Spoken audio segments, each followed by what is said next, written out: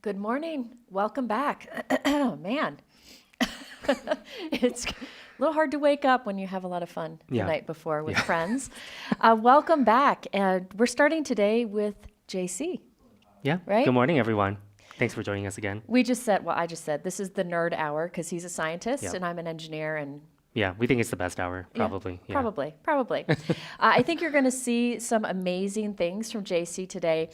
I've said before, I'm the president of his fan club. I'm a huge fan of his work and what he has planned today.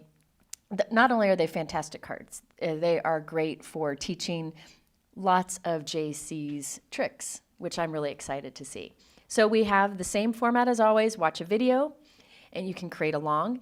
And then we'll come back here and JC will talk more about like the key parts That's right. and things he wants to share. And then we'll repeat that again. And then we have some bonus cards, of which I'm going to take, so nobody's going to be able to win. Anyways, let's get started with the first video. Hey there, campers, and welcome back to my crafting space. The Denver snow might be settling over my outdoor Zone 5 garden after an amazing 2025 season, but we're just getting warmed up inside. Today, we're focusing on that green energy with a brand new creation, a gorgeous indoor plant card I call Potted Perfection, blending light and shadow. Let's cover the materials that we need for this card. On my tray, I have my enamel embellishments. We'll need the enamel pots, the stripes, and the chevron images. We'll also need the stamp set, as well as an acrylic block. You can use a stamp positioning tool if you'd like in replacement of an acrylic block. But for this card, I don't think accuracy is really that necessary. On this second tray, I've cut the arch image from white cardstock, this basket image from sand, this terracotta pot from Spice Cider, and this rounded pot from white cardstock. I also have an A2 4¼ by 5½ inch panel of almond cardstock. And then I've got this scrap piece of cardstock. It's cut roughly to 2 inches by 5½ inches. I'm using this as a masking surface, so the weight or color of it's not really important. You can even use masking tape if you'd like. So then I have also die cut the following elements. I cut 1 large, 2 medium, and 1 small stem from rainforest, 1 large, 1 medium, and 1 small stem from avocado, the half bird of paradise leaf from avocado, this main stem from rainforest, and I cut both of these images twice. I also cut the main bird of paradise leaves twice from artichoke. On this next tray of images, I've cut 1 large and 2 small monstera leaves from avocado, 1 large and 2 small half monstera leaves from pistachio, 1 large and 2 small veins for the monstera leaves from artichoke, the main solid image for the Chinese evergreen from eucalyptus, and its shadow layer from juniper. Off to the side, I've got a 1/2 inch by 2½ inches white piece of cardstock. I'll end up trimming this down later, but it's for your sentiment. And then for your inks, I only used a selection of colors from your kit. It's clementine, pistachio, avocado, sea glass, rainforest, and pebble. Of course, I've got my blending tools. And then we will embellish this card with the dewdrop assortment. And then some other tools that you'll need are some sticky surface. I like to use my 9x12 sticky mat grid. You can use the sticky surface of your Concord and Ninth turnabout jig, just something to help hold down your fine die cut pieces. Then I'm going to use good liquid glue as well as just any regular pair of scissors. To start this card, let's take care of the pots in our scene. I'm going to start with this basket and take the black and white chevron images. I'll get them as centered as I can and stick them right to the top third of the basket. And then with my scissors, I'll just cut off the overhang. Nothing too precise on that one. Then for this white cardstock piece, I'm just going to stick that pebble enamel pot to it. And that'll just give us a little bit more of a sturdier surface. Then for our spiced cider pot, I'll add 2 stripes of the white enamel embellishments and trim off the excess again. Then to finish off this pot, I'll add the rim to it.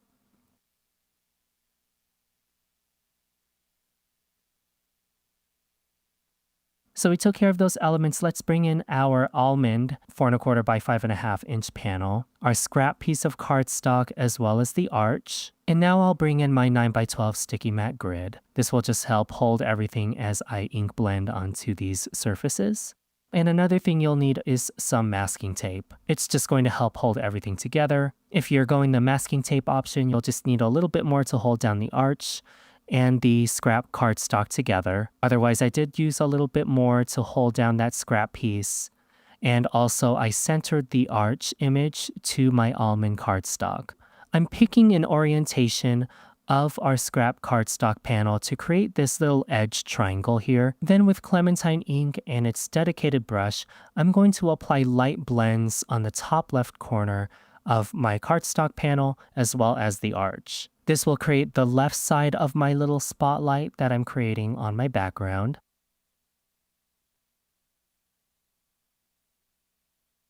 And once I've got a really light blend of this color, I'll switch my scrap cardstock piece to the other side, try to get it as symmetrical as I can, and repeat the process of blending the majority of the color on the top half of our cardstock panel, and then letting that diffuse out to the bottom half.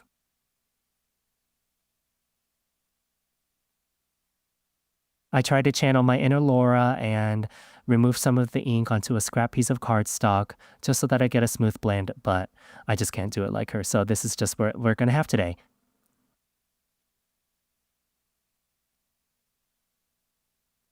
Don't remove that panel from your sticky mat grid quite yet. From the stamp set, I'm going to pull this splatter image and add it to an acrylic block. I'll randomly apply the splatter as well as like some of the second generation stamping throughout the panel and add these splatter images all around. You won't see the majority of the splatter, so I always encourage you to go heavy-handed on the splatter. It's my favorite. While we have the sticky mat grid out and our acrylic block, I'll just go ahead and stamp my sentiment. So I'm using that same Pebble ink and the sentiment that says, "It's a good day to have a good day." And I'll center that sentiment onto that white cardstock strip. And that'll finish it for the background as well as our little sentiment piece for now. So I'll move those off to the side. And now let's start working on our plant images. We're going to pull these 2 layers here. I consider these to be Chinese evergreens, Aglaonema. And all we've got to do to put these 2 pieces together is line up the detail layer to the base layer. Once you've got the stem perfectly aligned, then everything else just easily falls into place. So I'll put these 2 pieces together, set it off to the side under an acrylic block. Then for these Monstera motifs, I have 1 large and 2 small ones. We've just got to put the 2 half images, line up the fenestration between the 2 smaller leaves.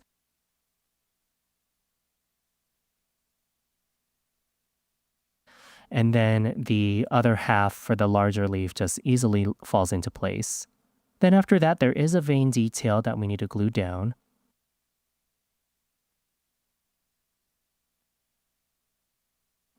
Of course, the smaller one goes on top of the smaller image. And notice that you don't cover up the hole or the fenestration in the leaf with this vein detail. And then for the larger leaf, all you have to do is bump up the vein to as close as you can to the base of the leaf, and then everything else falls into place. I'll move my acrylic block down and let it hold down all of my Monstera images.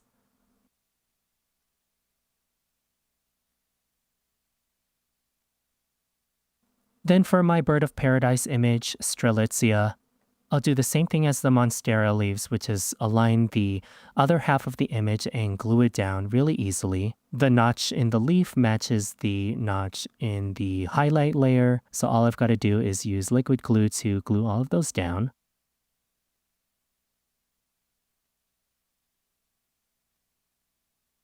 Then there is a center vein image which we cut from Rainforest cardstock.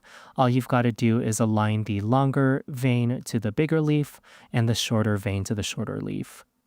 You'll also know you grabbed the right one because the vein curvature follows the vein curvature of each of the large and small leaves. So this is so fun to assemble, and it's pretty intuitive, so we can just enjoy making our little plant scene. Of course, I'll move these over to another portion of my grid, and then we'll work in the same order again, bringing in that Chinese evergreen now that the glue has mostly dried.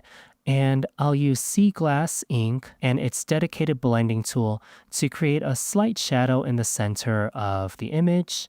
I am thinking a little bit of my scene here, so I know that the top leaves are going to catch the light more and my bottom leaves are going to be shadowed by the more top leaves. So I'm applying less ink towards the top part of my Aglaonema, and then I'm putting more ink on the bottom portion because it's shaded by the other top leaves. So just fun ways to harmonize the background and the foreground. And these are things I'm going to think about with these more complex leaf structures with the Monstera and the Strelitzia.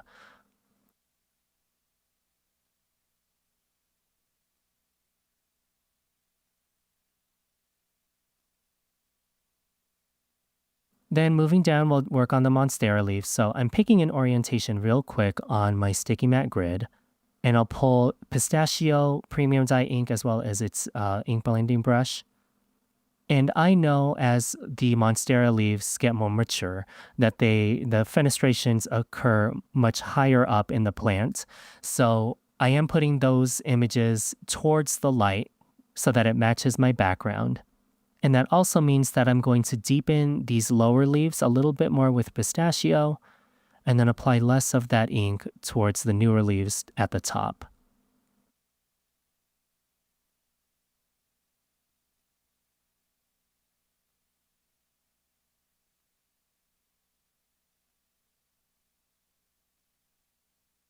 Then I wanted a little bit more depth and variation in my Monstera leaves, so I'll put away Pistachio for a second and bring in Avocado. And I do want to deepen these bottom two leaves just a little bit more so that there's more contrast and drama. So I applied Avocado again, mostly on the biggest leaf, a little less Avocado on the second leaf, and then even less than that on the most top leaf. And my top leaves are the ones that have the fenestrations or the holes in them.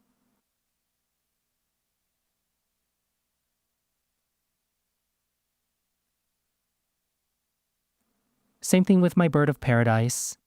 The leaves grow from a single stem, so your oldest, more mature leaves are towards the outside and towards the base of the plant, and then your newer leaves are smaller and at the top.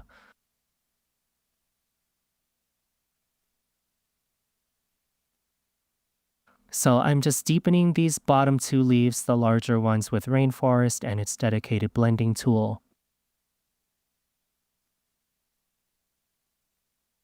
And creating my gradient starting from the base of the leaf, more ink on the bottom two leaves, and less ink on the top two leaves.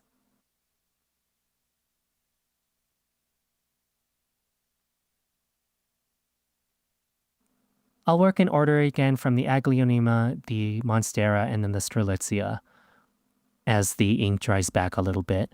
Now we'll start potting up some plants. So I'm taking that terracotta plant cut from Spice Cider, and it has the two white stripe embellishments on it.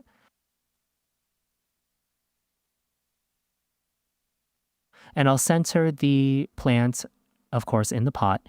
And I'll make sure to pull these two bottom leaves forward so it looks like the plant is actually in the pot and not just levitating on the inside. So that completes that image really easy.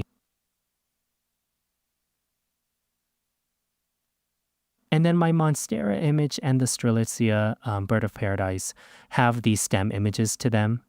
And I am being thoughtful with my placement of these leaves. Maybe because I have these plants, I've gotten a chance to, really look at them and admire them a little bit. But again, my topmost leaf is going to be my newest, it's going to be my lightest, and it's going to be facing the sun more. So I'm going to have it pointed up towards my spotlight a little bit more. And then my next leaf, still fenestrated, still brand new, is just going to be slightly underneath that.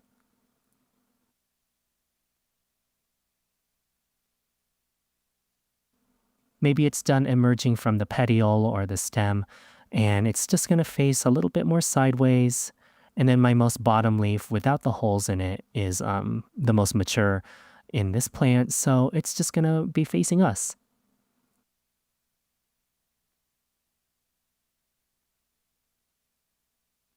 And then just like the Aglaonema, I'm just going to make sure that the pot, our little pebble enamel pot, is behind our most mature leaf, the most bottom leaf. Again, so it doesn't look like these plants are just floating in the air with the plant on top. And that's my very small Monstera deliciosa. There is a little bit of the stem that peeps out from underneath. I'm just going to cut that right off with my pair of scissors. And that finishes that plant. So I'll set it aside and now we'll work on the last one. So this is the bird of paradise. These stems are cut from rainforest. Again, these leaves come from a single stem. They don't emerge from the ground. And the youngest and lightest leaves are going to be towards the top, so I'm putting the smallest leaves that I didn't put so much ink onto towards the top of the plant, and then my two most mature leaves towards the bottom with even more shading on them are going to be closer to my little basket here.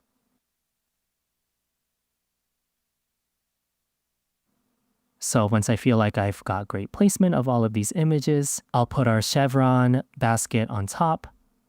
I'll have a little bit of overhang from underneath, so I'll make sure to trim that off. And that finishes my little basket bird of paradise. I'll clean off my sticky mat grid. We won't need it for the rest of this card. And then we can work on assembling this scene. So I'm bringing in that almond background with the clementine spotlight as well as the pebble splatter. Then I can remove the temporary tape that held the two pieces together. Then on my white arch image, I'm going to add a little bit of foam tape to the back just to let it rise up a little bit. And this arch again is centered to my almond background.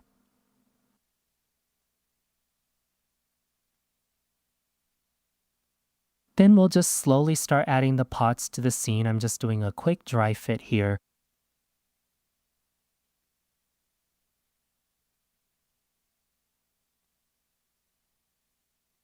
I did not apply foam tape to my furthest back and largest plants.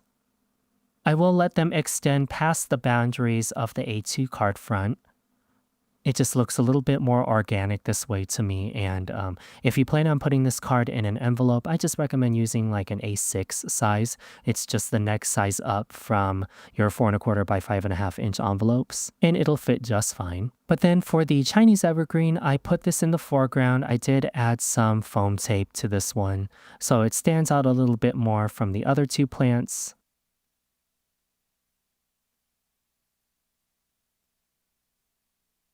And then I planned for the placement of my sentiment. I thought that it nestled really nice in this area, right in between the Monstera and on top of the bird of paradise. I did cut mine down just a little bit. I thought it was a little bit too tall. So I cut the top and bottom portions of it just a little bit to make more of a skinny sentiment strip. And then I really wanted some ribbon tails on this for some reason. So I made that real quick by cutting down a slit in the center and then meeting the two corner sides to that center piece to cut my ribbon tails. I put my sentiment a little bit off to the side to create a little bit of asymmetry in the seam. And this one I glued directly on top of the leaves. There's no foam tape on top of those. Then I wanted to give the scene a little bit of that freshly watered look, and the dewdrops in your kit are perfect for that. So I used glossy accents to pick some areas on top of leaves, on top of pots, in the background of the scene, to really give these plants a little bit more life to them. And then I did finish this card, aside from the dewdrops, with more foam tape on the pieces that overhang the arch. So I made sure to use the same thickness of foam tape so that the leaves don't float too much on the exterior of the arch. I give a few of the leaves a little bit of a curl, and then I can add this entire scene to my folded note card base. I love the little spotlight we created using clementine ink on top of almond cardstock. I think it really shines some light on the plants that we have in our scene, as well as the added shadow that we added with the leaves to create a little bit more depth, a little bit more light, just like a real indoor plant scene. And in my home studio and during this time of year, this is usually my plant scene. Anyway, let's fly back over to the C9 cabin. We'll help each other finish this card. Maybe we'll talk a little bit about plants. And we'll also answer some questions in the chat. I'll see you in just a bit. And welcome back. I'm guessing you're all in awe, as I am, picking your chin up off the floor. I know I saw a lot of people saying you should do our daily affirmations for us every morning, just calm us down a bit. Well, we're going to come back and share some of the key topics on the card and also some tips. And Yep. then I captured a few of the questions you all had so we can address those. Yep. So would you like to get started? Well, let's see. I figured a lot of folks would want to probably see the ink blending one more time with the spotlight layer. I feel like that's an important technique. So on this tray, I've already cut out a few pieces. Here's just my labeled piece of scrap cardstock. Oh, and just in case we wanted to recap, your enamel dots with the pots. Here are those zigzag images that we used on the wicker basket. And what else did we use? I think those were just the only two. Oh, I'm sorry, the stripes. stripes, yeah. So that's these ones down here. So yeah, just great use of your texture. Here's my stamp and die set if we need to talk about that. But otherwise, yeah, I'll just roll into the ink blended portion again. So I'm using the sticky matte grid as you saw previously. And you can use your turnabout jig as well to get this nice and centered on your panel, just something to really grip your cardstock so it doesn't move on you as you're ink blending. But I'll take Clementine and that arch image right here and get that nice and centered. So I am looking at reference points through my sticky matte grid, trying to find the A2 alignment. It just helps get everything perfect, but that'll just help anchor my scene. Then I used satin masking tape or any sort of temporary tape to hold this arch to my background. So I'll just get that centered on here as close as I can. It's hard when you're don't have your head above it, Yeah. isn't it? Yeah. Then I just use that piece of scrap cardstock. I did want to clip a little bit of that arch so that it harmonizes the whole scene. So just like this. And You use could even use like the edge of a stencil or something. Yep, for anything this. that Yep. you have. Removing a little stick. That's right. Yep. Just to help adhere everything to the cardstock, and it'll lift off much easier. Clementine ink, I used the scrap cardstock to get that nice blend, but if you remember previously, on the previous day, I just used the inside of the lid as well. So I can keep reusing that ink. And we'll just do a nice little gradient outward to get a nice spotlight. So is this how you always blend, with the inside of the lid like this? Yep, all of get my a ink soft- pads look like this, yep. Very good. And you can also do that on your glass work surface if you wanted to. Oh, that's right. Like But the tap it off inside here. of the lid, it makes sense because you can pick that ink back up. That's right. I feel like I'm more accident prone too. Like I'll rest my hand somewhere and transfer it to my cardstock. So That's amazing. And you could also do this technique starting with like a dark background and do some blending of white pigment ink here. that's right. And do the opposite effect. Yes, do the opposite effect, yeah. Or you could mask the other way so that you're doing you're inking the spotlight itself, not the area around it. This is a great idea. I've never done this kind of spotlight thing. So there's that nice Look edge at there. that. And we'll just rotate that. Try to get it as symmetrical as we can. Make sure to capture that edge of the arch. Someone asked what color ink you're using. And that's Clementine. Just so that it was close to the background color, something that's sort of in the same tone. So if you're picking up something like pink lemonade, maybe you'd want to use watermelon to Okay. ink blend if you Okay. want to change up your scene. So there it is. You mean if you're using pink lemonade for the background cardstock? That's right. Pink lemonade okay. for the background cardstock, watermelon for the ink. Yeah. So kind of a little bit darker color and kind of in the same family. That's right. All right. And one thing, I see a lot of people blown away by JC's inking and the way he treats the plants. Remember that you could make this card, you could step this down if you wanted to, or you could step it up like JC's done.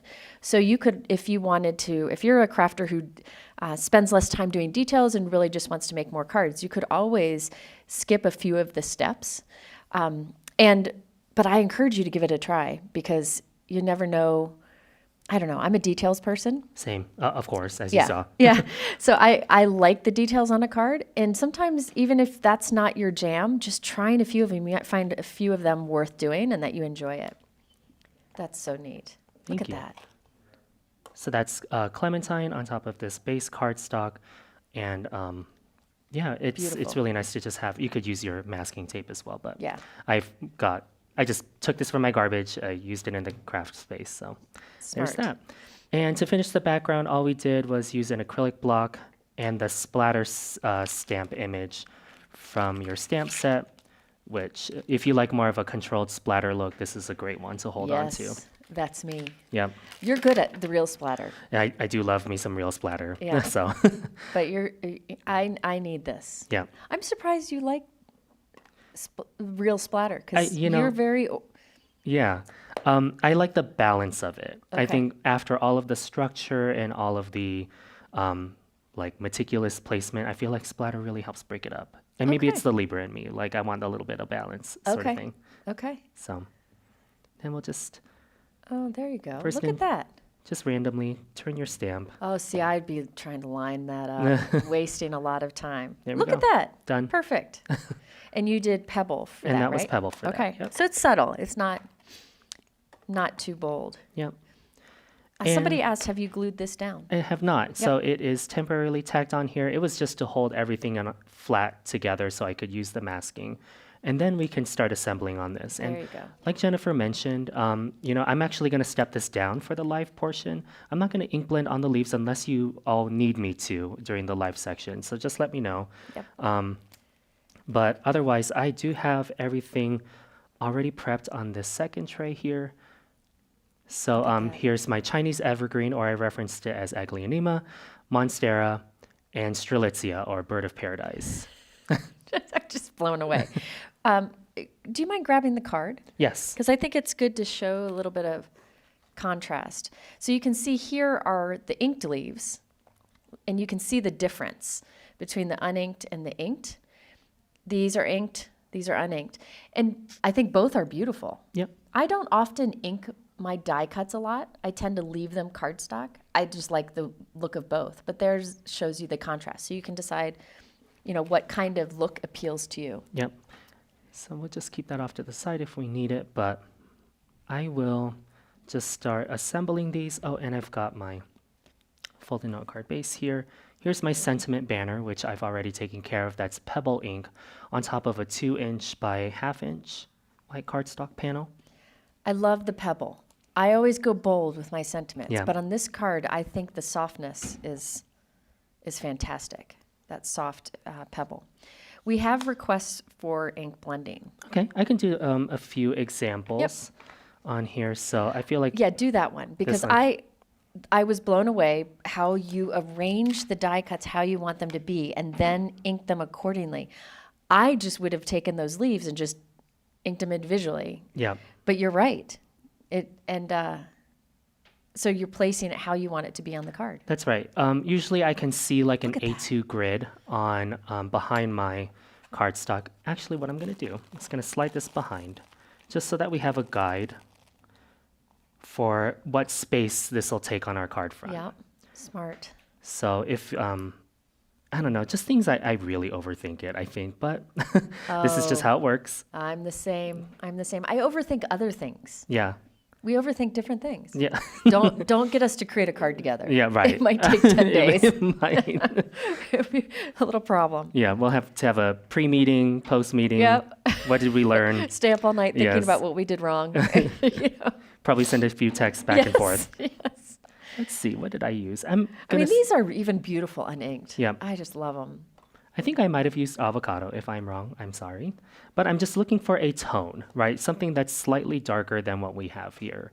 Okay. And like I mentioned, again, I'm thinking of light sources. If my light is shining from the top, as you see here, then my leaves are on the bottom are going to be shadowed by others. So just something to give it a little bit more dimension, and ink blending sometimes is the easiest way to do so. Yeah.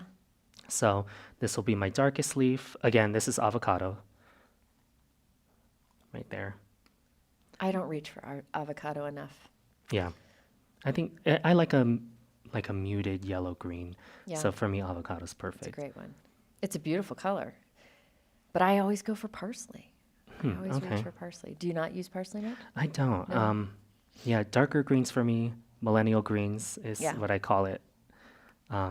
So darkest ink blending on this bottom leaf, a little bit lighter here, and I'm starting from where the leaf meets the stem, blending this downward, That's beautiful. just a little bit less on that, and then even less so on this top leaf. So if you were doing, well, I guess, so if you were doing like a floral bouquet, do you assemble it like this, position it before you ink it, or do you ink each flower separately? Yeah, I saw a lot of you mention like if I do any live on my own channel, and I do. I mentioned that I do like a dry fit first before I glue Okay. everything together, just Okay. to get an idea of where I want to Okay. add more depth. Yeah.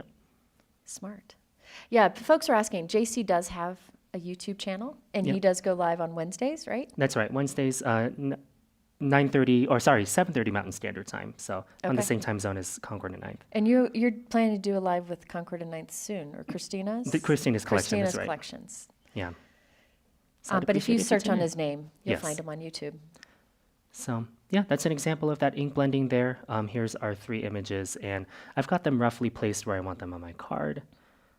Just looking through that sticky mat grid to see my A2 alignment. So if you had, say, like a layering floral die set, would you assemble the layers of the die cuts before you ink, or do you usually do you usually have it assembled before you ink, or do you usually do it separately? I do all the layers separately. Yeah, okay. And then I'll do a dry fit, take a look, do I like it, and then manipulate it in, in Okay, some sort of but way. these are glued together and you inked afterwards, and it worked well. That's right. Yeah. In this case, yes. Yes, Just for okay. I the- see what you, okay. Yeah. And then, yeah, we'll glue this down. And I think it's nice to sort of Yeah. give the pot a little bit of dimension, you know, let that leaf curl over and fall over the pot just like it normally would. So I'll just do that real quick. Somebody did ask during the video, do you ever put curve to your leaves? Like, intentionally fold them is, Yeah. Yep, I do. So I think towards the end of that one, I mentioned like I pulled things closer or like sort of Okay. pinch them between my fingers to give them a little bit of curl. And Okay. it's just a great way to add texture. Have you ever used the shapers? Like, Oh yeah, absolutely. Especially as they've started to become more popular with other companies too. It would Really work add more well dimension. with the leaves here too. Yep. All right. And yeah, we'll just glue this down as more questions pull in. Thank you. Leanne said, JC's lives on Wednesday are really great. He takes time to explain his thought process and takes input from the chat. Yep. Very good. Hi, Leanne. Thank you, Leanne. Yeah. She's always there for me. So I love the interactivity. She helps keep my chat going. There you go. She's my moderator, even if I don't ask. Oh, there you go. All right. Look at that. So there's the example of that. I do have some overhang on the bottom. Just trim that right off. It's fine. Do you put any liquid adhesive in there or anything to make sure the enamel stays, or does it stick good enough? I use the die cut to cut the base cardstock. So Okay. yeah, I just Gotcha. left it alone. Gotcha. Look at that. Yep.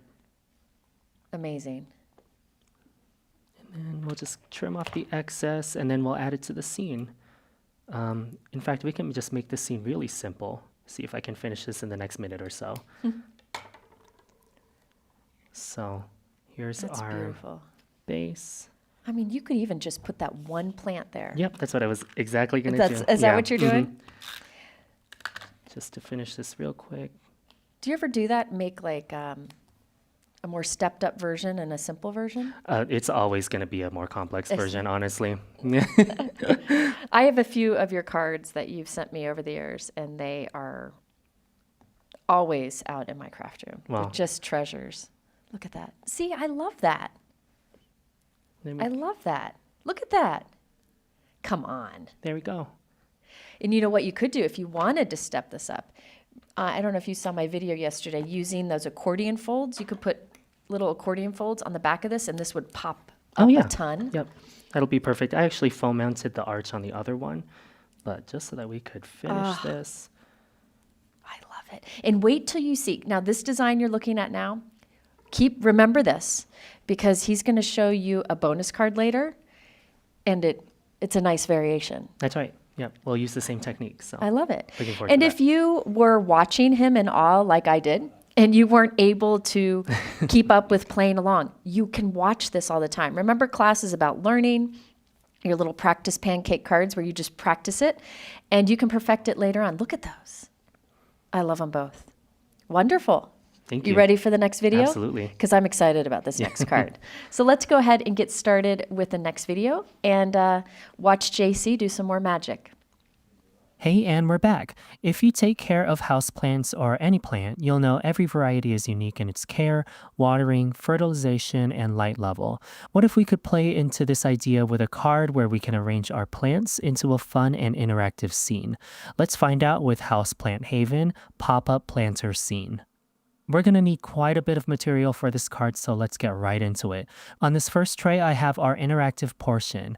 I have 2 arches cut from almond cardstock, 2 of the scored bases cut from almond cardstock, and then I reduced a 3rd scored base to the same height but 4 inches wide. On this next tray, we have all our pots. I have 2 of the baskets cut from sand, 2 of the straight clay pots cut from spice cider, 2 of the same image cut from white cardstock. You'll only need 1 of the saucers this time. 2 of the rounded clay pots cut from clementine, and 2 of the taller rounded clay pot from cayenne. On this tray of mixed foliage, I have 2 short, 2 tall, and 4 medium stems cut from rainforest, 2 short, 2 tall, and 2 medium length stems cut from avocado, 2 pairs of the bird of paradise veins cut from rainforest, 2 large and 4 monstera leaf layers cut from avocado, 1 large and 2 small layers cut from pistachio.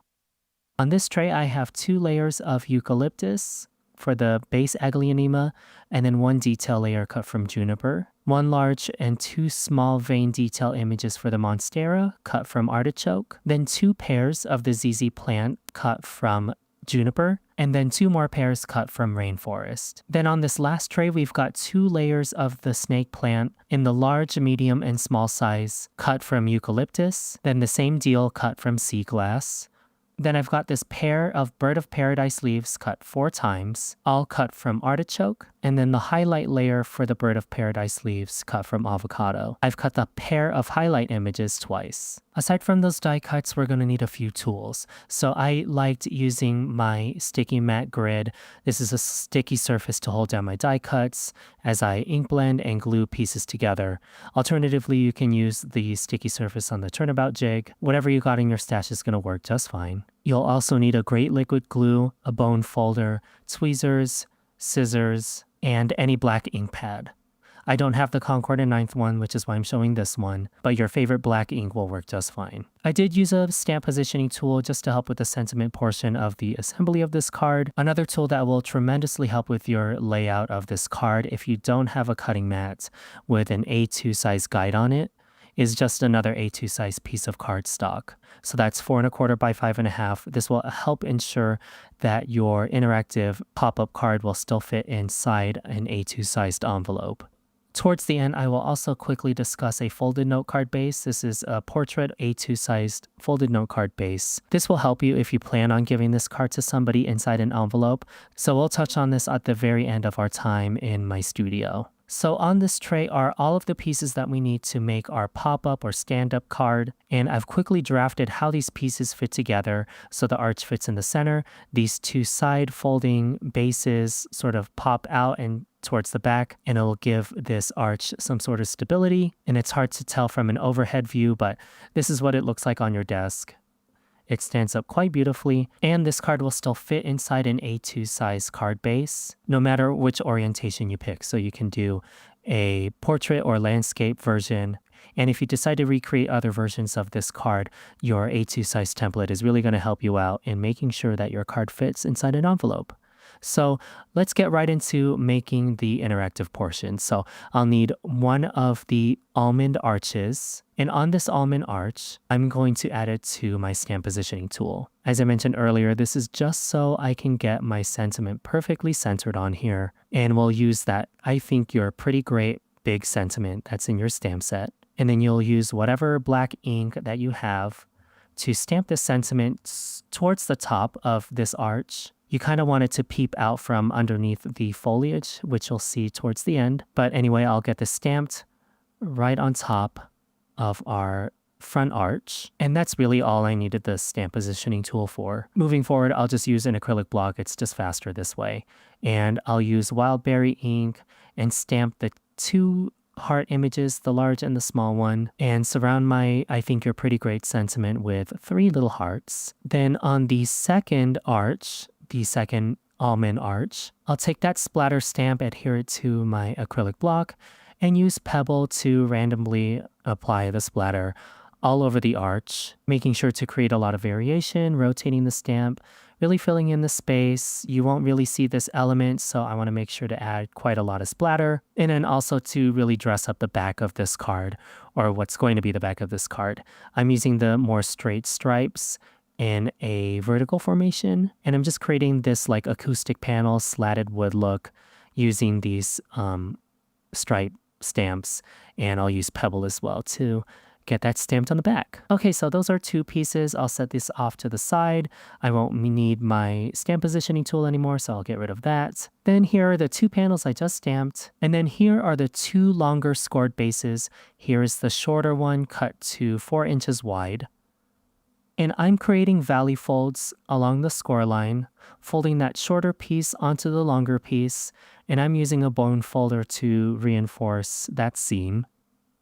Then with my shorter piece, my 4-inch wide piece, and one of the scored bases, I'll insert the smaller piece into the longer one, making sure that my shorter edge lines up right up against the score line on the inside. And then with liquid glue, I'll push down that flap and really make sure that's on my shorter piece. Then same thing, as long as my score line is on my left hand and that shorter piece is in my right hand, then I've got the correct orientation for the following piece to create that nice little pop-up zigzag. So meeting that short edge along the folded line of our scored base, we'll make sure that all 3 of these cardstock pieces are really glued together. We really want to make sure that the bottom edge of all of these scored bases lies flat so that your card doesn't rock back and forth. And once that all fits together, then we can add the arches. So I'm just going to start with the back arch first.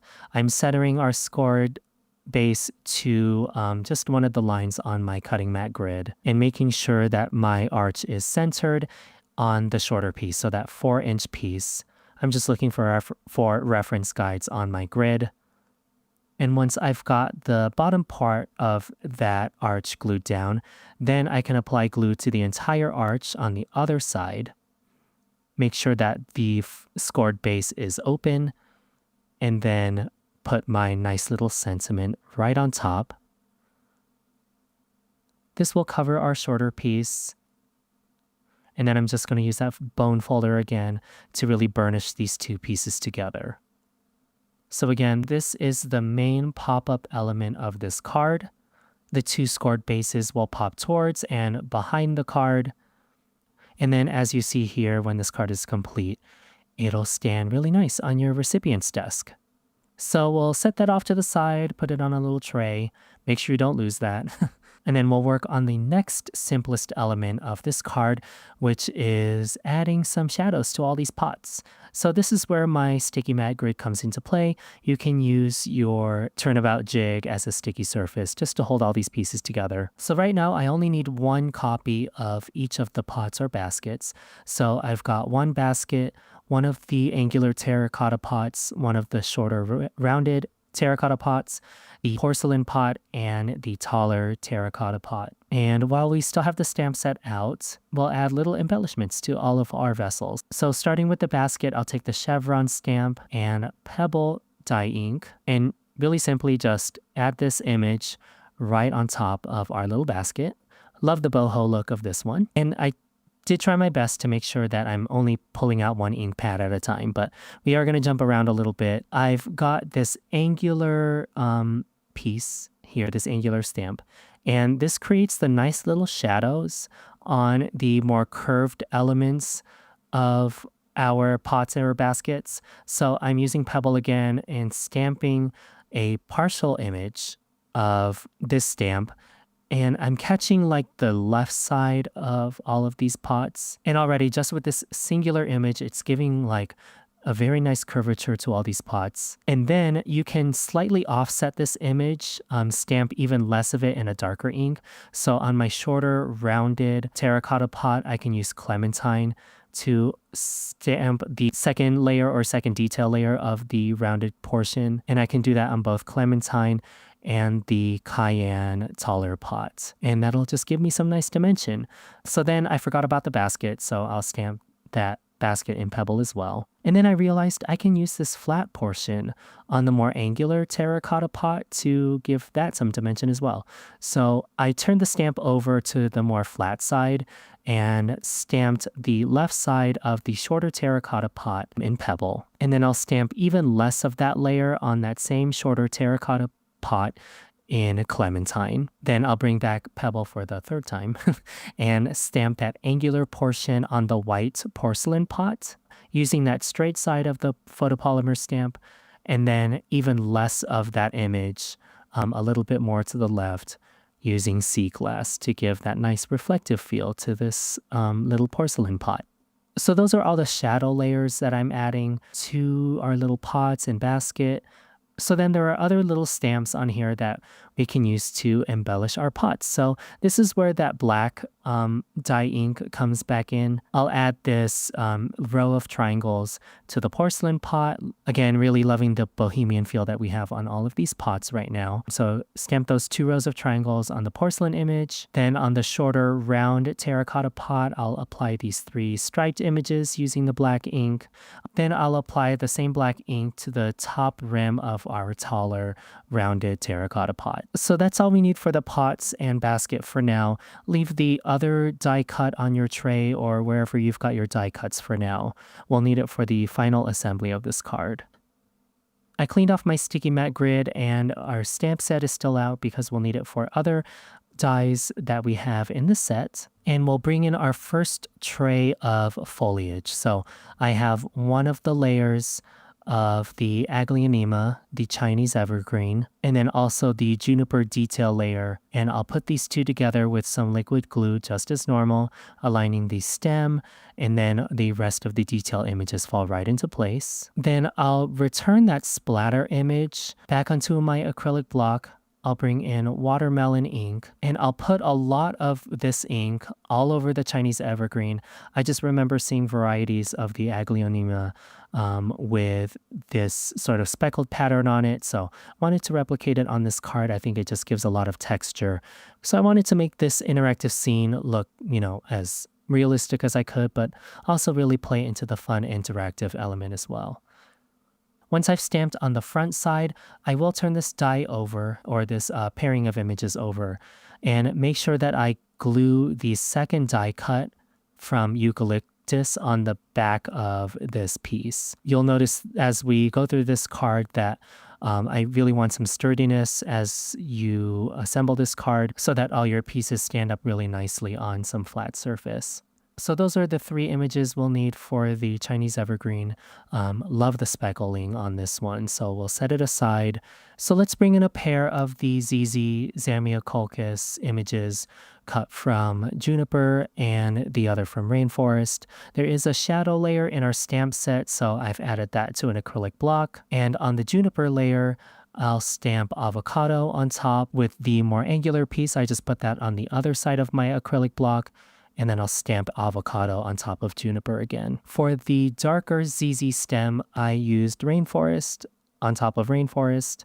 It reminds me of the ZZ Raven variety, which I have at home. And it's an excellent low light plant, so really low maintenance. I love that it shows up in this die set. And it's just such a wonderful houseplant, and a really familiar one too. So just like the Aglaonema, we're going to create some sturdy pieces using the unstamped layers of the ZZ stems. So 2 of each of the juniper and then the Rainforest die cuts. And we'll double up these pieces so that they stand up really nice on your interactive card. Then once I have all of those layered, I'll set them off to the side. Here's another tray of foliage that we'll stamp on.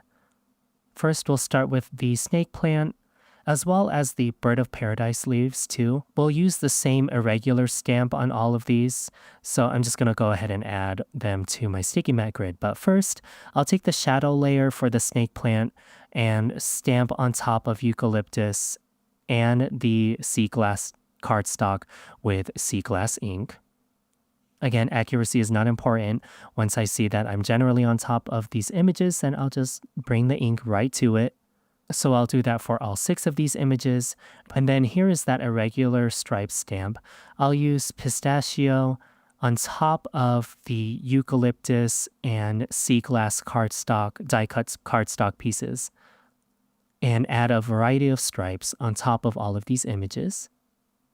And then before I put that irregular striped image away, I'll also apply this striped image using Rainforest on top of artichoke cardstock on the Bird of Paradise leaves. So I have 2 small and 2 medium-sized leaves. Then I'll completely fill in the die-cut Bird of Paradise leaves with Rainforest. Then after stamping all of our layers of the snake plant, we'll add in our sturdy layers, so the remaining die cuts, and match our small, medium, and large sizes to each other. And I am applying glue to the Bird of Paradise leaves. We're not going to stack those yet, so just keep that in mind as you're watching. But I will do the snake plant leaves, and one by one match their images to each other and put them off to the side until we're ready for assembly. I did model my snake plant variety after one that I have, which is called Moonshine. It's much different than the darker varieties that maybe you'll see at home improvement stores. I did get this one from a local nursery, and I really like the lighter, cooler green palette that's on this snake plant. But back to the Bird of Paradise leaves, I'll match the highlight layer to the short and taller, small and bigger leaves, covering up half of that striped image. I just really like the contrast between the solid and the striped image. So once I put those 2 pieces together, I'll bring in that main vein image cut from Rainforest cardstock. Those are those small skinny pieces again, and we'll match the shorter vein to the shorter leaf, the longer vein to the bigger leaf. And this image falls right in the seam of where the striped image and where our highlight piece meet. I'll bring in all of my Rainforest stems, so that's 2 small, 2 large, and 4 medium stems. And these stems especially, they need a little bit of reinforcement, especially for a stand-up card like this. So I'm applying glue to one of the stems. Then I'll stack these 8 images together, creating 4 stems. Then I will add a Bird of Paradise leaf to a stem and sandwich the 2 images together with that unstamped layer. Then once I have my stems assembled, I'll sandwich the stem in between a leaf, so a stamped layer and an unstamped layer, hiding that little circle that creates our join for the leaf. And I'll do that for all 4 of the leaves. I'll clean off my sticky mat again, and now we'll move on to the Monstera leaves. So I'll add the highlight layer of the Monstera leaf to the base layer. This is pistachio and avocado cardstock. The smaller leaves just need their fenestration aligned, that little hole in the leaf, and then the bigger leaf, of course, has the bigger highlight. We'll add in our artichoke veining detail, making sure not to cover up the fenestration on our smaller 2 leaves. And then just like the Bird of Paradise leaves, I'll stack and glue the large, medium, and small stems together to make them sturdy. And then once I've picked an orientation and arrangement for all of these leaves, I'll add it to a stem, and then I'll sandwich that stem in between an unlayered Monstera leaf. That will hide our circle join from the leaf to the stem.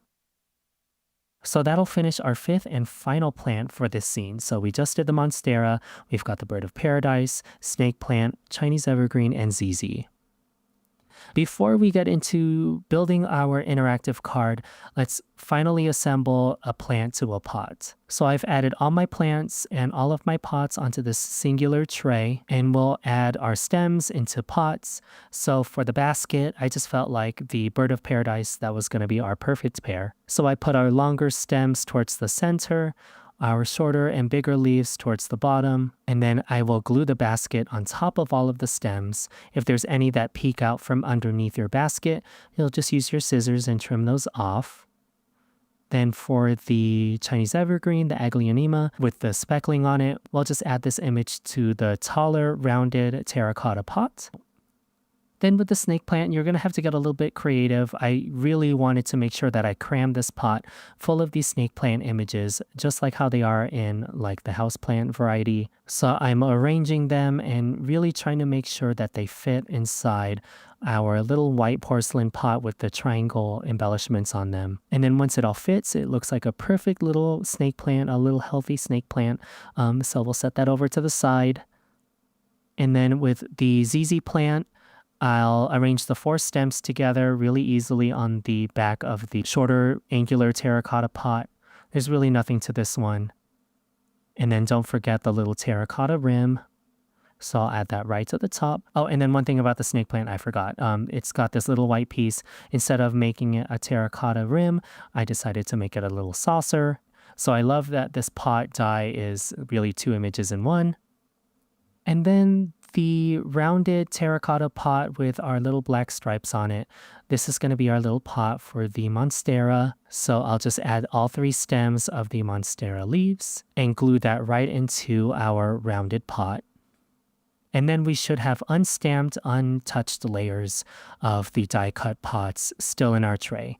I promise we'll get to these, but we'll just put them off to the side for now.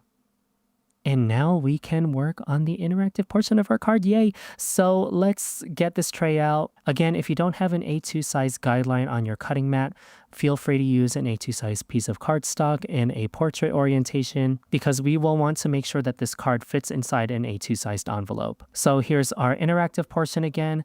I want my sentiment facing me, and I'm going to lay this interactive portion within the A2 guide of my cutting mat. And as that is open, I'm going to open up our interactive card base and make sure that this background layer is facing me. I'll use an acrylic block just to hold down this flap. And the reason why I'm doing this is I want to make sure the prettier part or the stamped part of all of our plants faces the sentiment so that when this card is on display, that, these nice stamped pieces don't face away from the recipient so that your card recipient sees all the effort that you put into your interactive card. On this more background piece, I'm putting the taller plants. So that's our Bird of Paradise as well as the Monstera. I'm aligning the bottom part of our scored card base, our interactive card base, to the bottom of our A2 guide. And then I'll make sure as I glue down my Bird of Paradise that the leaves don't go or fall outside of the A2 sized guidelines. My left leaves of the Monstera are still within the left guideline of the A2 guide. And once I've got that perfectly aligned, then we can close up our card and let the back portion show. And this is where these unstamped and untouched baskets or pots get glued to, just so that it looks a lot more complete and sturdy. So I'll glue that basket to the basket and then the rounded pot to the back of the other rounded pot and match up those images. And that'll just really make sure that our leaves are not going to start flopping around everywhere. And then when I turn this whole piece over, and it just like peeps out so perfectly from behind the sentiment, so that's exciting. Anyway, let's work on the foreground flap. So we've got 3 remaining plants. I'm just going to unfold this card in a way so that I'm stamping on the front side of our scored base. If that's too confusing, just leave the card base closed and then add your variety of plants to it. So again, I'm making sure that my snake plant, my ZZ plant, and the Aglaonema don't fall outside of the A2 grid. So with the snake plant, it's fairly easy. The leaves stand pretty straight up. And then same with the ZZ plant. It should not fall outside of the A2 grid. I'll use my liquid glue and get all of those pots arranged nicely on my card front. And then I'll add in the Chinese evergreen right to the center, right front and center of this flap. So then just like our background plants, we're going to add the matching pot piece to the backside. So I'll glue the base to the terracotta pot as well as the rim, and then just the base to this porcelain snake plant pot. If you kept the saucer, you can add that if you want, but I didn't. And then, of course, the tall, rounded terracotta pot goes behind the Chinese evergreen. Then I can close this piece, and if you did it right, then all your stamped images go in front of your stamped sentiment.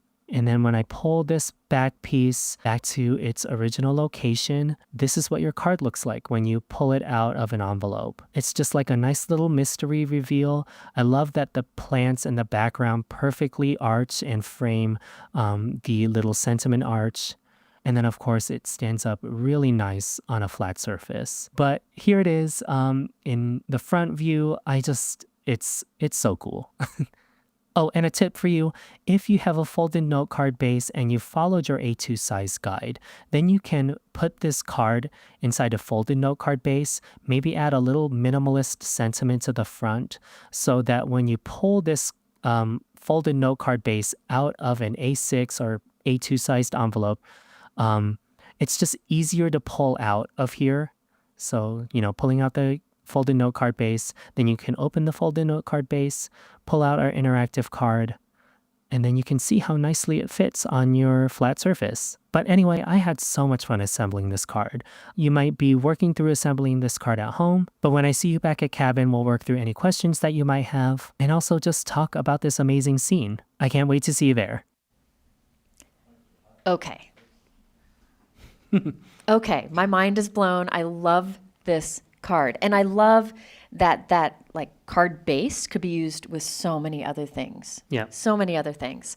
So which parts of the card do you want to focus on sharing? Yeah, I know somebody, while I have this on the surface here, I know somebody mentioned glue on the card, Yep, which I have can that. kind of show here. I had a little boo-boo as well as on my demo here. I think you can even see it on the guide. It's a card. Yeah, somebody asked, they got glue on the leaves that shows, what do you do about it? And he was like, it's a card. Yeah, what can you do? Sometimes you can use an adhesive eraser. Oh yeah, that's the one thing I don't have, but Yeah, they're, yeah, you could have definitely done they're that. inexpensive and but sometimes just leave it. Just leave it. Just leave it. Yeah. It's handmade. Yeah, that's right. Yeah, more Handmade. texture. Yep. I do know I definitely wanted to step out on this portion here. So I do have the other stamped images already made if we want to talk about that. But I did want to walk through the assembly of the base Yes, itself, yeah. definitely. Because I feel like if you get this assembly, you could use it for so many other things too. You really could. Yep. So just to recap, this is 2 panels of the arch. I've stamped the You're Pretty Great, I Think You're Pretty Great sentiment on just any black pigment ink. I used Wild Berry to stamp the little heart images from the stamp set. This is the splatter image, as well as this irregular stripe. I called it acoustic panels because I'm thinking of this as some sort of interior. Here's that scored, longer So blown away. panel here. I'm just blown away. Yeah. Sorry. And then I trimmed a third one to 4 inches wide. Okay, Yep. great. So let me just pull these off of here. I just wanted to make sure it was all nice and neat on here. Yeah. Oh, Carla said if you have glue that you see, just put a dewdrop over it. There you go. Yeah, always an It's easy time fix. for an embellishment.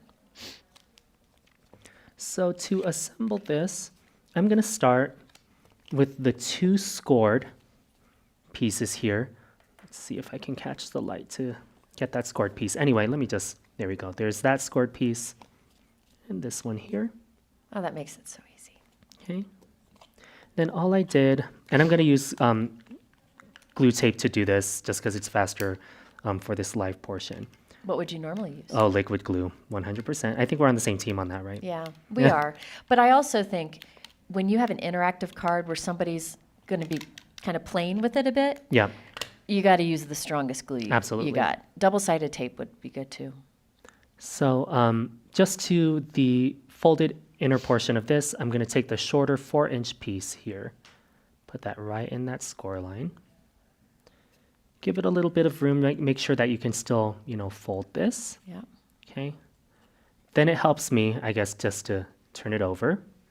Here's that scored line. Then I'll apply glue to the inside flap of this, just as you did before. So I guess it's a valley fold. Here's the longer piece. Here's our scored edge. Gonna inlay that 4-inch piece right on top again. A little zigzag. Give it a little room, and you've got a nice little zigzag. For You could comparison, probably do it the other way too. yeah, You know. whichever way works. So in this case, kind of have to look at my example. There we go. Turn it around. Then we've got the right orientation on Got there. an S. Yep. So then, to hide our little seams here, I'm just gonna lay it flat on here. This is the back with the acoustic panels. Actually, let me do the front first. Here's that front part with our sentiment. Just gonna run adhesive all along the back. Uh-oh. Oh, Man down. nope, that's all right. Liquid glue. Yeah. See? That doesn't It was happen a with liquid glue, does it? It was a sign, I guess. It was a sign. Yeah, we're Team Liquid Glue. We need shirts Yeah. that say Team Liquid Glue. And I'm going to align this bottom edge to this bottom edge of our fold-out portion and center it between the 4-inch segment that we have here. So it's kind of hard to see. Here's that edge, and here's that inner edge there. Someone asked, when you cut the 4-inch one, do you leave the tab? Oh, actually, if you just cut the tab off, That's that is about perfect. it. Yeah. Okay, so just cut the tab off and it makes it 4-inch. Yeah. Great. Good point. Good call out on that one. Okay. So there's the front. Turn it over. I should have liquid adhesive and my liquid tape on the back. Just align this. Here's our bottom edge. And you hide the interactive S shape and sandwich it between these two pieces. And it's a little bit more sturdy this way, I Yeah, think. sure. It really wants to stick on my sticky mat grid. Let me just, there we go. So here is that base. One more time. Let me just set that there. That's incredible. Here's that example. So if it Look at helps, that. all of our plants will go on this flap, pull that out, and then here are all your front-facing plants on this back leg. So even if you want to, you can probably use a pencil. If it helps as you arrange your plants on top of here, is to just write front on here, unfold this. This will be your front piece, right front on here. Okay. Then you can just keep track of everything as you glue it down. Because there is a prettier side to these plants. So here's the pretty side on here. Just for reference, here's the back. And that's where I glued down the blank pots and gave it a little bit more structure. So it's Yeah, not flopping so around. did you put those blank pots there so it looks better from the backside or for strength? A little bit of both. A little bit of both. Okay. Yeah, because especially behind the snake plant, if I were to remove this, Right. you would see all of the ends to Yeah. the snake plants on here. So it does make it look a little bit But you don't prettier. need to take the time to decorate that side. No. Nah, And I then agree. here's that front part of the back side of the plants, and then the blank side of that. And it's especially the bird of paradise and monstera stems are a little bit, thin. So doubling that up really makes sure that the whole Okay. thing stands up on your card front there. And it looks like you were probably strategic about which you're good. plants go where. You put what's on the front, the shorter plants, and then what's on the inside. Let me move it so you Yep, can yep. see better. Sorry. Perfect. The shorter plants are on the front, and the bigger, taller plants are in the back. Yep, And that exactly. makes a big difference. So you see that peak. Yep. So that makes it, so if you're questioning where to put it, these could all be switched, right? Yeah, absolutely. And these two could be switched. Yep. But short here, tall there. Yep. And one more thing I'll point out that, I think it's good to mention during the live. Now that I've tucked this A2 panel behind my grid here, I use that as my guide so that it all still fits within the confines of an A2 sized card base, right? So if you have a blank card base, you can slide this whole thing in. It's easier to sort of wiggle out of an envelope that way. Actually, I have it here. Let me just remove it. As it's like a guide. Right, it's like a little Put something pocket. in there. So you can tuck that in there. Maybe add one of the other sentiments in the stamp Yeah. set. Somebody recommended making a belly band. You could put a belly Perfect. band around it. Yeah. Perfect, yeah. Then tuck that in your envelope. Your recipient gets their nice little interactive card. then they can stand it up on their desk. So I've got a tip I was going to ask you about because we talked about it Yes. while the video was playing. But first, if you have a particular step you want to see Yes. JC do again, go ahead and mention it so we can make sure, and I'll watch in the chat. But we were actually talking about the fact that we both have been using A6 envelopes a lot. yes, So that you can actually have your card hang off, have aspects hang off. So if you're worried about getting this into an A2 envelope, A6 envelopes are fantastic because Exactly. they're just a bit bigger. yep, Just a bit bigger. So it's good to have those in hand if you happen to make a card and you're like, oops, it's just a little too big for an A2 envelope. yep, yep. And it's great if you've got it even just a little bit thicker. Maybe it's an Yeah. A2 size, but it's thick, Yeah. and then the envelope sort of bows out. It makes A6 it is easier. perfect. And also for something like this, it makes it easier to slide it in and out without a struggle, like where something might get caught, to have a slightly bigger envelope. So there's wiggle room. Yeah, exactly. So All right, let's see. Please do the folding. Please do the folding base, which pieces to glue on the inside. Let's see. Show stamping on the plants. okay, I'm gonna do a little of that too. yeah. I think I did the majority of them, but I can do it on the ones that are unstamped. Okay. For sure. Let's see. I'll go down the line just real quick, just in case there's Okay. anything missing. So the Chinese evergreen Aglaonema, the speckles are from the splatter stamp. I used watermelon premium dye ink to just randomly splatter onto here. It gives that, if you Google Chinese evergreen, this is just some varieties of them that have that freckles. Gives a nice texture. It's like C9 thought of all of the varieties that we could possibly put on here. The ZZ plant has, there's a little shadow piece in your stamp set, which are these ones right here. And I just used an acrylic block, nothing perfect, just once I saw that the entire stamped image was aligned, I just threw it right on there, never gonna know. The stripes for the Bird of Paradise are these irregular stripes here. They're the same stamp for the acoustic panels on the back of your arch. And just did that with, it looks like Rainforest premium dye ink. And you can see I did it right on my tray here, just so that it's, gives a little bit of texture, some irregularity. Same with the snake plant, the Sansevieria. It's actually a combination of these two images.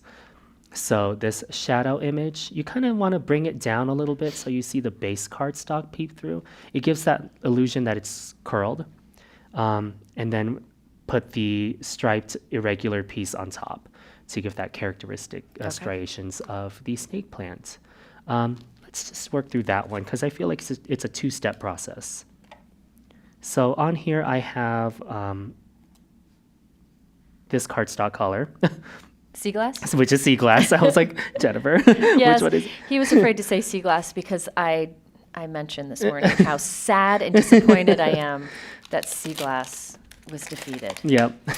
So upset. I I think didn't I had compare. nightmare. That's probably why I didn't sleep You didn't last sleep night. good. I think we all didn't. I saw Rainforest go and yeah. There we go.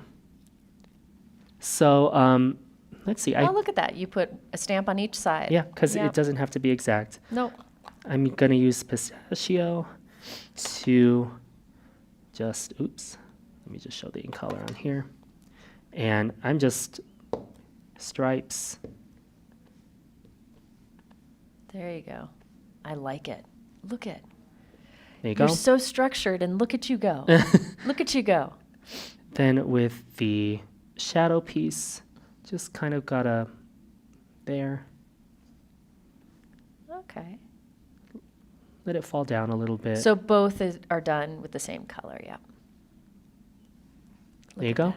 And that's just real quick. Now notice, you got to notice this. This, it's like dark right now. It'll lighten up, yeah. And so look at what it lightens up to. And I think that's one of the things I like about Concord's ink, is it gets smooth and kind of softens. If you want it to stay, here's a little tip. If you want it to, the final result to stay this dark, you wouldn't stamp it 2 or 3 times. Because as I mentioned the other day, Concord and Ninth inks, they're nice because if you want it to be the basic color, just stamp it once. But if you stamp it multiple times on top of each other, you get the darker version. Yeah. So if you want it to look like what it looks like when you stamp it once. Stamp it 2 or 3 times, and then it'll dry back to that look. Exactly. And I know earlier we mentioned like, what do I do with the layers? Do I glue the layers, ink blend on them? And that's actually why I leave them unglued as I ink blend. Okay. Is because then colors dry back, they get lighter, Right. and then I can apply more depth if I need to Okay. after the dry fit. So So you can be sure you are happy with it. exactly. Yeah. Yep. So I same get that. reasoning here. Yeah. Okay. So that was one example. Was there another one you all wanted me to show on Somebody did ask about the shadows on the pots. the shadows on? Of course, yeah. Because I'd I love to show love that. I Yeah. thought that was a really cool effect. There's that tray. And you can see these are subtle shadows on the final result. But if you want to, you could pump them up. That's You right, can yeah. just stamp more. Like you mentioned, the repeat stamping. So on this one especially, here's Pebble. Pebble on wheat cardstock. I like that. So it's really soft. You get that nice, what is the boho texture, I guess, with the... I would call that texture thingy. See, he's got all these fancy words, and I just say thingy. That's just how it works. Let me show these ones on camera. I feel like these ones will translate a little bit better. And JC is so good at getting these plants to look how they're supposed to look. But remember, you own your card, Yep. and you could do these however you want. Like Yeah. in my video yesterday, I did a make-believe plant because I used this die cut here, and I did a few, and then I added pink flowers to it, which I don't think the plant probably doesn't exist, but that's okay. That's okay. So you can do it either way. So don't worry if you feel like you wonder where you should put the stripes or whatever. Just nobody's going to take your card and say, That's not right. that's not right. Yeah. Because most of us have no idea. And if they did, they don't get another They card never from you. get another card. Yeah. Yeah. See? I usually say kick them in the shin, grab your card, and run. Here's Pebble again, and I'll do this example right here with wheat. So just using my acrylic block, it's the perfect size to stamp the entire image all at once. Oops. Carol had a good tip. Yep. If you want to know what the ink color is going to dry back to right away, heat set it. Okay. And then you don't have to wait. Oh, right, yeah. That's all right with the texture on that. That's what happens. And then we'll take this L-shaped image right here. And this image I used for all of the pots in this set. So this curved one is great for things like the basket and the curved terracotta pots. Okay. So again, using Pebble. You could also use sea glass, something that's a little bit more transparent. Get that nice and inked on there. Then I'm kind of just, I don't know, I kind of guessed, you know. I wanted to capture a little bit of the bottom of the basket, a little bit of that edge. So I'm kind of like moving that side to side just to see where I'll capture all those edges and then just go for it. It especially looks cool on that terracotta ones. Yeah. The rounded rounded pots. Here's the two variations or not the two variations, but here it is dry and as it dries back. So yeah, just a really nice Yeah. subtle texture on there, and it complements the Bird of Paradise image. So And these little texture stamps, that little square texture stamp, you could use that on other die cuts just Yep. to something fun and different. yeah, I even thought about using it like when I was mentally drafting this card on the plants itself, but Yeah. you know, I don't have all day to be with Concord, and I'm sure the other instructors also want to teach, I guess. We're So- good with listening to you all day long. Do you understand this? I could sit here all day and do this. It's amazing. All right, it is made for, that stamp is made for shadows. Yeah. Yeah. But you could probably find other uses for it. So let's see. Let me look at some of the questions. Okay. I'll quickly demo this one while more Yes, questions pop yes, in. please. Here's that edge for the L-shaped shadow base, right? So I'm just gonna partially ink this along the straight side of the ink pad. I want a little bit more pebble on this one. So you can see right here that I have more pebble showing through. Can you show that again, how you inked up? Yep. So you want a straight shadow, right? Is That's that what right. you're doing? Because the straight edge of this, so this is how he gets to go ahead and do it again, Yeah. because this is neat to see. how he gets the straight shadow, he's using it the other way, just using that straight edge. That's right. So then I'll just pull it off to the side, kind of match the angle, Yeah. right, on this side. Getting that parallel on here. I want more of that. And I wouldn't put the saucer down yet. I already glued it, but that's all right. So normally the saucer, you would just have the pot itself, not That's the right. bottom. And once I stamp this, you'll see like I put the saucer on top of the pot itself. So there's more of an angle on this one. Then to give it just a little bit more of that curve, then I'll grab sea glass. Yes. See? You're not using rainforest here. You all in your rainforest. Get more of that edge. Or sorry, a little bit less of that edge, right? And then I want to stamp even less of this pot, but still match the curvature of that or that angle. See there? Maybe if I move my hand, it's a little bit less. And it just gives a little bit more of that gradient depth. Yep. You And could so ink blend see this too. Can you see that little bit of sea glass right there on the side? So it just gives more depth to it. Yeah, let me just bring this up a There little you go. bit. You can see it there. Yeah. Now, these are the details that like people like JC and like myself love to do. But you remember, these are things that you can skip if you wanted to. Yep.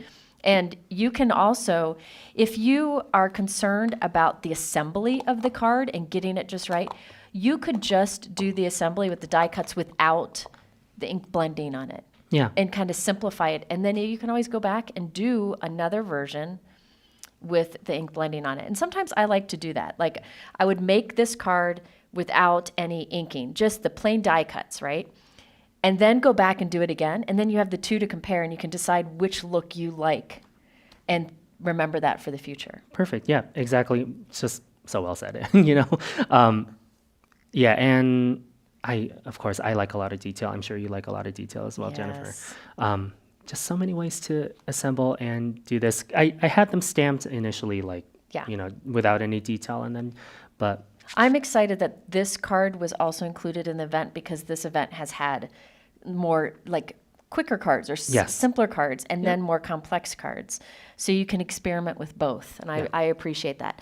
Somebody did ask, do you put the leaves on the stems, then place them, or do you place the stems, then add the leaves? let's just walk through 'em. Let's see. Oh, the Aglaonema is probably the easiest one to assemble. So that's this image. Let me get this off. And for those of you who just watched to see JC in action, you can always go back and watch this over and over again. You can even turn the speed down or the speed up. You can hit pause. You have access to this after class, so you can go watch the magic even more and create more. In this case, I guess for the Monstera, like what I did first was I got a stem and then I glued down the leaf. Sorry, it's already glued down. But then when I put it into the pot, then I would add the stem to the pot, then add it to the folded piece here, like this. Oh, this is what the glue tape is for, JC. So you Oh, wait. assemble the leaf and the stem, then add it to the pot. That's right. Then add it to the cart. That's right. And so if it was just like this, then I would just flip this over. Oops. Would need more glue on that. And on the back of this, then you can still see your little circle where the leaf was anchored to the stem. That's where you use the blank one. And it is sort of counterintuitive to use the back side, right, of the die. But that's what will hide that piece to And make it'll it look more. secure it too. Yep. And then if the pot was in here, the stamp side of the pot would be facing this way. Then you would add the blank one. Well, I've stamped on this one now, but you would add the blank one on the reverse side to Yeah. hide the stem. When you have like these kind of floating, sticking out images to sandwich between is a good thing. Yep. Give it that extra strength and stability. Here And is it makes again. it look good from the backside too. This is my favorite pot. Look at this one. That's All black stripes on there. Yeah. That's really cool. That's yeah, beautiful. Great questions, everyone. Glad to step those out. Somebody asked about your sticky mat. how do you clean your sticky mat? I use soapy water solution, never anything with alcohol or solvents in it. Yeah. It'll ruin the stick. And yeah, He calls his, it was Wilbur. My live folks on my channel have called it Wilbur. So because of the pink color. yeah, And it's just become pink from all the ink. that's right, because I use it a lot. So, Yes. Oh, yeah, definitely. All right. I think those are most of the questions. We have some bonus cards that we need to cover because there are some excellent bonus cards. Do you want to absolutely. start? Here, I can start moving this. Yes, thank you. I won't be as organized in how I put it That's off all to the right. side. Sorry. This is what I do when I'm live. I take this and I then put throw it it to right- the side. First All bonus right. card here. This So is my favorite. we've got this clear acetate sheet. I used like a heat-resistant acetate. Cut out a few of the arches on here so that we can cover the inside. If I was a little bit smarter, I would have maybe covered up that piece of foam adhesive, but that's all Handmade, right. not Hallmark. That's right. And then, yeah, I've got my little logo on the back on there. But that's the completed card. And I used the enamel hearts that are in your set for this Nice. really simple piece. Nice. So this card, although it's pretty simple, right? It's special because of that acetate in Yeah. there. So it looks like it's floating on your desk. I Yes. just love acetate cards. Just something a little bit more modern. I feel like it's sort of the same vibe on there. Yeah, and if you want to practice your plants and inking, you could practice and put your practice pieces onto a simple card like that. Yep. Then the next one love I it. have is this one. So it's the pop out base dies. And so it looks pretty inconspicuous right now as it's flat. But then as I fold this up and turn it towards you, then you can see how it sits up nice Look on at the that. desk there as well. I used all of the same colored cardstock so that, there wasn't so many more pieces to assemble, but just so much depth on this piece. And then I added this little oh hello sentiment to one of the pots. So this is the pop out base from Concord and Ninth. correct. They have a lot of things that can go with it, and you made it work with the plants. That's right. That's fantastic. And the nice thing about this is just like the folded one that we used in Mm-hmm. Winter Retreat today, is that this does fit in an A2 sized envelope or an A6 since it's a little bit thicker. You can throw this inside another card so that there's another sentiment for easy transport, or this can just go by itself into an envelope. Excellent. So, So where would you write your personal sentiment on that one? Just on the back, I Back, think. back. The back feels. So you could write maybe your sentiment on one side and your little handmade by That's right. you on the other side. Yeah. That's amazing. Oh, I love it. Yeah. I love it.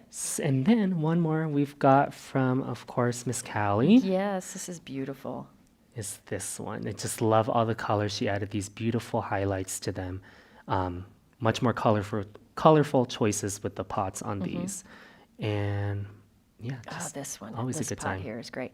And so she did they're like thin white lines with a little white dot at the end, which just gives a little bit of a highlight, Mm-hmm. just a different look. So she did not ink blend on her leaves. So you can get two different looks. Let me see. Where's your first card? Oh. So look at the difference in these. So this plant here and these, just two different looks. Yep. And I love that you can change things up with those simple details. Ah, so good. Hey, it's a top folder. And it is a top Look folder at that. and I'm a side folder. Look at that. Watch, I'm going to watch this fall over on my desk probably. Yep, there we go. See? See? No. See, team top fold. This will stand up beautifully. It Look will. at that. And then yours. Too heavy. That's all right. No, but you got to have those little metal stands. Yeah. Those are the best. Those are the best. Somebody asked where you got that logo stamp. I got it handmade from, I forget the parent company now. But yeah, I contacted the designer. I designed it myself. So sent him the proof and he made me a Yeah, rubber there's a stamp. bunch of places on Etsy Yeah. too that will make handmade. Yeah. They will make a stamp for whatever you send them. All right. Okay, so we have giveaways. Oh, yes. So we will be giving away the bonus cards and all 3 bonus cards, right? And 2 prize packs. Oh, okay. So here, would you like to pick your bonus card winners? Okay. Jennifer McGuire. Wouldn't that be nice? I've got Bonnie O'Hara. Bonnie O'Hara. You get- Bonnie will get the clear card. Then I've got Kelly Basler. That one will go for Callie's. Okay. Stephanie Christensen. Stephanie Christensen will get the pop-out base card. And then Teresa Rogers. will get Teresa this. Rogers, well, this is your class card. Oh, you're right. No, Oh, Teresa goodness. Rogers will get the Concord and Ninth prize bundle. Oh, I needed one more. And My one bad. more for There it that. is. And Melissa Schultz. Congratulations, Melissa everyone. Schultz. All right, wonderful. Okay, can we just keep going? Yeah. Probably need a little nap first. We'll call Greg, and I'm sure he'll take. We'll wake him up so we can have our That's turn, right? It is his turn now. It so is turn. Hopefully His he's turn. awake. So there will be a 30-minute break, and at 11 a.m. we'll be back with a class in the park with Laura and Greg. And I will warn you right now, that'll be giggling. Yeah. A lot of Yeah. giggling, probably some singing. Oh, of course. I expect it. We don't sing. No. No, You'll just get a nice the adhesive. nerds don't sing. Yeah. A lot of thoughts, though. Yes, yes. So thank you so much for watching, and thank you, JC. Oh, thank you, Jennifer. I- It's always such a good time. Yeah. Huge fan. Yeah. So we will see you all back here at 11 a.m. Thank you.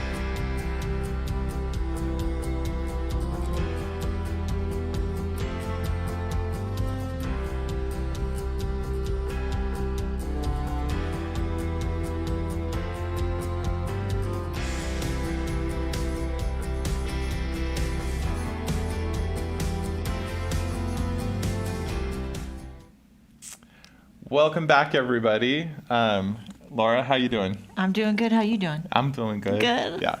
I bet you guys were wondering if we were going to sing a song and if Laura had her ukulele, but I we didn't. decided that's more a summer camp jam. It is. And this is what I've learned, is that if we are going to do a musical number, I have to make it happen.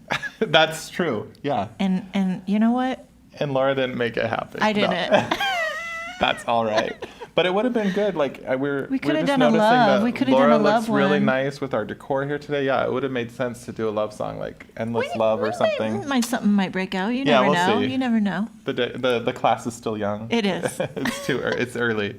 Well, hopefully you had a great time during JC's class. I know it was more complicated, non-traditional card that they did in JC's class, and we are about to dive into some other unconventional cards, but really fun.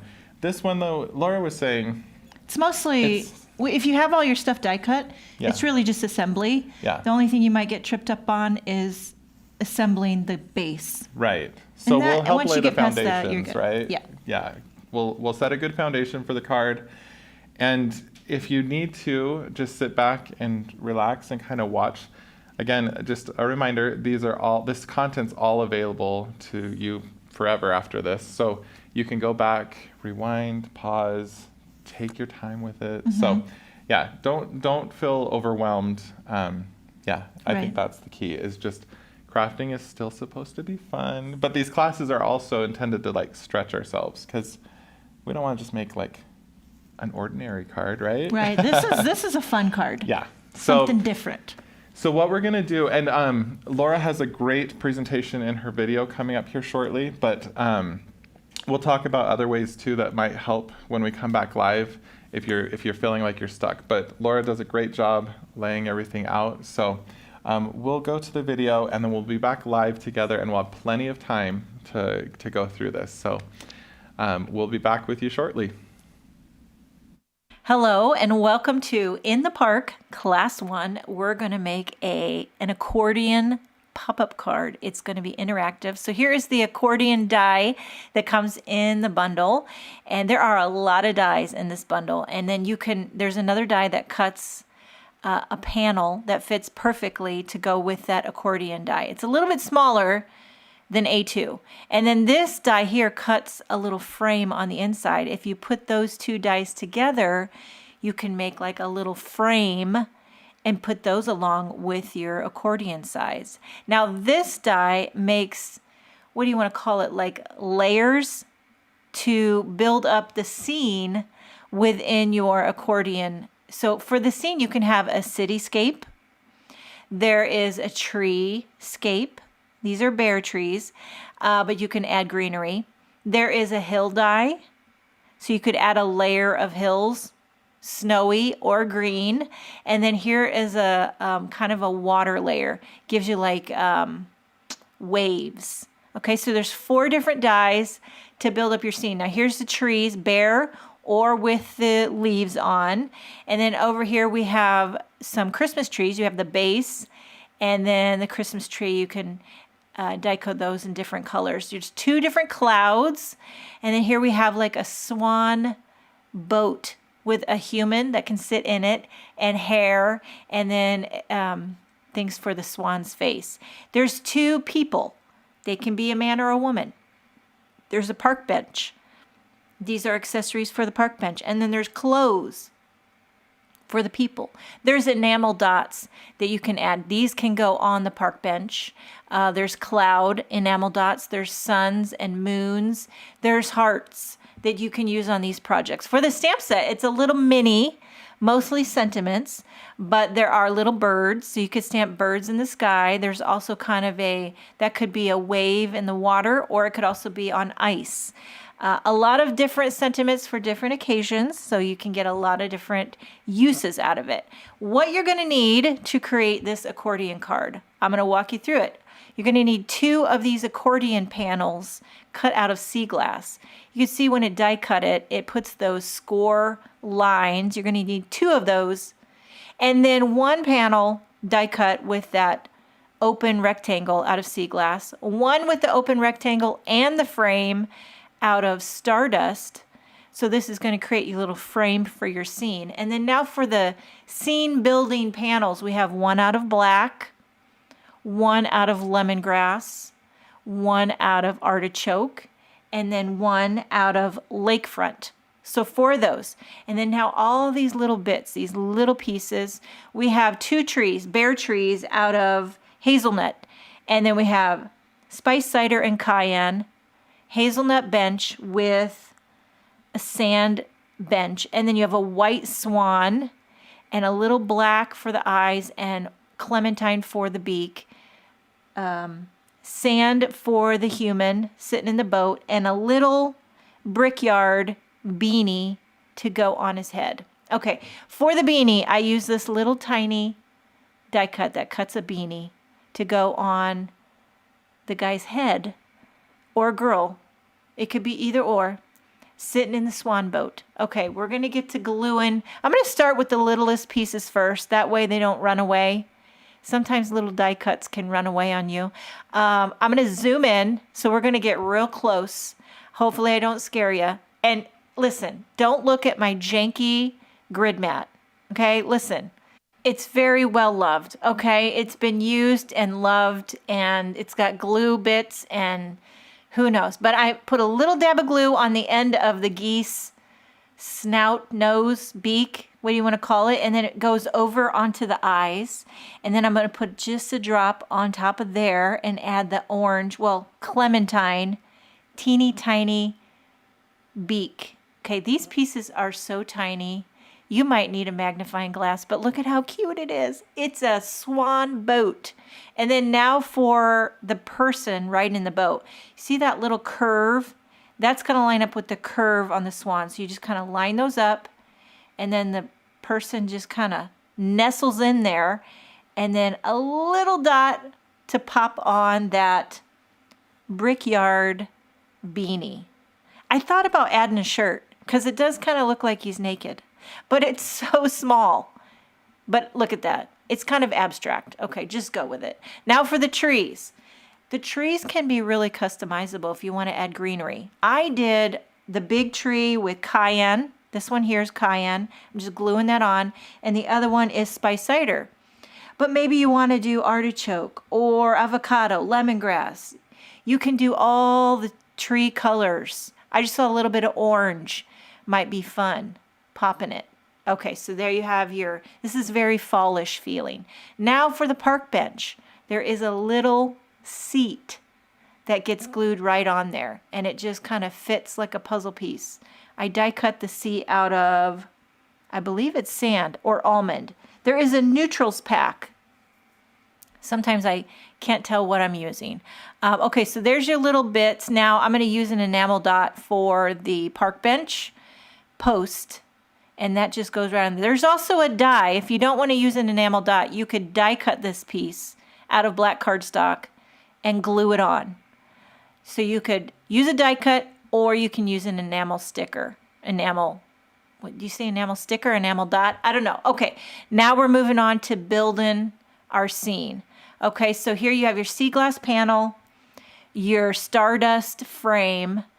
The back of the scene is going to be a cityscape. I'm going to die cut that into this black layer. So you want to make sure for your cityscape that you have it straight up. So the windows should be at the top. Don't get that turned upside down, or you'll have upside down buildings. I'm going to just die cut this right at the top, not at the tippy top, but kind of at the top of this black layer. I don't know what to call these layers, but I'm going to call them scene building accordion layers. That's a long term. Okay, using my needle tool to pop out the windows. Now here's another take. If you would like, you could add some yellow cardstock behind the windows to make it look like there's light going on, or you could add metallic cardstock behind. I'm going to leave it open because this card is pretty labor intensive as is. And it doesn't look bad with that sea glass showing through. But if you would like, I'll show you in the next video. I do actually add some to so I can show you the two different looks. For the next layer in our scene building, we're going to add a hill. So here's how I do this. This is called the redneck eyeball it technique. I line that up and then I slide it over onto the lemongrass panel. And you can see that it's just about halfway. So I would say die cut the hill halfway into the lemongrass. And then that's going to go over top of the black cityscape. You could also bump that up if you want that hill to be a little bit higher. You can customize. You know, you've got a little bit of breathing room there to make the hill higher, lower, whatever you prefer. Okay, next layer is artichoke. Now this is going to be our tree layer. So here's the eyeball it. I put it like I want it right about there, and then I slide it over. No measuring. Come on. Who's kidding who? You know what I mean? This is how I cook too. It's just like you eyeball it. It's going to work out. Okay, so there you have your artichoke trees. And then this is looking good. It's looking good. You got the stardust frame. Now the last layer is the water. So that is going to be the lakefront panel. And I just match that up, same height. And then I pull out the water or the wavy dye. I line it up on the artichoke bottom there. And then I slide over. And then I'm going to die cut this lakefront, taking these off camera, running them through my die cutter machine. And then you have your it's kind of like a pond in the park sort of type of thing. Okay, so now I'm going to glue the die cut trees onto these bare trees. So you can really customize if you want to have bare trees maybe in the winter. Our second card is going to have a winter theme, but this one kind of has more of I would say fall theme. You can definitely, do the different seasons by the colors that you choose. You don't always have to add water. You could add snowy hills instead of green hills. You could customize the cityscape in different colors. So you could really, change it up and get different looks. Okay, so gluing on those two trees, the cayenne and spice cider with I think that's hazelnut for the trunk. Now, before I glue anything down, I'm going to stamp a little sentiment in the sky. But first I need to see what type of room I have. So I'm going to put the frame on. Everything's just temporarily held down. And in the stamp set, there's lots of sentiments to choose from. I'm going to keep it simple with this little scripty hello. And I'm going to stamp that in sea glass ink onto the sea glass sky. So it's going to be kind of tone on tone. And but you could stamp it in black. You could emboss it in white.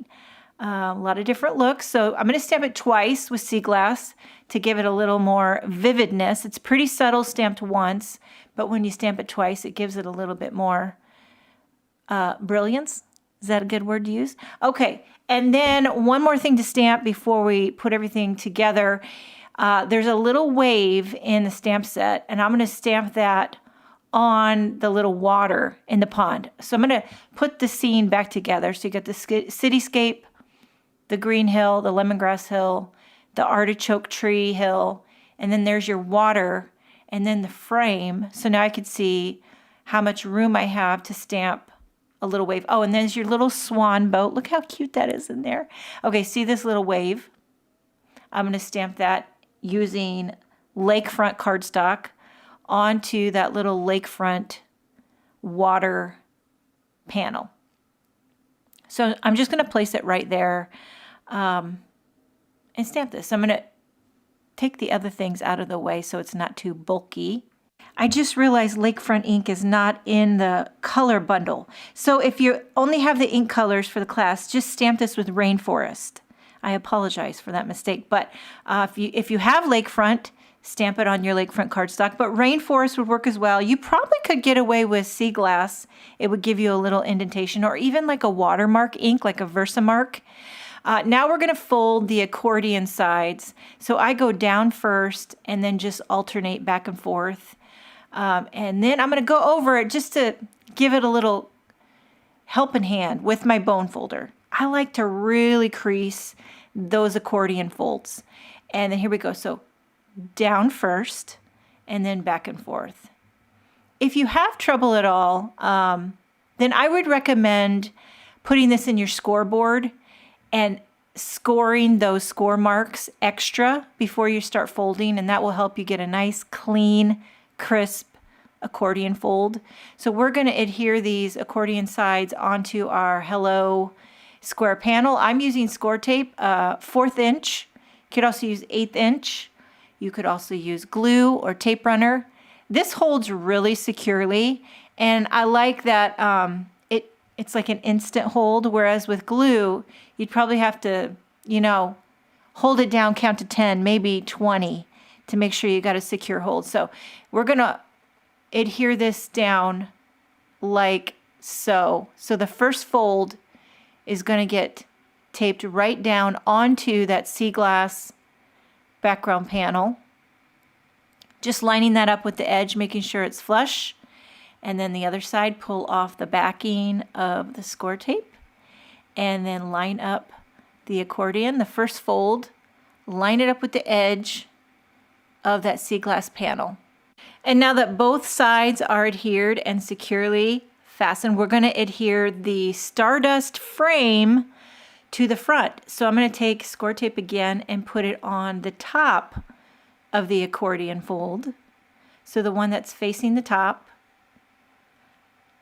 And I just kind of eyeball the length. Like I want it to go edge to edge, but if it's not perfect, it's good enough. Okay, so there you have that ready to go. Here's our Stardust frame front. And we're going to line this up with the edge and make our little accordion card base. The negative side of using score tape is if you get it crooked, good luck, because it adhered so securely that you don't really get any wiggle room or any forgiveness. So you really want to make sure that when you set it down, it's straight and flush. So it secures really fast, but it's not very forgiving. Okay, so now for each of our little scene panels, this is optional, but I like to reinforce those score marks on the side. They're just like 1/4 inch score marks, and especially the black cardstock, I find it to be a little bit thicker than the others. Some are thinner. I don't know if it's just me, but black especially gives me trouble when I try to make such a tiny little 1/4 inch fold. So reinforcing these little score marks helps. And if you just butt it up on your scoreboard, you'll find the little slits, just a 1/4 inch on both sides. I'm using a Teflon bone folder, and it does kind of make it, the whole process, a little less painful, in my opinion. Okay, so the black cardstock, I don't know, it's pretty sturdy. So I'm going to fold these, and then I'm going to add glue. Now this time I'm using liquid glue because I do need a little shimmy room for these. I find score tape, it's just too hard. Some people can do it, and there are different ways to put this together. This is just the way I do it. If you have another way that you like to do it, I'm sliding this in the back, the furthest back little crevice. And since it's glue, you can kind of slide it down, and then I just press it down. This is my redneck way of putting it together. Maybe there's a more precise, you know who would be an expert at this probably is Jennifer McGuire, her engineer brain. But this, I'm a redneck brain. Okay, so prepping the lemongrass hilly panel, putting glue on both sides. Now this is going to go in the same slot as the black cityscape because there's only so many slots. I'm sliding this in the same one. So it's not going to have much space, but it'll have a dab. Okay, slide that in, and then I bump it up just a smidge. That's my personal preference. And then I just press down and I count to 10. That's how I do it. Okay, next panel is the artichoke little with the fall trees. And these are getting smaller and smaller and shorter, so it's getting easier to manage. Now this one here is going to go into the next little fold. So it's going to get bumped up. See the middle accordion crease? I'm going to slide that in. I hope this is clear for you to understand. It's kind of hard, but once you do it, you got it. And sometimes I tell people you kind of have to do one and then you get it. The first time around, you're like, what am I doing? Okay, so here's the lakefront. A little bit of glue on both sides. And this one's going to go in the same slot as the artichoke fall leaves again. So I'm going to like slip it in there in that middle accordion. Line it up, and then look at how this is coming together. I love this kind of fall city scene. It's really cute. Okay, now for the little extras. The swan. Would this be like a paddle boat?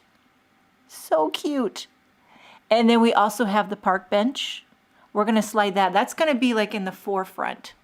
I'm going to put a little bit of glue on the bottom and a little bit over on the left side. And this is going to get right up glued to that Stardust frame, the back side of it. So I'm just lining it up, making sure that it's straight. And then I'll press down. And this is so cute. It's like from the view behind the park bench. And then before I forget, there are some enamel clouds. You could also add die cut clouds. You could stamp birds in the back. But I had these clouds. There's 2 different sizes of white ones. So I'm going to pop those on behind the city buildings. And I love it when they look kind of cropped. Like one up high and then a smaller one kind of tucked behind a building. Like so. Using my needle tool to help me get placement. And there you have it. This accordion fold card is finished. This will fold flat and fit inside an A2 size envelope, just so you know. And if you have any ideas to customize the colors or different ideas, I'd love to see what you come up with. The next class, we're going to use these same products and create a winter themed card. It's not going to be an accordion. It's going to be just a standard pop-up card. Thank you so much for joining me. Have a wonderful day, and I will see you next time. All right, welcome back. Yes. If it looks like I've been crying, it's because Laura had me laughing really hard here a second ago. Par for the course. You know what it is? I think when I get nervous, I turn to humor. And it is what it is. And What are you gonna do? You're good at it. You're good at the humor. I just it only realized I comes needed on when to- I get nervous. So lucky you. All right.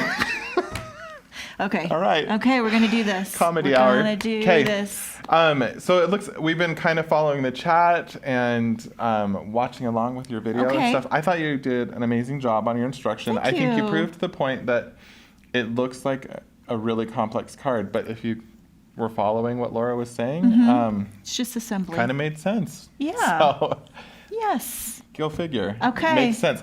Let me show something real quick. With the overhead here. This is just a printout that we have. Just wanted to let you guys know that these are available on the event website, these PDF files. Some people had questions about like all the little pieces. So like right here, for example, we have like the swan boat and passenger, and it just shows all the little pieces and then kind of how they go together. Same thing with like the park bench. Lots of little pieces. Here's the ice skater 1, ice skater 2. So if you, Laura did a great job laying that out in the video, showing like this piece and this piece go here and that. But if you want to have a nice visual reference, these PDFs are available on the event website. So just want to make everybody aware of that before we jump into more things. And if you're close to a printer and want to do that, that's totally optional. So. This is a really fun set. I mean, as soon as I saw it, I was kind of like, oh my gosh, you could like make little people. It kind of takes you back to paper dolls. You know, you could dress them. And so keep that in mind all along the way that you can really change this up. Yeah. I mean, you can add hair. You could have different colors of hair, no hair. Totally. These pieces are so tiny. I was actually surprised that there wasn't a teeny, teeny, teeny, tiny little face stamp for this person. Next time. Next time, okay. All for right. sure. Okay, so should we just dive right in? Let's dive in. Okay, Yeah. all right. So we'll just... And we've got like 25 minutes of live time together, everybody in Okay. the chat, just so you know. Like, so we're going to kind of just start to go through this and, yeah, pace yourselves. Right. I took a piece of Post-it tape just to hold these together. I bet some of you have some cute little bowls that you keep your pieces. If JC was here, he would he would have this like a laboratory. Yeah, he would have it on a tray With those With the tweezers? the tray with like all. He had that repositionable adhesive. Yeah. Everything was stuck to it. Did you see how fast he did the thank yous for his first card yesterday? He had all those die cut letters, and he was just. put one over here and then I was over literally here. like getting chills just watching him like do that. I was like, that would have taken me probably like 45 minutes just Yeah. to like, yeah. You And want to know what he said to me last night? What did he say? He's like, I don't take this the wrong way, but I wish I could be more loose like you. No, but I knew what he meant. You know what I Yeah. mean? And I was like, no, because I told him, I find your way to be so soothing. Cathartic, And right? I'm not And, like- looking to you to be any other way. So Yeah. don't ever think that you No, should be something different. Well, and JC, like it's. But I it's am very, loose. You are. I know what he meant though.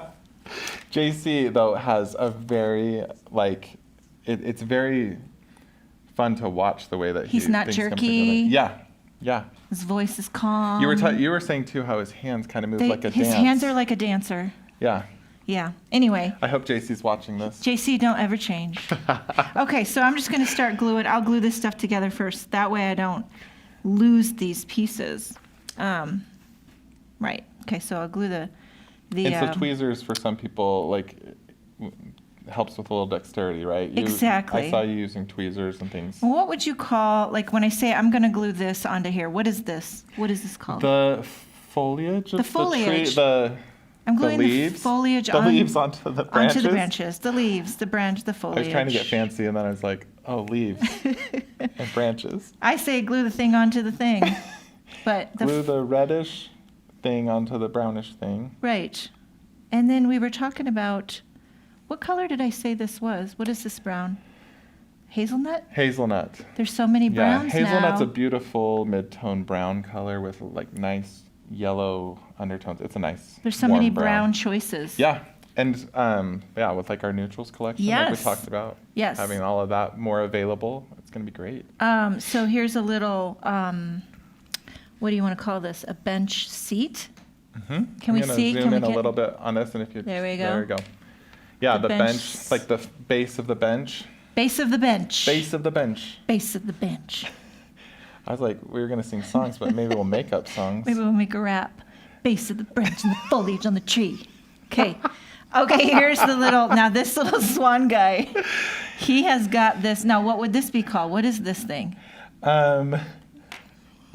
I don't know. It's really the eye, right? Because Oh, this is gets that the covered. part like the swan mask? The swan mask. call it the mask, I didn't yeah. know that's what that was called. I don't know what the it's swan called. mask. But like the Somebody black probably feathers, knows. the things around their eyes. Yeah. The swan mask. That's what I'll call it. The swan mask. Okay. And then you know what? It's going to ooze out and chap your khakis. But there's no other way. I don't know how One you could. time, have you been to London? Yeah, I have. Did you go to Kensington Manor or Palace, whatever it's called? Is that where the guard stands? I don't think so. I think that's Buckingham Palace. Okay, I went but there. Kensington has this huge lake and tons of swans that I think they're like generational or something. Like they've been Okay. around for a long time. They're beautiful, but I did see somebody get chased by one. By a swan? Yeah, they can be quite aggressive. For Really? how beautiful and delicate they look. We They're had kind of cuckoo. Canada geese. Oh yeah, Canadian geese. yeah. Canadian geese. I never know how Yeah, to say we that have those here in the as well. plural form. Yeah. Or how do you Canadian say one? geese. Canadian goose. A Canadian goose Yeah, and Canadian geese. yeah, yeah. Avi. Okay. We had a bunch of those in our yard, and they'll tell you how I it love is. all your questions because it's like, I feel like I'm on like Jeopardy or something, or like I'm like, I don't know what that's called. Canadian geese. But you're not quizzing me. You're just like, what would you call this, right? It's not like you can say it wrong because I certainly don't know. For the guy, girl, The person on whatever, the the boat? person, you can customize the person. There's different hair. You know what I'm saying. Okay, we're going to glue the person into the boat. This little thing is no. always in my way. This thing. What do you call that thing? The glue flopper. Oh my gosh, Greg, get it together. Greg, we need you. I can't. Don't go away. It's too early. How do we? Okay. So here's how you want to put him in there. How deep? How deep into the boat did he go? How deep is your love? Your love, how deep. There, There you go. I Thank took you. the little glue flopper That's what off. I needed. Okay, now this thing, I don't know what you want This to. is what she was talking about. This little silicone The glue flopper. stopper. It's the Stopper. silicone stopper. The flopper stopper. We'll put it on after class. What do you want to call this piece? That is the bench upright. You can't even see it. This thing, I die cut it with black cardstock, but you can also do the sticker, which I did in the Yep. video. There's sticker. Yep. What do you call this? A park. Enamel shapes. A park. Oh, park bench hardware. Upright. A park. It's like the post on the bench. Post. A park, Park bench, bench post. There you go. I like park bench post. Sounds Here's like the we're thing. like warming up our vocal cords. Red leather, yellow leather. Park bench post. Here's the thing about these enamel things. I love using them, but I low key don't want to run out. Yeah. So you then I'll get die anxiety cut. Yes. So we do try. That's why we try with our die sets. Like we know that eventually there's You're a gonna finite run out. number of your enamel shapes, and I know a lot of you purchase them in the gift shop already for some extras. But that's why we try in the die sets as well to have an option for a die cut piece. Right. So yeah. Yes. So you're not left high and dry once those enamel shapes run out. Yep. And it looks just as good with the die cut. But the enamel is fun, yeah. right? Okay, here we go. Here's our little park bench. Can you see that? And then here's our little swan Perfect. boat. And then, like, again, you could customize that. Do the beanie in a different color, add hair. Cute. And some people were talking about the swan boats. Like, do they have them in the other cities? Because somebody's like, I saw them in Boston. Someone said in Orlando they have them. I know in Salt Lake years ago we had them. But It's fun. kind of fun. It is classic, fun. It is vintage. fun. Vintage. Okay, so there's all your little pieces, you know? Easy. Done. Yeah, done, great. done, done. Now we're going to start with the base of the accordion card. So you've got your two accordion pieces here, and they should be scored. I don't know if you Nicole can Visser said, I touched the white swan with my orange inky fingers. So now it's just a, Oh, well, that sounds like know a what? swan from somewhere else. sometimes those swans have orange accents, and that is A-okay. And Christine asked, can we see assembly of the card scene? And that's what Yep. we're actually doing now. So Yes. we were kind of getting the groundwork of the little pieces put together and set aside. Right. And then this part now will take us through the foundation of Right. the card base. I get tripped up on this, and I told you that. Like, I never know, do I fold in, do I fold out? It doesn't really matter. It doesn't matter. He says it doesn't matter. Because eventually you will end up with this shape. If you look at that side profile of that, no matter which way you fold it, if you go back and forth, it will eventually look like this. So there you have it. You've got your two folds, Yep. like so, okay? And then you've got your base. That's going to be your background. And so this is what's going to make it spring-loaded. Right, right. Okay, I use score tape, but we're going to try it with glue. I'm going to try it with glue. It's probably a little more, would you say glue would be more economical than score tape? I don't know. I don't know. I It's a mean, good thing to know. you've seen how I use glue, so I don't think so. But Yeah, you do a nice You're amount. a little heavy-handed. Yeah. I all want right. that thing to last through. Do you use much score tape?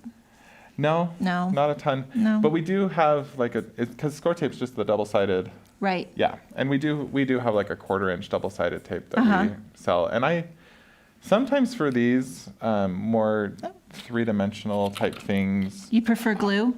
No, You prefer I score used to do tape? score tape Yeah. like more and like Uh-huh. double-sided tape, but I do prefer. I love how permanent liquid adhesive I is. do think that glue is going to give you a better hold in the long term. Yeah. Like you said. And this does adhere fairly quickly. Like I mean, I What know is it this takes, glue, by the way? That's just we just put it in a smaller thing, but it's the Barely Art. Oh, okay. glue. Okay. I just find that it attaches fairly quickly and. I like the Barely Art. So, yeah.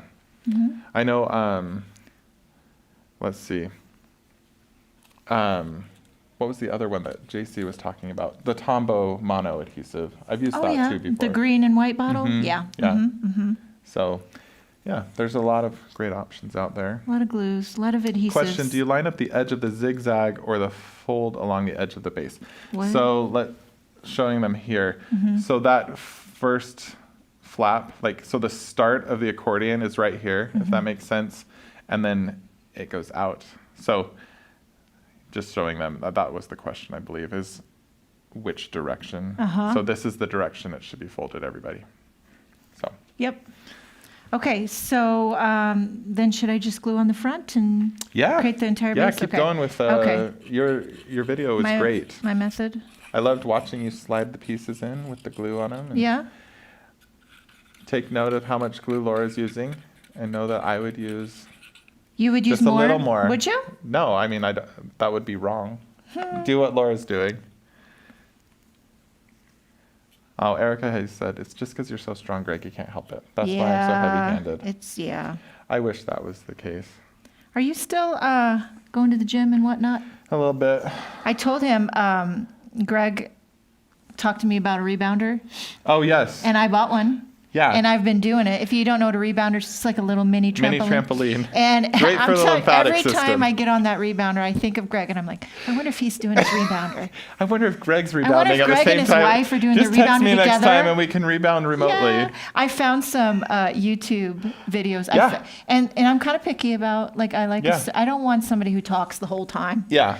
Just put on some tell you music what and you I need can to do. follow what you're doing. I have eyes. Yeah. And I don't want it to. There's some ladies who are hardcore. Sorry, I'll get back to the card. No. But yeah, you can go real hard with the rebounding. What do you?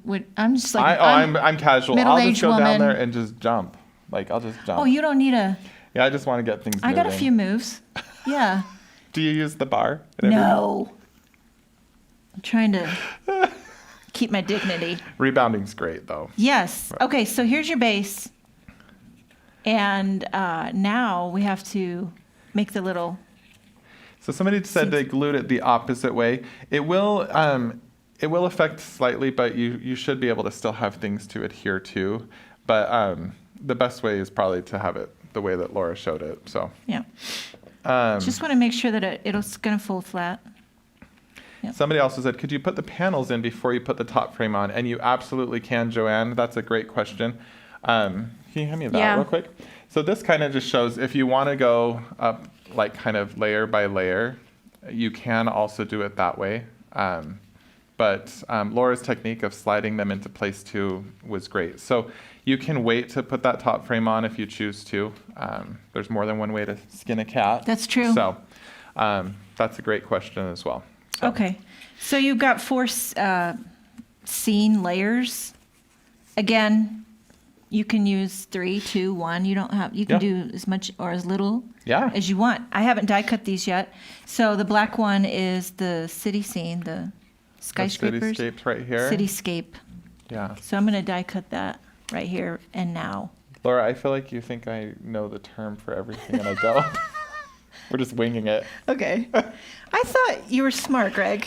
No, I mean street smart. Street smarts? Yeah. You want to know something funny? I did not love school. My son, who lives in Germany, he's not the sharpest tool in the shed. I'm just Okay. going to say it. But Bo, is that who you're talking about right now? Sweetheart. He did good in school. He Okay. survived, whatever. But him and his friend started a podcast a while back called Street Smarts. Street Smarts. I like that. It was a joke. They don't know anything. Bunch of 20-year-old guys, and they think they have street smarts. I love it. They only did about 2, and then they never did it again. The whole thing Really? fell through. Yeah. Oh, you got to stick with it. You know, street smarts. Yeah. So we always tease him about it. Street smarts. Okay, Bo. We were just talking this morning about Nick, my brother, having in college, he and a friend started a mobile car wash business, detailing business. Mobile car. Like so they go to your house. They Okay. had like a big water tank and man, stuff, and they called it the perfect polish. Okay. And I was like, or it could also be a hot dog company. It's the perfect Polish. Like it's spelled the same way. I was like, yeah. And he's like, oh, I never thought of that.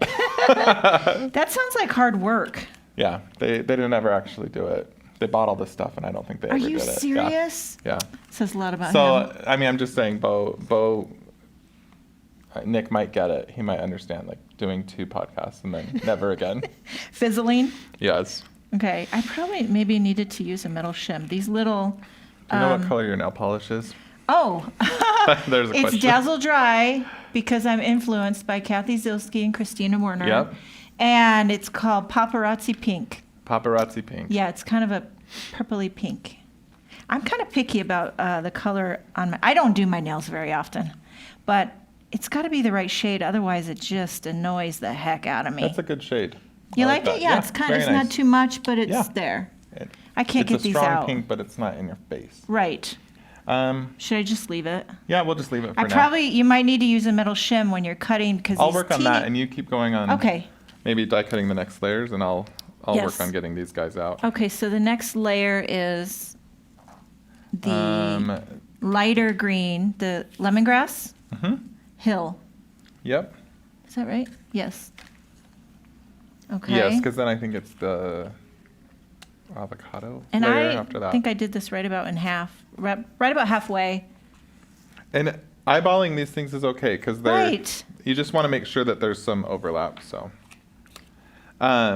somebody had a question about what brand of rebounder you use, Laura. Oh. I know I bought mine on Amazon. I bought wasn't mine on Amazon. Nothing fancy. No, exactly. I did. I did one day have a spring break. Mm-hmm. That was humbling. That's oh, when you said I'm spring break, jumping I'm and like, it's like, did you go to the beach? I thought you were talking about like spring break One from of the school. springs on the rebounder snapped while mid jump. Oh, geez, And I'm like, that's okay, scary. two-ton Tessie. So Is that bad? no. Okay, sorry. You Just joking. my wife also bought a rebounder the same day I did. I didn't know that. They both arrived from Amazon the same day. Yeah. But before that, she would just go out and jump on our trampoline. Oh, you got a big one outside? Yeah, and our neighbors, I mean, I don't know, like a lot of our neighbors are retired and they just So they're saw they're Allison out there watching ya? jumping Yeah. on the trampoline and they're like, "Are your kids home from school?" And she's like, "No, they're at school." She's I just just out wanted to jumping on the play. I trampoline just by felt like herself. playing. Yeah, I was like, good for her. It's funny. Okay, so now for the artichoke layer, we're going to die cut that with the tree one. Yeah. Yeah. And the other reason why the eyeballing this is okay, there is some wiggle room of like when you're assembling. I mean, that can go a little up or a little down Right. too. So this is not like rocket science as far as like you just want to have some overlap, like where Exactly. you can see each of the layers. And you're going to want this green hill to be a little bit shorter than your lemongrass hill, right? Okay. There's someone in the chat, Jennifer, is saying, "Will you please show a close-up of where the flaps of the scene panels glue to the accordion pieces?" And we will do that in just a moment. Yeah. And we'll zoom in on that as well. Okay, so here's your tree. And there's another question about, I'm confused about the top piece. Was I not supposed to combine the rectangle frame with the inner frame? It makes for a smaller than 5.5 by 4 1/4. Is that the? It is smaller. So.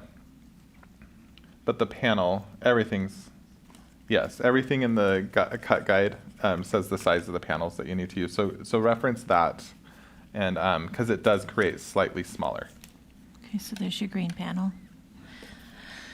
Okay, Look at last that. one. And you know what? Some of this little things, I don't know if you could see, but there's a couple little inners here that didn't come out. But you know what? That's all going all to gonna get covered. get covered up when I put that on. Yep. So don't worry. Yep. Okay, so there's your next layer. Last is the wavy layer. The pond? Yep. The little. It's kind of like that edge of the pond. Yeah, pond. Yep. And then just make that a little bit shorter. Kadook. Do your ponds here, obviously they don't, but I was going to say, do they freeze over and can people skate on them? They do any other year, but this year, Ah, it's yeah. You can almost go swimming right now in Utah. oh my It's gosh. So warm. This is one of the weirdest winters we've had in a long time. Yeah, so you haven't even had any freezing Nope. days? Ah. I mean, like some, but it hasn't. Yeah, it's coldish.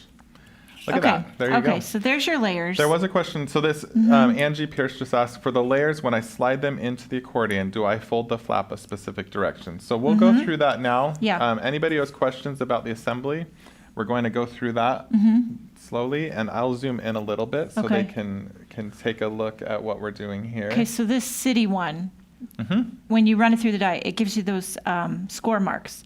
So you have to fold that down, Okay. Fold Right. it away from it. Right. Yeah, folding it down. There's one side, and then this side, fold it down. Like that. Okay? And then you're going to put glue on those little tiny, or tape on the little flaps. It was very like smooth the way you assembled all that in your Was video. it? I was just Okay. watching that. I was like, Okay. it was. I'm Thank not just you. saying that. I don't just say that. Okay. I mean that. Okay, so now here's the look. We're going to go in the furthest one back. Okay? And here's your glue flaps. And I'm going to just slide that right in to the furthest. What do you want to call this little flap? The furthest. I said crevice. It's going to the back of your card. The like, right? Furthest fold. Slide it in. And then just And then- until it goes to the bottom. Yeah, Of the till it's card. flush. And then you're going to press down. Make And sure then- that everything's yeah. flat. Ta-da! Yeah, and then count to 10 or 20 or. Sing a song. Do you Or- count a lot? I find myself counting all the time. When I fill up my water in the fridge, I'm like 1, 2, 3, 4, 5, 6, 7, 8, 9. 10. No. I do that kind of that's- stuff all the time. I'm trying to think what my inner dialogue. You do it out loud? Or Sometimes it's like 1, 2, 3, 4, 5, 6, 7. okay. I do Yeah, that I don't all know. the time for a lot of things. I'm I don't know usually what that humming. means. I'm usually humming something, or yeah. But I don't count a lot. I usually just. I'm like, that feels right. That's about right. Okay, here's our next. I'm a visual person too, so if I'm filling water, I'm usually just watching for Well- it to fill up. But you have to count just to pass the time. Keep it lively. Okay, so this one's going to go in the same slot as the Okay. black one. That's what I did. I mean, you could do it differently, but I'm just telling you what I did. Again, yeah, more than one way to skin a cat. But the idea Exactly. is that you're just trying to create levels, right? Like some Right. depth with the scene. So Slide those in in, you go. and it's kind of like, It's a little bit bowed right now. but it will. Right? You Yeah. can see that. But we're going to flatten it out Yep. when we press down. There you go. 1, 2, 3, 4, 5, 6, 7, 8, 9, 10. 1, 2, 3, 4, 5, 6, 7, 8, 9, 10. That's 20 Oh, seconds, but not really because Right. we went fast. See? Look, it flattened out. Yeah. And it's good. Boom. Boy, you're very theatrical with your counting. 1, 2, 3, 4, 5, 6, 7, 8, 9, 10. I I like thought it. you were doing it I that way. like it. I was just copying I you. like it. I like it too. I'm going to count to 10 that way from now on. It's like we're dancers. 1, 2, 3, 4, 5, 6, 7. So we should have come in during JC's class while his dancer hands were moving Right. around so methodically. and- Yes. 1, 2, 3, 4, 5, 6, 7, 8, 9, 10. Okay, here we go. Now this one, I'm going to go in the middle slot. Okay. Yep. And so you see you have, like with this accordion fold, there are all these surfaces that, look at that. Easy peasy. Okay, and then just Ready? And press that down again. 1, 2, 3, 4, 5, 6, 7, 8, 9, 10. 1, 2, 3, 4, 5, 6, 7, 8, 9, 10. Okay. Can you do that backwards? 10, 9, 8, 7, 6, 5, 4, 3, 2, 1. That's fun. Oh my gosh, there's a game with that kids used to do. Forget it now. But anywho, I'll go ahead and glue on the trees while we're just letting everything That's kind of great. dry and whatnot. How's it- everybody? Yeah. Were you just about to ask that too? Yeah. Whoa, jinx. Jinx. Okay. In the chat, how's everybody doing? It looks like a lot of people are counting? counting. Yes.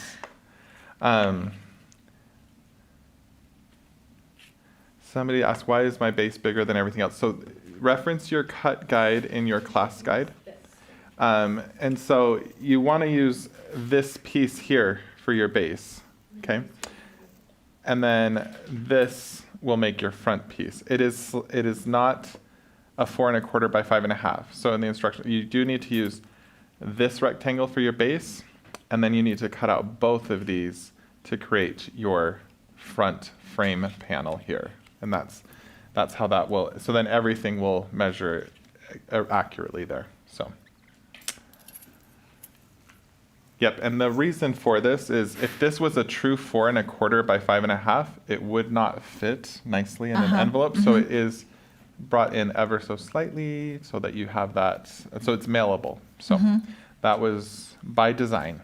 Okay, I just realized that I forgot to stamp the hello and the that's wave. okay. Yeah. The point of this live is just to help people like know the Assembly, assembly. And you yes. guys, you're doing great. Okay. Last one. We're on the wave. Riding the wave. And the second card in your class is actually a little more straightforward because Just a it's, card. Yeah, it's just a card. It's not just a card. It's a Laura Basson original. Okay, let's see here. I think I doubled up on that as well. So this is going in the middle slot. So there's 2 in the back slot, 2 in the middle slot. Okay. Yep.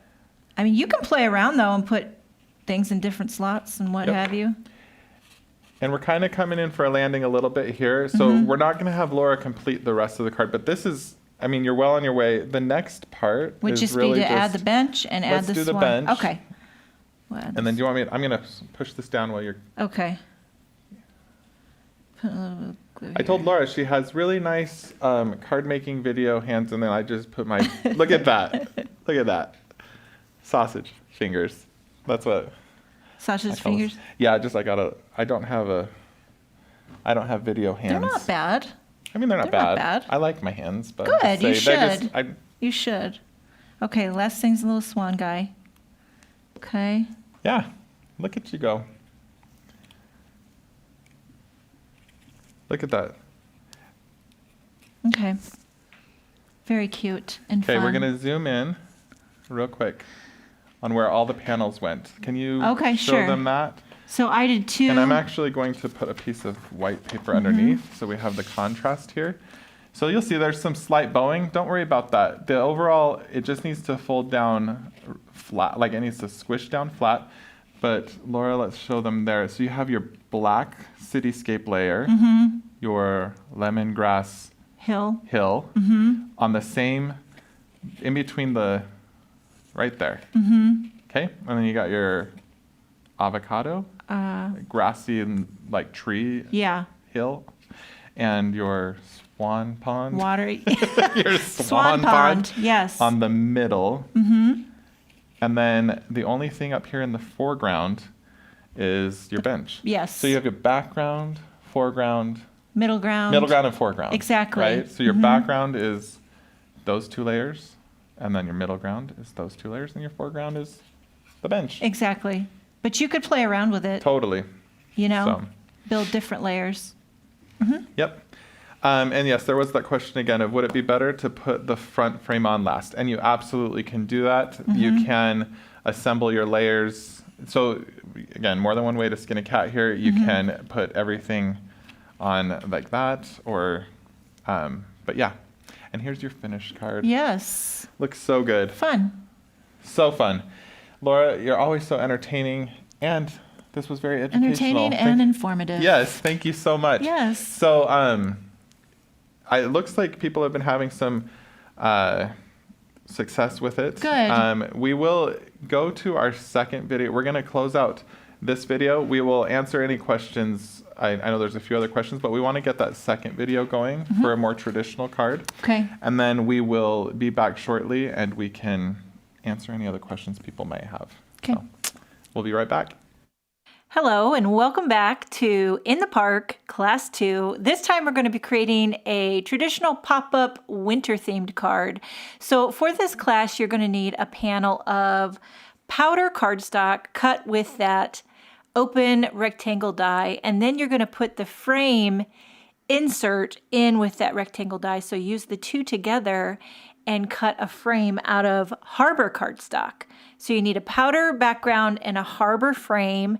And then you're going to need a piece of champagne foil cardstock cut to 3 by 4 inches, as well as a panel of white glitter cardstock cut to 4 by 3 inches, and then a little small panel of pebble cardstock.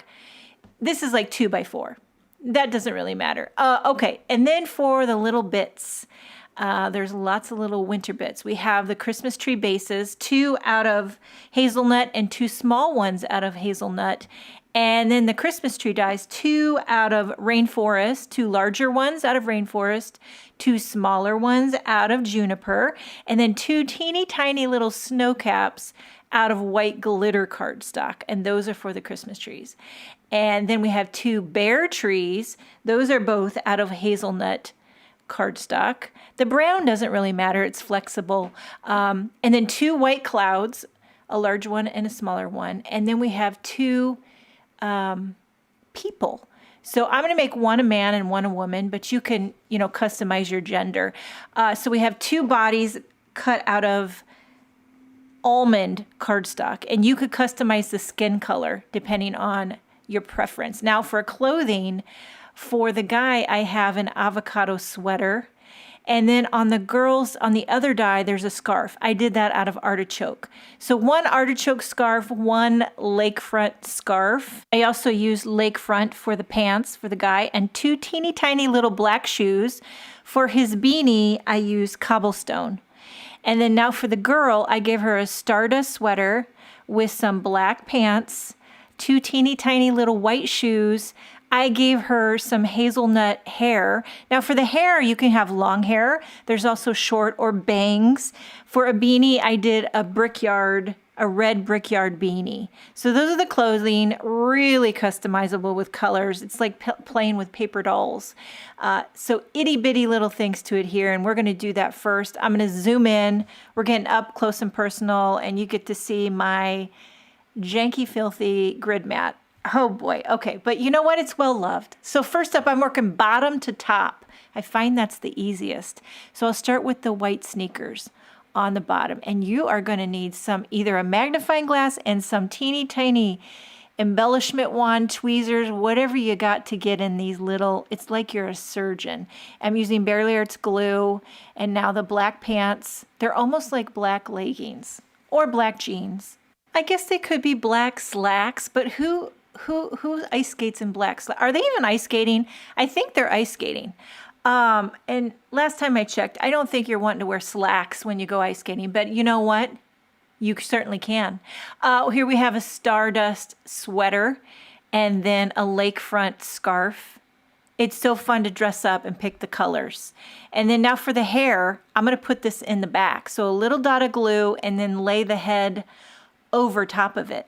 Now there's a little teeny die you could add bangs, but instead of adding bangs, I'm just going to put the beanie over top. So we have a little red brickyard red beanie. Okay, look, she's finished. Love her. So chic. Now the beanie, you want to cock it on an angle, you want to put it down low, put it up high, that's your preference. Okay, now for the trees, I'm going to glue the little tiny white glitter snow caps onto the 2 largest trees. So these are rainforest, and all you need is a little dab. Now you could probably put snow caps on all 4 of the trees. I only did 2. It's really depending on what you feel like doing. And now we're going to glue these trees onto the bases. So we have hazelnut bases. You could also do cocoa, espresso, whatever type of brown cardstock. It's only the trunk that's going to show. So you're gluing the rainforest tree onto the hazelnut trunk. Okay, doing the 2 largest trees, and then we'll do the 2 smaller trees. So now I switch to reverse tweezers. It just depends on the job. Sometimes you need tweezers, sometimes you need embellishment wand. Are you guys like, do you got all the tools? You got the tweezers? Do you like reverse tweezers, or do you like the regular standard squeeze tweezers? I've gotten used to these reverse ones, so now it's just in my brain. But I do see a lot of people use those really precision regular tweezers for crafting, and they look good too. Okay, here's 2 small juniper trees. And then now we're going to put the clothing on our guy. Okay, so I believe I used almond for the skin color, but you could also do sand, peanut, hazelnut, cocoa, espresso to customize the skin tone. Doing 2 black, I don't know if they're shoes or skates. I'm going to go with skates, and in my mind, he's a hockey player. And because you know what? They should have made hockey sticks and a hockey puck. Can you even? That would be so fun. Okay, lakefront jeans, avocado sweater, artichoke scarf. It's kind of a monochromatic shirt scarf situation, which I'm here for. And then, because he's hip, a cobblestone beanie. Okay, and there you have the guy and the girl. So cute together, festive for the winter. And now I'm going to zoom back out, and we're going to start with our cityscape. Now this time we're going fancy, and we're using champagne foil cardstock. And on this 4x3 panel, I'm going to cut this right at the top. And then you have this kind of shiny, I was thinking, sometimes when you look at cityscapes and the buildings kind of shine, maybe they're silver, shiny buildings in the back. Now for the pebble, all I'm using for the pebble is I'm going to just freehand cut some little strips to put behind the windows. You could also do yellow, you could do blue, you could do black. This is optional. I wish there was a solid cityscape die that you could put behind the building, but there isn't. So this is why I'm just kind of freehand cutting some little strips that fit behind the windows. So I'm just kind of eyeballing it, really. I don't have any measurements for this. I just hold it up and snip it until it fits behind all those windows. It doesn't really take much time. And then I'm going to glue these onto the backside, so you're not going to see this. You'll just see those pebble windows on the champagne building. It's kind of a nice, classy, neutral cityscape. Okay, so now that we have all these little pieces, I'm going to take a little bit of glue. Now, here's the thing I learned with trial and error. Don't add too much glue, and pretty much just go around the perimeter, because the worst thing you can have is glue oozing out through the windows on your front side. That'll chap your khakis. It really will. So make sure you're using very little glue. You ever get glue on metallic cardstock? It'll make you want to light yourself on fire. Okay, last little bit. Now these little windows are tall and skinny, so I'm not even going to try to put glue in between those. Now when I flip this over, you'll see it's very subtle, very neutral, kind of like, I don't know, we're just going with it. We're going with a classy winter in the park. Now here's the white glitter panel, and we're going to make a snowy hill. So I'm just going to cut that up at the top of this panel. I'm not measuring, I'm just kind of cutting a hill at the top. You want to slope it a little bit, and this is going to go in front of your metallic cityscape. And then next, we're going to take the water die, and we're going to die cut that into this snowy panel as well. But this time we're going to angle it down, so the thicker part is down on the right, a little bit thinner up on the left. No measurements. Just kind of eyeball and see, just like that. And I'll take this off camera, and we'll have a snowy hill that will lead into a frozen pond. Okay, I'm going to start to adhere this. We have our background out of powder, and we have our champagne cityscape. I'm getting the lay of the land, seeing where I want the cityscape to go. I'm using liquid glue. You could definitely pop this up if you want to, but I'm just going to glue this. It's kind of sort of in the middle, really, if you think about it, but you can't really mess it up. You know what I mean? You just kind of glue it, and where it lands, it lands. Okay, now we have our snowy hill, and I'm going to glue this on top of that champagne, and I just, again, just kind of eyeballing it like so. There's no real right or wrong. Okay, and then lay the frame over, and it just I keep checking it to see. Now see on the bottom, you have your frozen pond. I'm going to start to glue some trees on. We have 2 of the bare trees out of hazelnut, and these are going to kind of go off. So half of it's going to be behind the frame. And I will tell you one thing, you got to add a lot of glue and give it time to dry when you're gluing on top of that glitter cardstock. Also metallic cardstock. You just lay it down, put enough glue, and then just let it sit. or even put an acrylic block on it. It just takes a while to dry. And then now we have our trees. And I have 4 trees, and I'm just putting them wherever the wind blows. You know what I mean? Again, there's no right or wrong to where the trees can go, just trying to build a nice, varied, balanced composition. So I start with the 2 largest. These are both out of rainforest. So one kind of down on the bottom left and one up on the top right. And then we have the 2 smaller trees. These would also look good if you wanted to pop up maybe the smaller trees. You could put a little foam tape on those. I'm just gluing everything flat because we're going to end up popping up the harbor frame. Last tree, kind of going to go in the middle, right in that open space right there. These trees really bring in the color. I love the rainforest and the juniper. You could also do artichoke and avocado, but I like these unexpected kind of blue greens.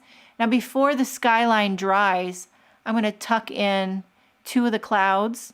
You could also use the enamel clouds if you want to use the enamel stickers. I just use die cut clouds for this. So one tucked behind that lower building and one up here tucked behind the taller building. And then I'm going to put glue on my people, but I'm not going to adhere them yet. I was thinking before I do this, I wanted to stamp a little swoosh in the ice. So I'm going to do that before I adhere the people. And then while I'm at it, I'll go ahead and stamp a sentiment on the frame. There's lots of ones you can choose from. I'm going to do this, I'm so grateful for you. But any of the one-liners would fit on the frame. I'm going to stamp this sentiment with rainforest ink onto this harbor frame. It says, I'm so grateful for you, in a classic little scripty font. And then now here's that swoosh. And I'm going to stamp that with sea glass ink right onto the powder ice. And then I'll go ahead and adhere my little boyfriend and girlfriend. They're having a skate night. Now for the harbor frame, I'm using some of these foam adhesive strips. I always keep a ton of these on hand because they're so good to use for shaker cards, but they happen to be perfect for this type of card as well. Just snipping any excess off the sides, and I'll pop this up on top and it'll just kind of finish the whole card off. Removing the foam strip backing, and then I'll just try to center this as best I can onto that powder background. Look at how this finishes it off. And you could customize the color, make it more red and green. I love the icy blue, snowy color scheme. I'm using Tape Runner to adhere this to a standard A2 white card base. Now this little pop-up is a little bit smaller than an A2 size card, so it's going to have the teensiest bit of white border around the edge, which I personally really like. I think that looks classy. I love the powder blue harbor champagne cityscape with the white glitter and the pops of green and red on the clothing. I hope you enjoyed this video. Thank you so much for joining me. Have a wonderful day, and I will see you next time. Welcome back. All right, that was awesome. Yeah. I love this card. It's, I mean, not just because the season's different, but it's really like same exact products in it through Totally different look. Totally different look. I Love love it. that. I like the shine you've got going on there. I don't know if you're seeing in the comments, people are loving it. So there was one question about the previous card that I wanted to just address real quick, if that's okay. And then before we jump into continuing to work on the second card here. So look at this fun little drawing here. I'm going to zoom out a little. So this is an overhead of the previous card that used the accordion thing that we were showing everybody. These are so this is the front of your card, the frame. This is the back of your card. These are the surfaces of the accordion that you want to be adhering things to. So hopefully that makes That's a sense. helpful diagram. It is a helpful diagram, Yeah. and thank you, Jana, for drawing this. It was a great little diagram. So this hopefully clarifies for anybody that might have still had some questions about that. But yeah, and that's what we were showing at the end where Laura was like, she glued 2 layers to here, Right. 2 layers to here, and then the park bench was up near the front. So just wanted to clarify that, and so we can move on from that card, Right. and we can get back into this one. So Yes. Okay, so this one, I love this one. I don't know, I think it's really cool. I just like all the people and the color. There's color, but it's also icy. And you know what I like about it is it's a winter card. It's not a holiday card. You know what I mean? Because I think Yes. sometimes it's like we think winter, it has to be holiday. Christmas. Yeah. Yeah. And this card is so wonderfully wintry. Right. Yeah. Right. Okay, so I'm going to start just gluing all these little pieces together. And again, you could really have fun customizing these outfits. That's the fun part about it. Like make a red sweater, make a pink sweater, make pink pants, Yeah. I what love have it. you. Ooh, Okay. sleds for the snowy hills. That's a really cute idea, Joanne. That's a good idea. Yeah. Mhm. I like that. You might be able to pull some things in from other sets into your winter scene. Yeah. I remember in past camps we had some things Yeah. like Oh, you could Little totally like a cabin, tent, things tent. like that. You could totally play around with camper. any kind of small scene-like Yeah. dies you have, not just from Concord and Ninth, Right. too. Any company that has come out with some sort of scene, Mm-hmm. you could definitely play around with Yep. dies from various sets that you may Exactly. have. So Okay, so I'm going to start with this little person here, and looks like a little mannequin right can now. you see? Is that Yeah, good? It's I think that's good. Okay, okay. I can So zoom I'm in a gonna little start- if people I want. mean, I knew this was going to There you go. happen. My glue's like, because I took the thing off. we have more so glue? it gets We a little could- bit stuck. Yeah, It'll come here. Or a needle. Needle, yes. We will, try to see if I can strong arm it into the garbage can. Oh, There we go. There you go. We All got right. her. She broke loose. It's all good. Floodgates. Sorry, Robin. That's okay. We'll probably need more. Okay. Or Okay. that- This works. That works. 'Kay. Perfect. Okay, a little bit of glue for the. What is this color? That I believe is Grasshopper? grasshopper. Jinx. Jinx again. Do you think you could do? We should do that for a game one time. Guess the color. Guess the color. Oh yeah. I would lose. You think? Because Laura and I were talking about this earlier this morning. I can tell colors apart very easily when they are in reference to like their neighboring colors and some things, but sometimes I can't tell until I see their neighboring color which one it is. So Okay, here. Let me just tell you something now. Like, I think that maybe you should put the pants on first. Put the pants on first, and then the top kind of hangs over. how do you put pants on? Put the one leg pants at a on time. first. Is that a song? Put your pants on first. Sounds like And a then- country song. Okay, there you go. See how his top kind of Overlaps a hangs little. down. So pants on first. Love it. And then shoes now. Okay. Little itty bitty shoes. Yes. Joan asked, did you cut out all the little pieces at once from each color and now you have a lot of leftovers to make other outfits? You definitely That's can a keep good them. idea. Like make a few people, right? And then you can even assemble them all at once and then you Right. just keep them with your little die set so that you have some on hand ready to go. I know like it's that. teeny tiny, but it is fun. Yeah, Yeah. I think it is fun. Somebody asked how Little the hair scarf. piece is attached. Okay, well, this guy just has the beanie, so he doesn't, but I'm going to show you that on the next one. And I did a scarf on both people because I wanted to, Yeah, you know, and it gives just a little more color. I like that. I Yeah. like that explanation because I wanted to. I did that because I wanted to. That sounds like when Nick, back when he was looking for an engagement ring for his wife. Yes. I went with him one time. This was How a many long years time. ago? I mean, it was probably like 15 years ago at this Okay, point. all right. But he, this lady, we went to a jewelry shop and she was like, and this is, she was showing us a ring with a diamond. And she was like, and this kind of diamond in the industry, this is what we call. And then she paused and she's like, a real pretty diamond. Wow. I was like, I was Okay. expecting her to say something like really Yeah, like we technical. classify this as like a D49, like something like Right. real like deep specifications on Right. it. And it was just like a real pretty diamond. And I was like, that is a real pretty diamond.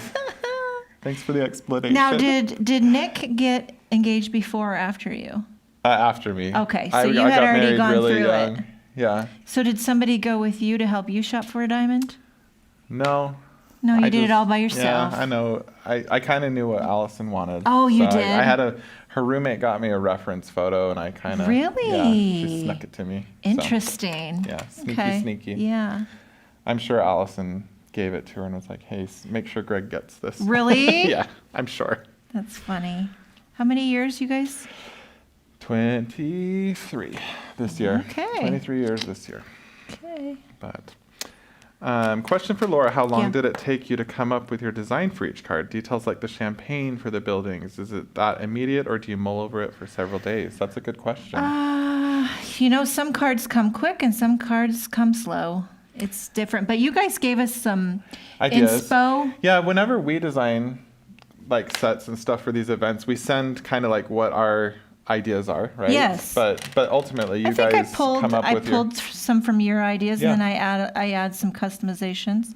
But yeah, I love the metallic and specialty cardstocks. Anytime Yeah. I can use them, I love that. Well, and I think that really just drives home the wintry aspect of the card. Yes, the champagne icy. foil with that. Yeah, it's great. Okay, so for the hair, and there's a few different ways you can do hair. There's also bangs, I think. There's like this little die here. I don't know if you could see. So this has the long hair, Yeah, and then this little part right here. like for a I'm guy ass- maybe. Oh, it could be a guy. bangs. Either Both. one. Yeah, Either one. it's a two for die. And then over here, is this a shorter hair? What is I don't. that? Julie's in the chat and she designed it, so we're gonna let So that's Julie like answer that.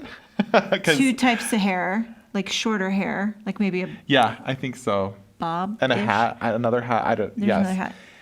whatever you want it to be. It really is whatever you Yeah. want. Okay, so here's how I do the long The hair. world of pure I put a imagination. little dot of glue, and then I put the person on the hair. So it's behind. Yep. That's how I do it. And then the hat can go on. And then the beanie kind of On covers top. up. Yeah. Yeah. Just get that a little bit. Yeah, and if There. it goes one way, the wind's blowing. That yeah, and that's the thing too about the beanie. It's like, do you want to cock it to the side? Yeah, Do you want to put there it? you Do you go, want to put yeah. it down low? The kids around us, they wear the beanie way just sitting Oh, on I it, know. just sitting. Yeah. Yeah.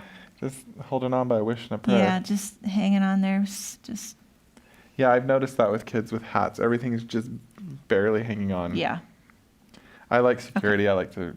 My beanie. You pull has it down low, do you? Well, yeah, it's got to cover my ears. Yeah. Okay. Oh, this is fun. Everybody's talking about anniversaries. Ah, Thanks, everybody. Yes, 23 years. you didn't ask me. How many years? 30. 30. So you doing anything fun No. for the anniversary? No, we're not. Oh. Because when you get to 30, you I was don't gonna care. say, you know what you should do? Go to What? the city and go McDonald's? ice skating. Like Oh, your card. I thought you were gonna say go to 'Cause McDonald's. I heard your Get it. husband knows how to ice skate. Just a little bit. For those You who don't know, if you're married to somebody who's like so incredibly good, it's actually not that fun. does everybody know that your husband played hockey, coaches hockey? Whoopsie. You're a hockey family. Like, does everybody know that by now? Probably. But so this is a great card for you though, ice skating. Oh yes, yeah. You know, we actually got engaged on a pond Did you? on ice. So everybody, you didn't know it, but this That would- card is actually replaying It history. This is a is. moment in time. I never even thought of it. Yeah, look, brown hair You and want to know? everything. You want to know the story? Okay, so he took me. This is in Calgary, Canada, Uh-huh. and he lived on a little lagoon that had frozen over, and we were Okay. out there, and we had hockey sticks, and he's like, "Let's just pass the puck around." I'm like, "Okay, I'm horrible. I can't do any of that stuff, and I don't care But you either. ice, I'm in you the do band. ice skate though, right? I mean, I can get Okay. by. I can Okay. get by. Anywho, so we're passing the puck, and then he goes, "Here's a puck. I want you to keep this puck forever." I was like, "Okay." So he shoots this puck at me, and it comes to me, and it's not a real puck. It's like hollow. You could open it. Okay. And I a little open it. ring box. There's a if ring you in will. there. That's really cute. I know. And I mean, The did only you know at that problem time that was- hockey and like stuff was going to be such a huge part of your family life? Or Okay, there's a lot to this story to unpack. A whole lot. oh no. Yeah. In good ways or bad ways? Both. Okay. We Do tell. we got engaged 7 times. You did Yeah, not. I did. Yeah. Was it you? Probably. I know it was both of us. No, but when he asked me, I've never I heard was, this. This is crazy. a sophomore in college, Okay. I wasn't ready for Yeah. ready for that. Yeah. Yeah. But he was. Okay. So he asked me to marry him. Of course, Were you close in age? no, he's 5 years older. Okay. So he was more ready. That's the issue. Okay. Yeah. So we were, it was a 5-year plan. Okay. Yeah. 7 times. We broke up. I threw that ring. It's been thrown in parking lots and streets. I threw it. One time we had broken up. This ring, this very ring? No, not this one. I It's was a like, different one. Okay. Long story about that too. Okay. Yeah, one time I was driving home from work when I still lived at home, and he was laying in the street, laying like a dead person. Like Okay. and I what the heck are you doing? He's like, will you marry me? This is probably TMI. No, I People are going to this is think a- I'm crazy now. No, because guys, remember, in the end, it all works out. This card is proof. We're still together. We're This still really looks like you, because doesn't your together. husband have like his head shaved Yes. and stuff? This looks like you guys. Kind of. I think it does. Yeah. Anyways. You're No, right. it's. Were you singing Shania Twain? We're still together. Yeah. Still holding strong. You're still the one. Yep. Yep. Mark, right? Mark. Mark, you're still the one. You're still the one. Yeah. That is funny. I 7 know. times. Well, yeah, we just. So truly, 7 is the lucky 7. Yeah, Yeah. exactly. So, Okay. there we go. Okay, moving on from that. So this one is, at this point, it's assembly. It's just assembly. Yeah. Okay, so I will say I went ahead and die cut the cityscape here out of champagne.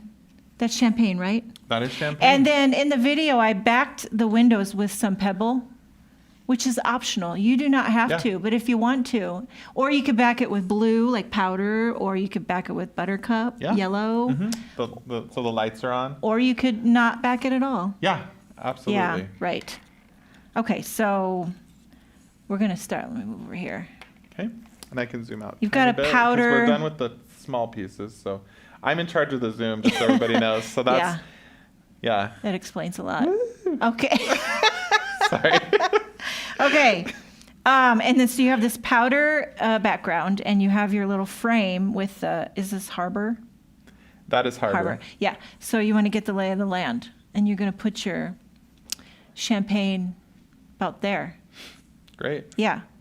Okay. So I'm going to glue that down. Champagne has had a lot of like good publicity at this event. I've Champagne. noticed. Champagne. Yeah. Yeah, a lot of people have. We've used it in quite a few classes. It's a good and one. It's a great foil. So. Just eyeballing this. Kind of like Do you mind so. handing me that piece of paper that you were. Mm-hmm. Thanks. I realized this was my notes. I just don't want to forget okay, anything. okay. We And were then we using have the back of my notes the so we could- snowy hill, which I die cut with the hilly dye and the lake dye. That's great. So you kind of get that. And you've got that 2 in 1. sparkly. So your sky and your pond are the same. You're getting It's all the powder. background, yeah. It's all that background color. Right. Which is great. Mm-hmm. And that's kind of nice sometimes because when you're using layers of cardstock, minimizing how many layers. How thick you get. Yeah. Right. Okay, hear me out. Mm-hmm. This is a really cool minimalist card right there. You could know what stop I mean? right No, here. I'm just saying, I mean, like, I love the whole scene, but I think that's kind of You could stop. cool. You could stop. Yeah. Mm-hmm. So, anyways, Yeah. Thank you for that. you're welcome. All That's right. what I'm here for. So tell me about your engagement. Oh, okay. Yeah. It was on January 17th, 2003. Oh my gosh. And I was a student Okay. up in Idaho. And then I was coming down here. My wife was living here in Utah. You were in Idaho. Yeah. She was in Utah. And she was a school teacher. All right. And Was she still living at home? She no, was on her own? she's from Arizona, and I'm from Virginia. So she neither was of on us her are own. From here. Yeah, she was on her own. Got it. And so, let's see. We, in the fall of 2002, yeah, like it was in October, we were on a walk up in the canyon. For those who are familiar with Utah, the mountains are very big. And Yes. there's canyons and there's trails and stuff. And so we were on a walk, and we saw this old couple on this walk in the fall. And they went into this little, at this park, there was this little mini amphitheater. And they went in there, and I was joking. I was like, oh, they're probably making out, just like, because it was a little, like, no one could see But you them had go- a ring in your pocket? No, this was in the fall. So this Okay, is when we were sorry. dating. All right. And stuff. And so I was like joking that like, so this is a little background. Okay. It'll lead up to the engagement. So I was like joking, like, oh, they're probably in there making out because like they're kind of secluded. Okay. Or whatever. So then, and then like, that was the first day too that I told her I loved her Oh, in the okay. fall. All right. So then fast What forward. did she say when you said that? She said she loved me too. Okay, good. Yeah. So I think this is appropriate because it's almost Valentine's. Right. So anyways, she was like, so I in January, the canyon was closed. So I illegally went into this park where that amphitheater was, and I set up all these candles. Ooh. And I had our song playing. What's your song? The Promise by Tracy Chapman. It's a good song. How's that go? I'm not going to sing it. Well, give me a little bit. Give me a little bit. Go ahead to Spotify. No, it's No, really just not. give me a little bit. Come on. Do you want the story Just or not? Okay, fine, go. So go look up "The Promise" by Tracy Chapman. Promise, okay. It's not one you can really like karaoke. It's too soft. Got it. So, anyways, had that playing on a little CD player, and then yeah, I was just Very waiting on one romantic. knee, and Were she you thought sweating? she actually her roommate dropped her off at the parking lot, and then it said like park closed. So she's like, am I gonna get murdered? She didn't know what was happening. Right. But before she met me up there, I actually kind of had her go to a few special places where our relationship, like Oh, like a little scavenger hunt? kind of, and like she's building this huge rose bouquet by the end. Okay. Like, and there were like, I had like some friends and stuff. Like, You put some thought in. I did, yeah. Okay. And so, anyways, she ended up there though at the park where we saw that old couple. Okay. And so kind of the whole idea of like, let's grow up together kind of thing. So, Oh, anyways, you had a whole. hey, a few people know that song. So, Did yeah. she cry? actually, when I asked her to marry me, she goes, "Shut up." And She said, "Shut up." And she's like, "Yeah." Oh my So, gosh. she's like, "Shut up, yes." So, and then she cried. Oh, were So. you crying? What do you think? Yeah. Probably. Yeah. I'm a little hopeless romantic. Yeah, so. you are. Anyways, yeah, and That's it's been cute. And then we've never had any issues or anything. You since guys then. are We've always just just been perfect. Perfect. I'm Goals. just kidding. We're normal people. Yeah. So. Same. Samesies. I made that sound very romanticized. Yeah. I was like, but it was beautiful at the time. So. Okay. Yeah. So here While we go. you were talking, I put this little scene Great. together. Again, you could even like the frame. I love the frame on it, but look at that card. You too. don't have to add the Yeah. frame, but you can if you want to. So, choose your own adventures. Exactly. And then there's lots of different sentiments in this little mini stamp set that you could add, which I love Yep. because you get different occasions. Thanks for being by my side. I'm so grateful for you. Have a great day. I love you. Miss you. So lots of options. Right. And you could stamp that somewhere else too. So we're coming in for a landing for Okay. this class. Yes. So let's go ahead. You did awesome. Thank you you. so much. And those of you who followed along, Creative Paper Bliss said, "Oh, Greg, I want to marry you." That's so sweet. Thank you. Do you want to see the bonus cards? Let's do Okay, bonus yeah. cards, and then we're gonna do some giveaways. Okay. As well. Do we have? I'm missing a. Oh, you have the bonus cards. I have Okay, the bonus perfect. cards. Yep. There you go. Here's one that I did and I added just more. Just more. I love it. Yeah, and it just gives more color. Anywho. That's fun. All those people out there skating together. Yeah. And then here's one just Ooh. fallish. Okay. And Love then that. Sika, she did a beautiful. Oh, Yeah. Sika, you nailed it. Yeah, I love the arch. Okay, I really Anyway. want to be here right now. I know, Like, right? wherever that is, I want to be there. That's cute, beautiful. Look, yep. we've got. It looks like we've got like summer, fall, winter. All the seasons. Yeah, love it. Let's pick 3 winners All right. to get each of those cards. 'Kay. Beautiful. Melissa Giddens. Melissa Giddens. I'll pick one here. Jennifer Ford. We will give you the Whoopsie-daisy. fun skating And pod. Tara Wilson. Congratulations, Mm-hmm. all 3 of you. And then let's go ahead as well and pick 2 winners to receive a C9 prize bundle, which the prize bundle's a reminder, they are a variety of C9 products, which include some color and some truffles. Ooh. Heather Chapman, Mm-hmm. okay? And then one more winner. Candy Carter. Candy Carter. Candy Carter. Okay, I love that. We will make sure that each of you get your cards and prizes. You did awesome. Thank you so much. Thank you. This Thank was you. so fun. I did not realize we were doing such a deep dive into It was a love. pleasure and a delight. It was. It's Yeah. always so fun with you, Laura. You're the best. Thank you for being here. Thank you all of you for being here in the chat and crafting along with us. We're going to be back. Next up, we kind of have, let's see, a 30-minute break right now, and then we have our final class. I don't even like to talk about that. Class number 6, Brightside Blooms with Christina and Jennifer. That'll be from 1 o'clock to 2:30 p.m. Wow. Mountain Standard Time, and then we'll talk about checkout after that. How about that? Okay. All right. Thanks, everybody.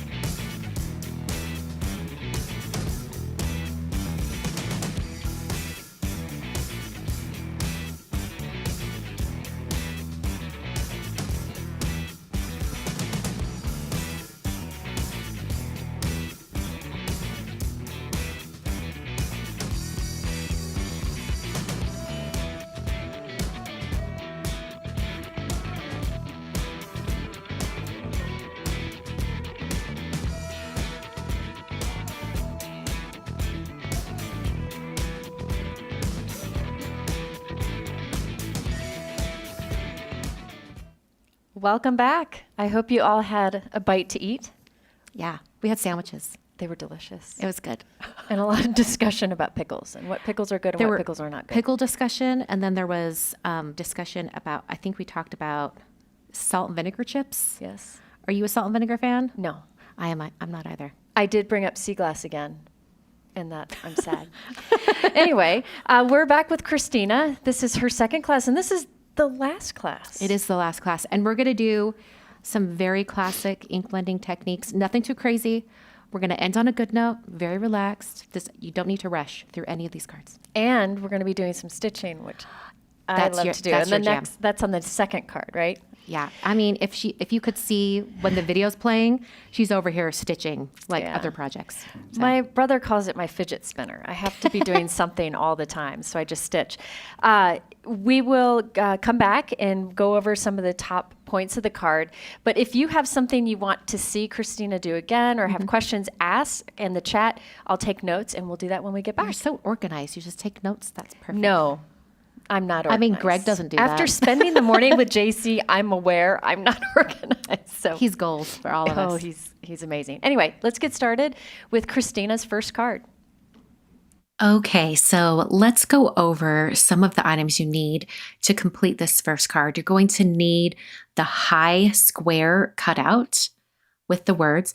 You'll need an A2 panel, just a piece of white cardstock, as well as a folded note card. It could be top folding or side folding, it doesn't matter on this card. You'll also need that square piece with all of the pierced holes around the outside edge. Okay, so as far as the stencil goes, we're going to be using all 5 of the stencils today, plus the little stamp set that came in the Bright Side Blooms kit. Along the top of the screen, those are all the inks that you'll need. And let's get going here. We're going to start out with some stenciling. I'm going to take stencil 1. It's a little bit hard to see on camera, but there is a 1 in that top right corner. So find the first stencil. It's the one that has the larger flowers. And just kind of get that centered over your white cardstock. I'm working on a grip mat, so I'm just going to press the stencil down to the grip mat. But if you happen to be going without a grip mat, I would suggest using a little bit of a low tack tape and taping your cardstock to the stencil from behind so that you can go off the edge of the card. So for this first stenciling, I'm using a watermelon, and I'm doing just a nice light ink blend over all of these flowers. We are eventually going to take the wild berry ink and darken up the base, like the bottom of each flower. So I want to make sure I don't have too much watermelon ink saturating these areas, because then the contrast between the watermelon and the wild berry won't be as apparent. So go ahead and take your time, go over each one of these areas just with a light coating of ink. You don't need it to be super, super saturated. This is also a great time to mention that when you're stenciling, if your ink pad is really, really juicy, you might get some ink pooling in like the corners of your stencil. The Concord 9 stencils are super durable and a little bit thicker than some other stencils out there. So sometimes you can get those little corners that pull a little bit of ink. However, if your ink pad is not juicy, I don't think that happens much. All right, I cleaned off my stencil, but I'm not going to remove it. We're keeping it exactly where it's at. And we're just going to come in with some wild berry. You could also skip the cleaning step right there. I just like to do that just to minimize how much ink I have to clean up on the cleanup step. So now I'm coming in with another blending brush. You could use the same one for your pinks. And I'm coming in and putting that wild berry at the base of each flower. You can kind of see on the stencil that I'm only applying it to the bottom half of each flower. This is going to give the flowers a little bit more of a dynamic look. All of the stenciling we're doing today is going to be very flat color, except for this first group of flowers. So this is where we're going to have the opportunity to have a little bit more interest in changing color. Now, I happen to think that adding contrast into your card designs really steps it up a notch. So having a darker shade at the base of the flower where it can really define the edge of each flower, that's going to give us a nice sharp edge and add some contrast to this somewhat busy background. When you complete this stencil design, it's going to be full color all the way across your card front with just a little bit of that white original cardstock peeking through. So it's really nice to have some kind of darker, sharper edges here and there on the design. So those are just some kind of design reasons why I chose to have the wild berry at the base of each flower. We're adding a little bit of interest. We want that sharper edge, and we're getting some more contrast. Plus, I think it just looks really cool. I love the mix of color from watermelon to wild berry. I think it just looks really, really neat. Coming back over, just darkening up a few of these flowers that I thought needed a little bit more I cleaned off the ink and then I thought, no, it needs a little bit more. So I'm going to lift up this stencil and you can see how sharp that bottom edge of each flower is. I think it's just beautiful. We're going to go on to stencil 2. And you want to just watch for the areas of the stencil where a little bit of that previous inking is peeking out. That's going to help you line up the stencil where it needs to be. These larger leaves go right up against the existing flowers. So that's going to help you get everything lined up. So now I'm taking pistachio ink and I'm just trying to get a nice even coating over each one of these leaves. If you want to accentuate the bottom of each leaves by having more ink at the bottom, similar to what we did with the previous stencil, you're more than welcome to do that. But I think it looks pretty great just with like a nice even coating of the ink here. And we are going to be using 2 different colors of green. We're going to introduce rainforest here on another layer. So we do have a little bit more interest with having a lighter green and a darker green. In fact, that rainforest is kind of a more of like a dusty bluish green. It's so pretty. It's one of my favorite colors. Let's be real. Every color when I'm using is probably my favorite, but I'm kind of having a love affair with juniper and rainforest over the last year or so. I mean, those of you who have been to previous C-Night events, like don't tell Poppy, but juniper, okay, tide pool, juniper, rainforest might be one of my favorite kind of like gradients of color. I just think it's stellar. You just can't go wrong using those 3 ink colors together. Okay, so I'm continuing to ink blend across all of these leaves and just trying to get the color down. I'm also making sure that as I blend, that I'm going clockwise and also counterclockwise. I like to do circular motions. And when you make sure to ink blend in both directions, it really gets into all of those nooks and crannies on the stencil, especially on these little tiny stems going up into each flower. It's going to help you get that ink in those little tiny areas. And sometimes if I only go in one direction, I remove the stencil and then I'm like, what happened with that one side of the shape? Because the ink, my brush just doesn't get to that corner. You know what I'm saying? So if you find that you don't have nice, sharp, clean edges on your stenciling, double check and make sure that you are changing direction of your stenciling, of all of your wax on, wax off kind of circular motions. I think that really does help. All right, so I'm going to wipe off my stencil. This is just a microfiber cloth. It keeps it nice and clean, makes it easier to clean these stencils later. And I'll lift that up and I have those nice sharp edges. I think it just looks so great. So I'm going to bring in the 3rd stencil and I'm going to line this up. Once again, watch for the areas where the previous ink blending is showing through. That'll help you get your stencil lined up just right. So for this stencil, we're going to change up the ink color and we're going to go to rainforest. It's that color that I was just mentioning before, the darker green that is just going to look so amazing once we get it going here. So once again, I'm going to be stenciling in both directions, clockwise and counterclockwise. And just because at this point you've seen me stencil quite a bit, I am going to speed up the video here. Wouldn't it be amazing if we could stencil this quickly? I mean, that would be unreal. Think of how many cards you would get done in like 10 minutes. It would be amazing. But basically, I'm just stenciling over each one of these leaves, making sure I'm changing direction of my ink blending so I can get into those little tiny stems and the corners of the leaves. We want to make sure that we get a nice even coating over all of these. And like I mentioned, if your ink pad is particularly juicy, you might get a little bit of bleeding like right at the corners of the stencil.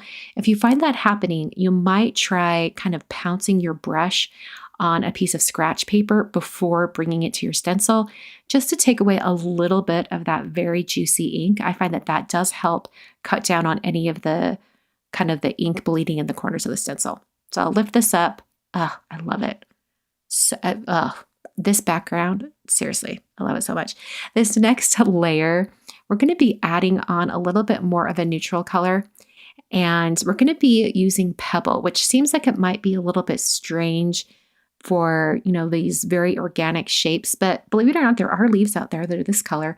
And I think having a little bit more of a neutral shade kind of helps the stronger, more bright colors pop. So I think it's really going to help the pink flowers stand out. So once again, I'm going to speed up the video just a little bit so that we can see all of this ink blending going all the way across. I think Pebble is probably one of my favorite neutrals. In fact, it kind of goes on one shade and then it dries to another. I want to say like when I first put it on, there's a little bit of like a green tone to the Pebble ink, but then as it dries back, it just neutralizes to the most beautiful kind of light tan shade. I think it's just stellar. It's one of my favorite neutrals to use on my cards. I'm going to wipe down my stencil once again, just to make sure I'm not dealing with tons of ink all over the stencil. And then I'm going to peel it up and we can see how that has started to fill in all of those areas. All right, one more stencil. We're on to stencil 5.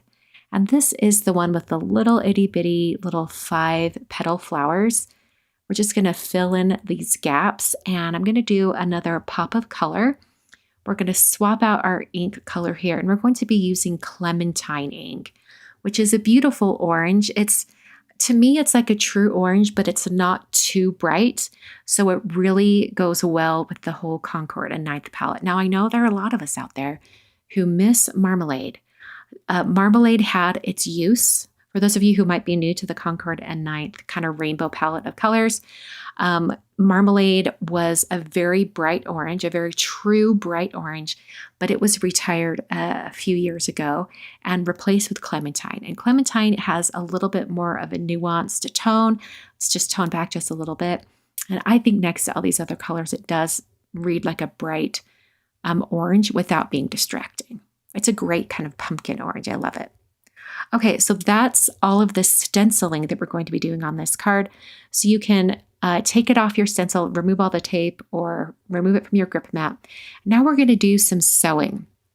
Now, this is the one exception to the watch the video all the way through before you start crafting kind of suggestion that Concord and Ninth usually gives for these events. Usually they advise you to watch the video, like the pre-recorded video, and then craft at the same time live with us. If you want to start and you're stitching right now, you definitely can, because this is a little bit of a time-consuming process. So what I did was I took a full strand of this wild berry colored embroidery floss. For those of you who like to cross stitch, we are using all 6 strands. It's just the way it comes. I've threaded a needle and then I'm starting in one of the corners of the square. I'm skipping the exact corner dot and I'm using the one that's just away from it. And we're going to do a diagonal stitch going from, side to side diagonally across the corner. You may have noticed that my nail polish and nail length changed. That's because the footage of me making the original card that was photographed for your instructions turned out a little bit better. You could see what I was doing when I was stitching a little bit better than when I recreated this card for the video. So here we go. I'm just going back and forth. And if you have a really long string, like for this one, I was able to sew this entire square all in one go.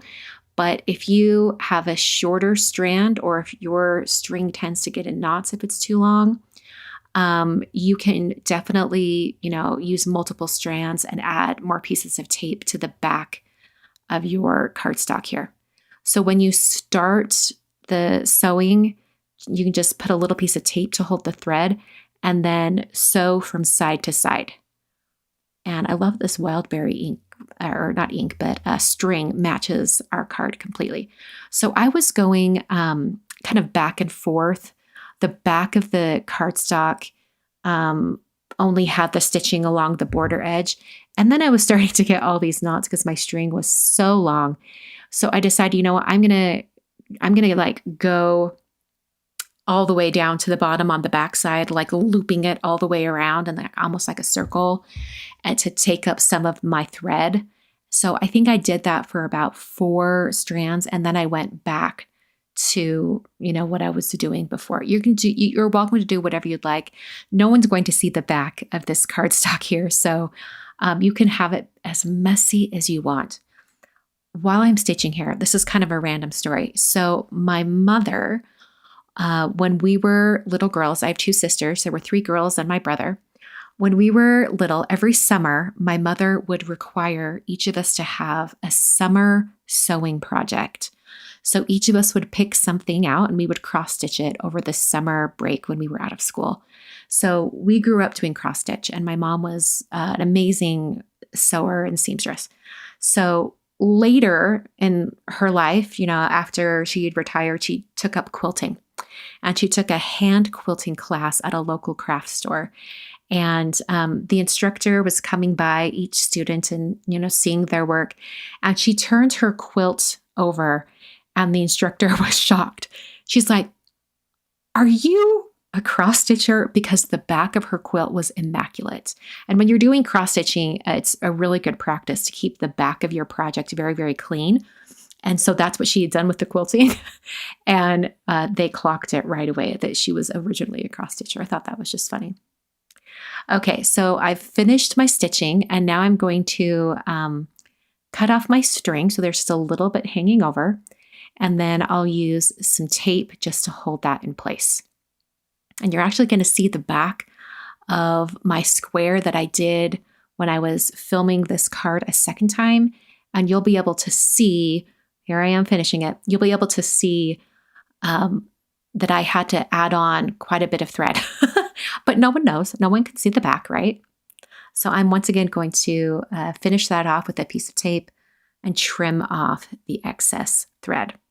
Okay, so now we're going to put together our the card base itself. So we're going to adhere our stenciled panel to the folded card. You can use whatever adhesive you prefer. I like to use a tape runner adhesive, but if you want to use glue, you definitely can. Sometimes, depending on the thickness of the cardstock, or if there's a busy pattern across the cardstock or something, I have noticed that sometimes if I use glue, I can see the glue on the front of the card. Has anyone else noticed that? I have totally noticed that, especially if it's like a nice plain piece of cardstock. Sometimes I'll see my little squiggle of glue on the card itself. I'm going to my Misty down. I'm going to stamp the little secondary greeting from the stamp set. It's just going to be down here right below the word hi. And I'm going to be stamping this in Rainforest ink. And remember, my Rainforest ink pad is not very juicy right now. In fact, it probably needs to be re-inked. So I'm going to, I think I stamped this twice actually, just to make sure I got a really good stamping here, or maybe I only did it once, but these words are so itty bitty and dainty that if your ink pad is really, really juicy, just be careful to just barely tap it on the stamp so you don't get like a globby greeting on your die cut. In fact, you might even want to practice on a spare piece of scratch cardstock and then stamp on your die cut high square. Okay, so I'm putting some foam adhesive on the back of that greeting piece. We want this popped up a little bit because it's going to go right on top of our stitching square. And right now, if we try to glue this directly to the thread, it might be a little lumpy and not look quite right. So I really like to put some foam adhesive down, and that helps mitigate any of that sort of lumpiness or wonkiness from the thread itself.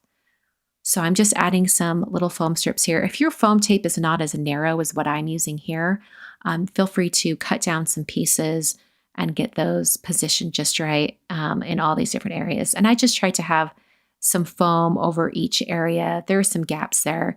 It's not a huge deal if it's not over like every single bit of the surface area.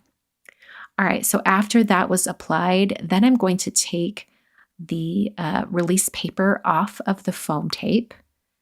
And at first I was just going to put this directly down onto the thread, but then I realized that it would be easier if I flipped it over, and then I can get that thread piece kind of centered perfectly over that area.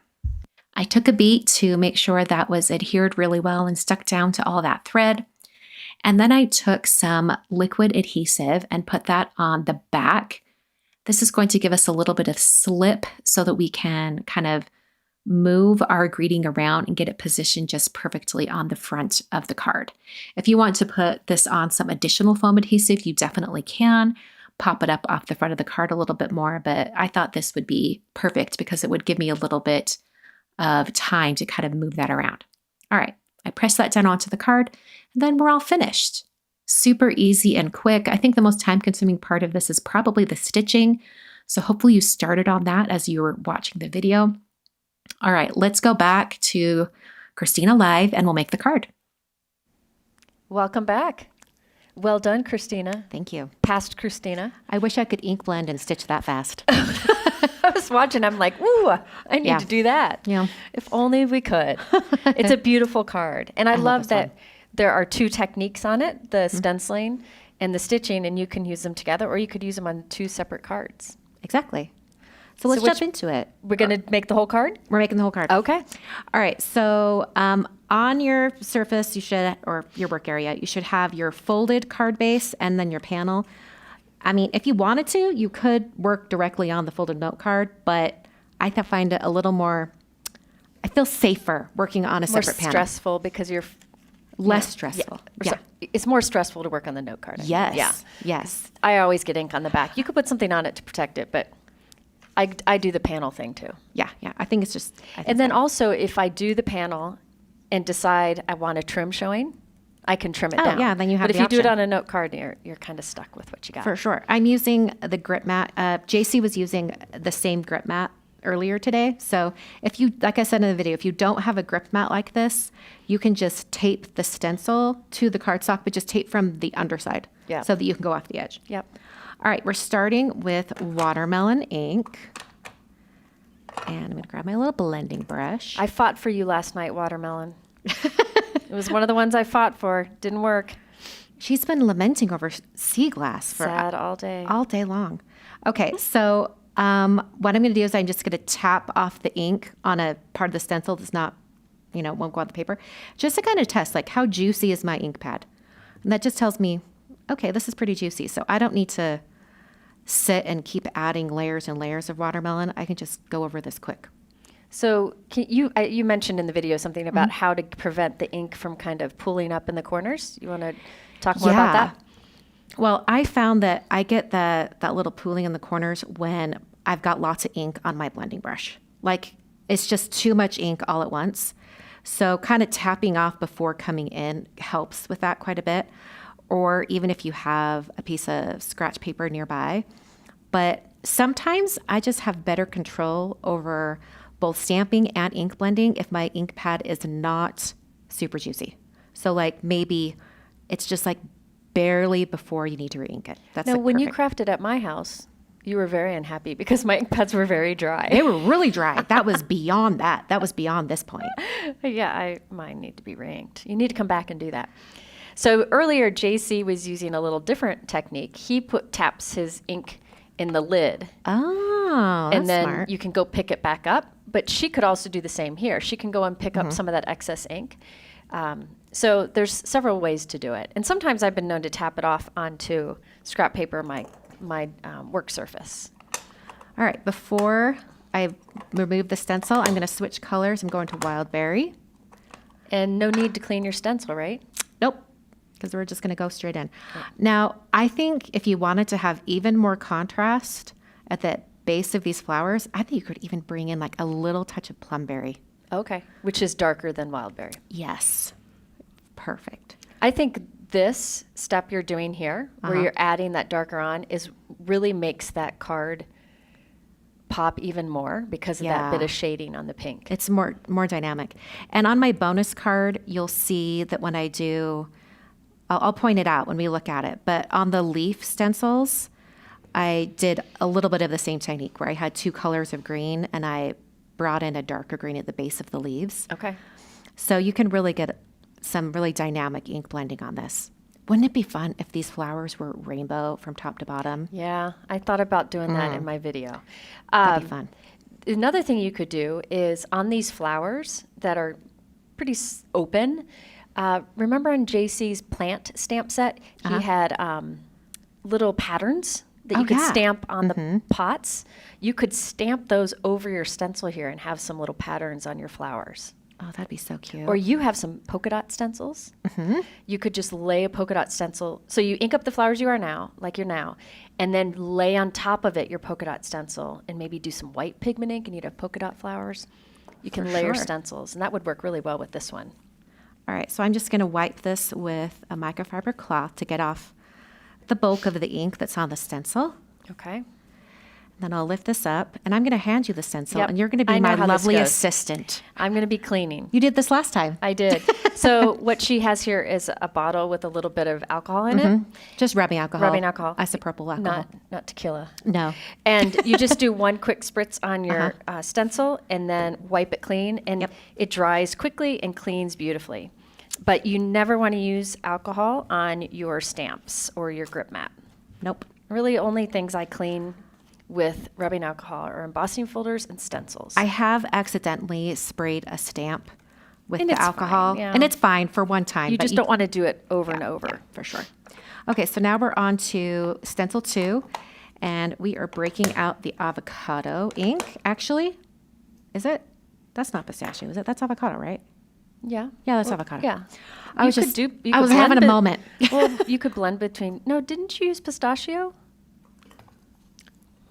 Let me look.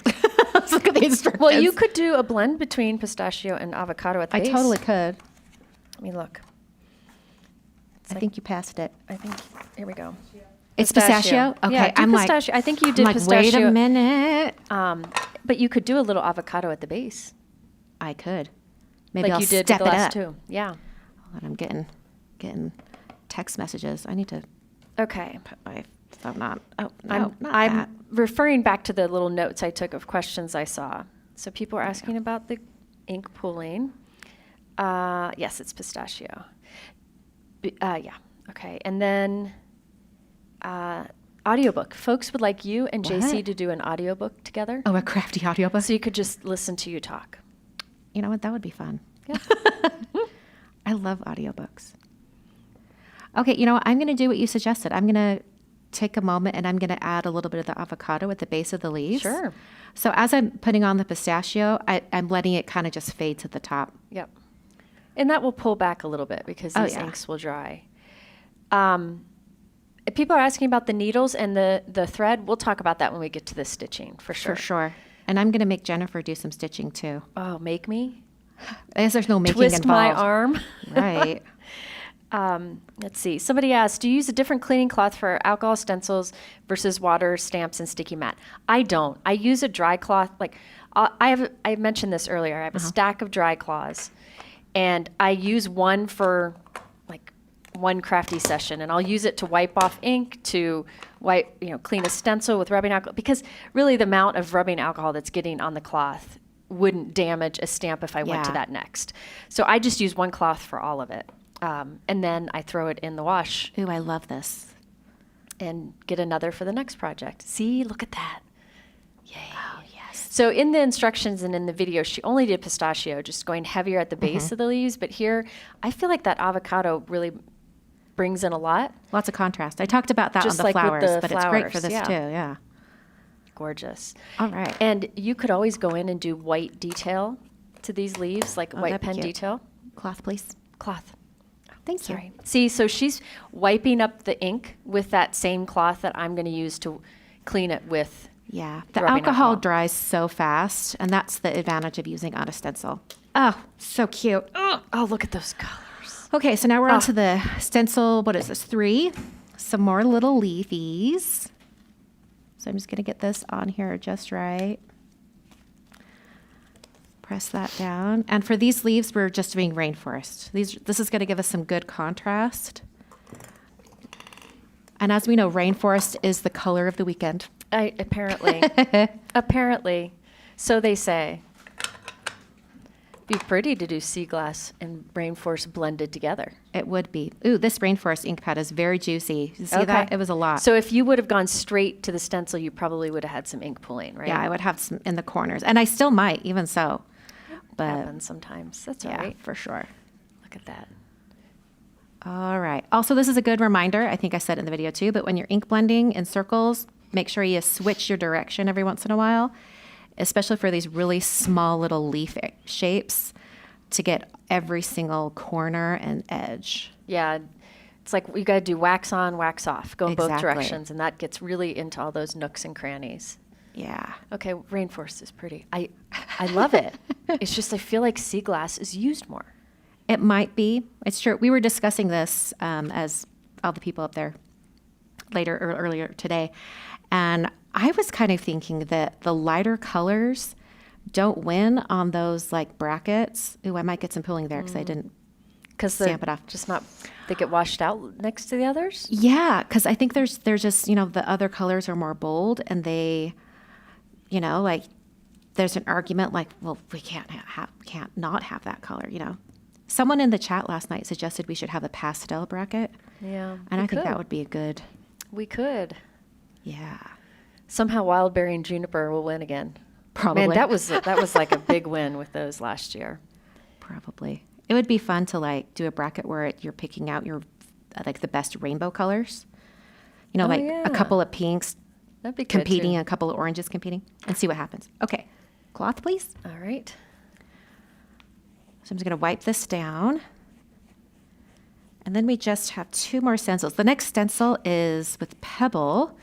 And I think there was some chat in the Facebook group about how Pebble, like the ink color, doesn't look right when you first use it.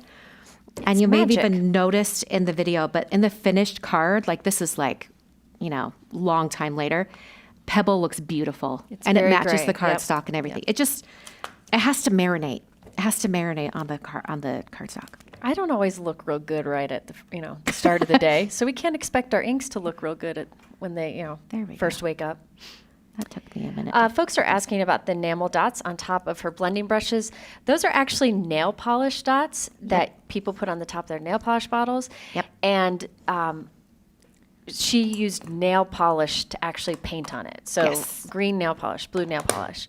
Yes. What I do for a similar look is I just die cut little circles of colors of cardstock, and I laminate them and then cut back out and glue on top.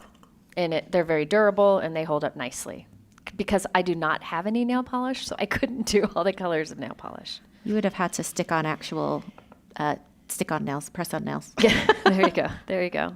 and they won't fit. But one of the things that I would do with your Concord and Ninth inks is you can use the Concord and Ninth enamel dots Yes. because they have enamel dots in the same colors as their inks and cardstocks. So you could do that on your brushes and have that Yeah, exact and same I color. did have that for a short time, and then our lovely friend Sika, she loves a good organization project. She came to visit me, and she made me the little nail polish dots. So Let's see here. Somebody asked. Oh, the cloths. This is a microfiber cloth. Christina uses microfiber cloths. yeah, this one's from Pink and Maine specifically, but And I know Simon Says Stamp. Sometimes they have black Mm-hmm. microfiber, but I have this problem where the little loops like They'll catch. on the stencil Yeah. a bit. So if you don't want that catching, just get a cloth that doesn't have loops in it. T-shirts would work well too. Oh, Old yeah. T-shirts. All right. Yeah, the laminating is helpful too. I originally had just done cardstock dots, but they just didn't hold up over time. yeah, I need something a little more durable. Yeah. Oh, I didn't clean that stencil. It's a light color. I She's can going to clean clean it. All right, That's on what to I'm good for here. The very last stencil. Here, do you want to do side by side of the Pebble Oh, yeah. freshly inked and then dried? Yeah, you can see how much lighter it is. See how much darker that is there than over here? So the flowers were the same. Uh-huh. This does have a darker avocado at the base. You didn't do that there. But otherwise, all the same Correct. inks. Yep. So you'll see it mutes down a bit. That pink there almost looked like I used dragon fruit, but I know I didn't. Yep. Okay, let's see here. Getting these flowers in. This is the stencil. If you've not cleaned your stencils as you went along, This is the only stencil we're using on the second card, so you will need to clean this stencil when we're done. But I've been having Jennifer, my lovely assistant, clean my stencils as we go along here. Okay, we're on to Clementine. You know what this weekend I learned? What? Clementine is a good orange. It is. I don't think I use it enough. It's a nice because it's not as bright. It's not marmalade. But it's not as bright. So You know who? It's not you know who. Yeah, it's not you know who. So it really works well with some of the warmer, even better with some of the warmer colors. They knew what they were doing when they Yeah, picked it. JC did the background with the Clementine, and I just thought that was gorgeous. We were talking about it up there when we were watching his class, and I was like, Clementine, huh? Yeah. I never would have thought. I don't know why, but it's beautiful. And it looks really nice with Buttercup, too. All right, this is when we do need to clean Need for to sure. clean. And I said earlier today, I'm going to take your challenge to use pimento. Yeah? Yep. I don't When know are you what using it? Tomorrow. Oh, I thought don't you know were what I'm using- going to do with it. but- Use it today. Pimento. No. Pimento, once you use it, you're sold. Yes. Okay, so here's my panel.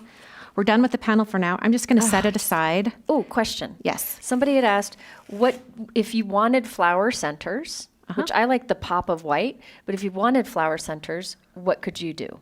You probably have a stamp set somewhere. I think the die set also has a flower center die. No, not Is really. that too Well, big? that one, Yeah, like this that really one big there. one, but Enamel dots would look nice Uh-huh. because they would kind of mimic these little dotty patterns here. yeah, you could even use like the tip of a pencil eraser. Oh, there you go. That could work. Okay, what am I doing? Oh yeah, we're stitching. We're stitching. Oh, Okay. yay. All right. I'm due this part, too. Jennifer's going to stitch with us. And when I brought my needle over, I kept a little bit of string on it so I wouldn't lose the needle, but it's too short. So I've got to cut some thread here. So while you get ready, Uh-huh. folks asked about the floss or the thread that we use. Uh-huh. This is a 6-ply thread, or it's really referred to as floss.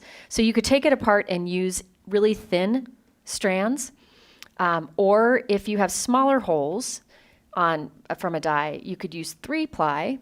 But for this particular one, the 6 works just great. So just leave it as is.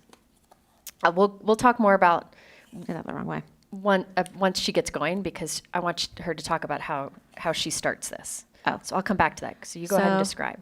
I'm just leaving a little tail out, maybe inch long tail.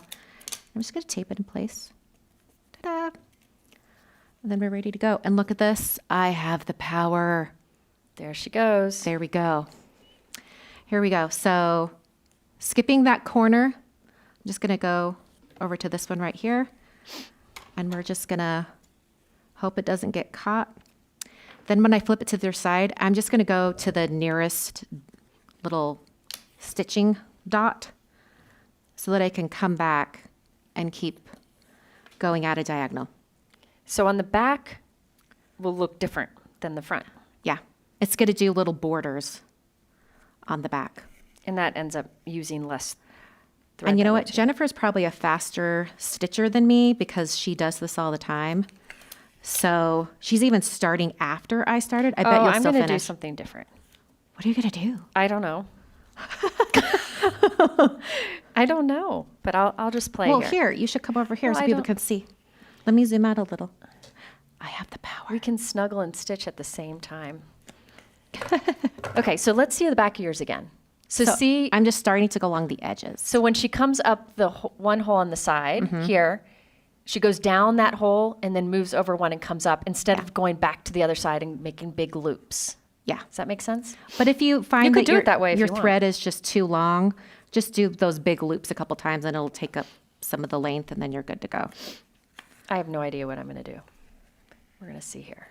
Okay, so while we do the stitching, ask if you have more questions about how she's doing this. Otherwise, she'll just keep going. I'll start talking about my cats. No. We're going to answer the questions about the thread. So most of the time, because I do a lot of stitching, so I'll answer this. Is that Okay. all right? Yes, please Most do. of the time, I recommend DMC floss for this because you can get it at a lot of different craft stores, and it comes in a gazillion colors, right? true. It's true. Comes in a gazillion colors. Do you know and how many colors? Gazillion. Someone in the chat, Isn't tell us that how right? many colors DMC No, actually has. Gazillion. It's because somebody will say it's a gazillion. Oh, you're starting from the center. So You can always take your cardstock swatches to, the local store. There's a lot of local stitching stores, and pick the colors that match. For this, because they needed so much, they sourced a similar type of product in a color that matches. So this isn't actually a DMC number we can give you, but you know what?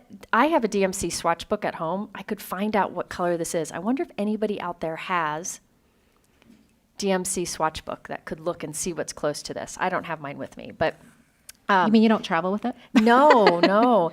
But I would say there are many different brands, but DMC is the one that is.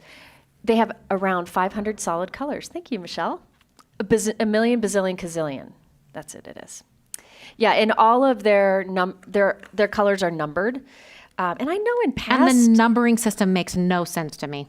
Yeah, in the past, Concord and Ninth had provided numbers that match some of their cardstocks. But anyway, so if you wanted to do this in other colors, that's what I would recommend. As far as needles, I would recommend, what they have here, what they provided here, she went and checked, it's an 18 chenille needle. But really, size 18 needle in like an embroidery needle, mine is different. Show yours. See, mine is a smaller needle. It's just what I had for something else I'm working on. This is the type that I would recommend for this paper. And it has a dull point compared to some needles. So this again is a size 18 chenille needle, but you could get like a size 18 embroidery needle or whatever. And they're very inexpensive. Okay, thank you, Valerie and Josie. DMC 917 is close. Perfect. There you go. So you can write that down if you want to get The more. chat to do is like this. my phone a friend. Yeah. What's really cool is DMC has a swatch book that has it's not just color, it's actual pieces. Oh, nice. Like it's like pushed together so you can really see the color instead of like just a, I'm going to need more thread. yeah. My string I'm wasn't not long sure enough. what I'm doing. I thought I would try to start a plaid Oh, fun. going across. Look at us. Okay. Aren't chenille needles sharp? I'm not sure. But This might just be a tapestry specific one. needle is great. Yeah, this might just be the one that they found, but a size 18 is tape great. over there? Tapestry is good. Oh, sorry. Or embroidery. There's a lot of options out there. So you could. All right, I'm going to tape that down. Do you have scissors over there too? I took everything from you. Oh, yeah, I'm going to need the thread. So see, a few times I went across the back instead of next to it, and that's more of a waste of thread. I shouldn't have done that, but it's what I did. All right, I don't need quite as long of a thread here.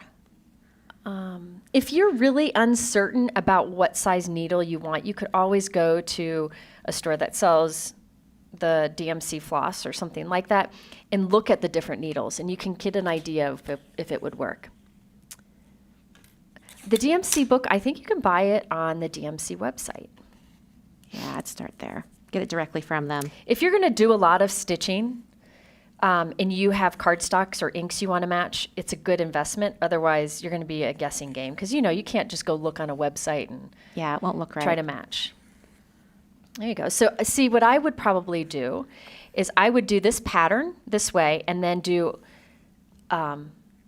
maybe another color the opposite, or you can do plaids, like maybe a brighter pink would be really Yeah. pretty.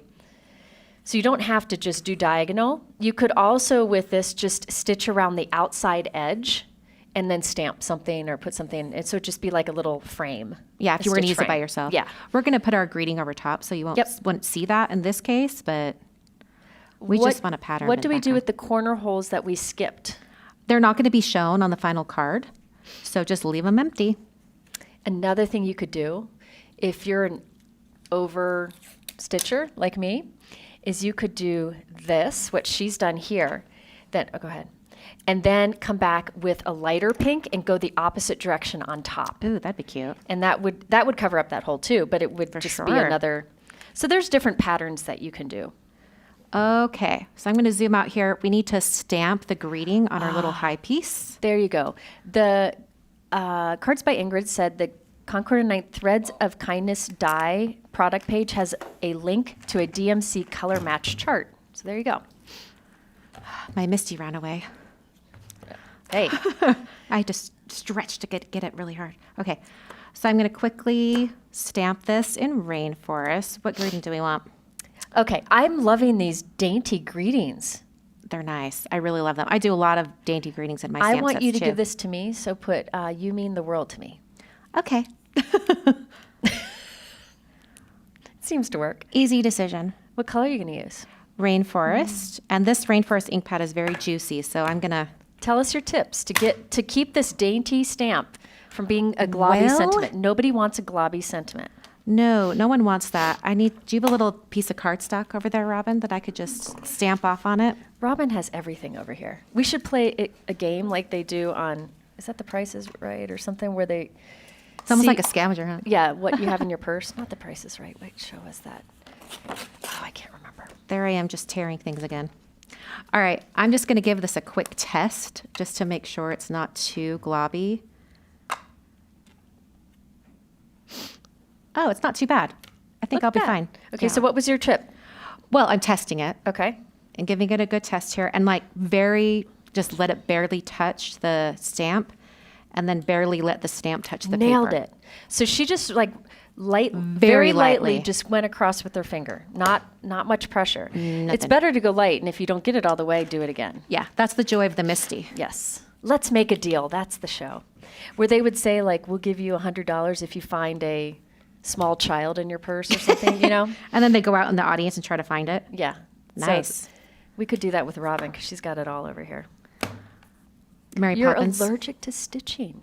Someone's allergic to stitching? How is that even possible?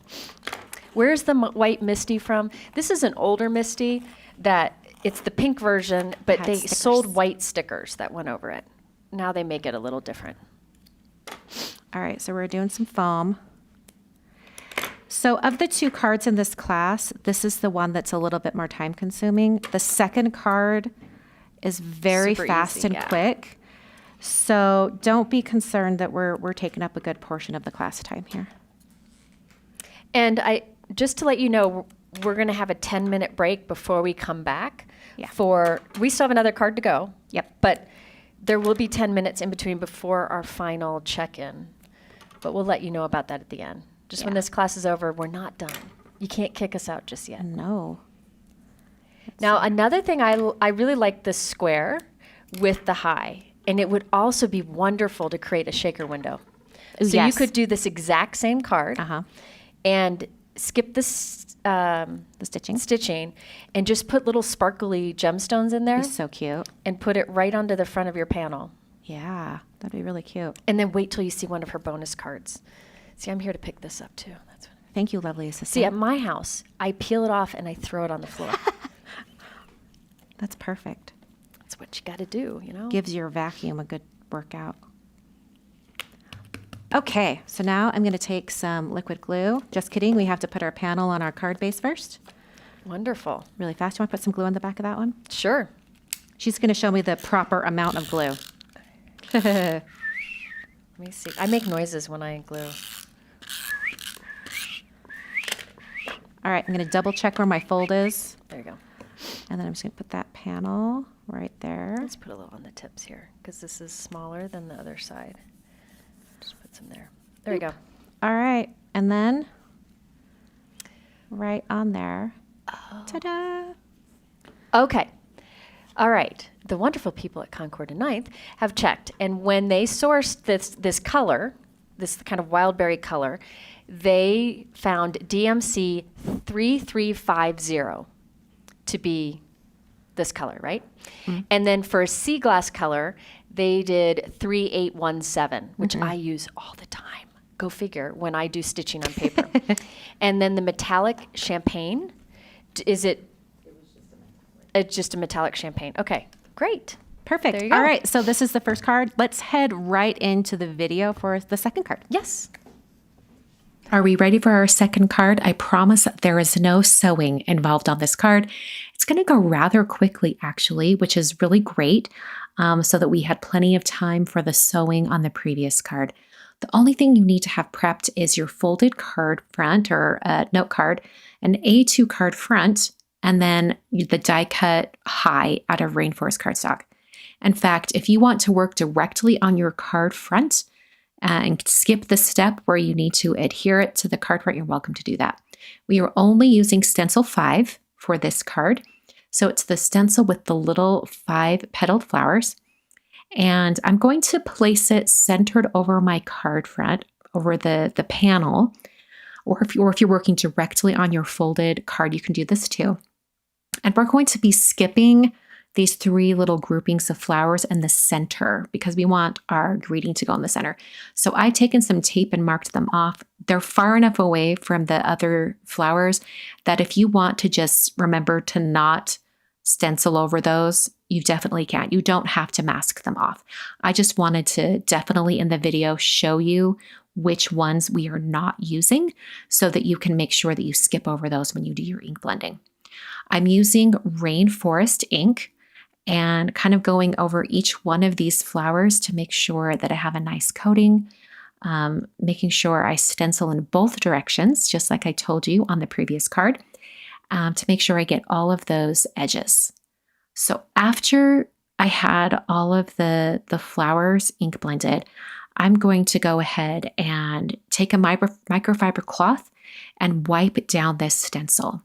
We're not going to be using the stencil again for this class. I just want to make sure that it's nice and clean for when I come back to make another project.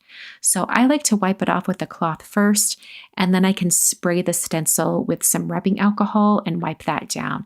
I like to use rubbing alcohol because it cleans really fast and it dries really fast. You can use it for a lot of cleaning in your craft room, but just don't use it on your stamps. So now I'm going to take the die cut letters and I'm putting some thin foam adhesive on the back.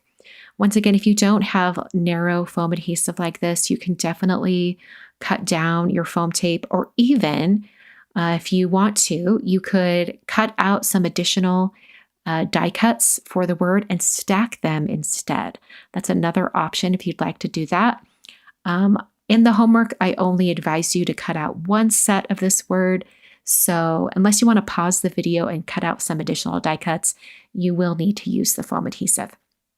So I just put a couple foam strips behind the H, one behind the I, and one on the little dot or the tittle. That's what that's called in typography. The tittle of the I. And I'm going to take the letters and I'm going to put it on my card. Now, I do want to advise you, don't do it the way I did it and just go for it, because I did end up having to peel these up and move them around a little bit. I would advise you to, with the release paper still on the foam tape, place them on your card, get them in the position you want, and then lift each element individually and adhere it one at a time. That's probably the best method.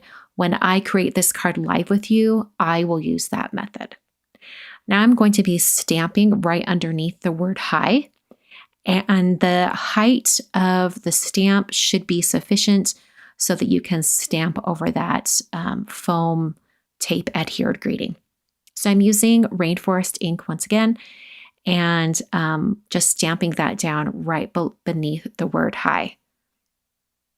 All right, so the reason why we did that stenciling first and omitted the flowers is because I knew I wouldn't be able to stencil over the letters once they were adhered. So now I'm taking the little flower from the stamp set, and we're going to be stamping this flower in a bunch of different places on the card front. This is when you're making your card, I really advise you to have your instructions open next to you, and you can see exactly where each color is stamped.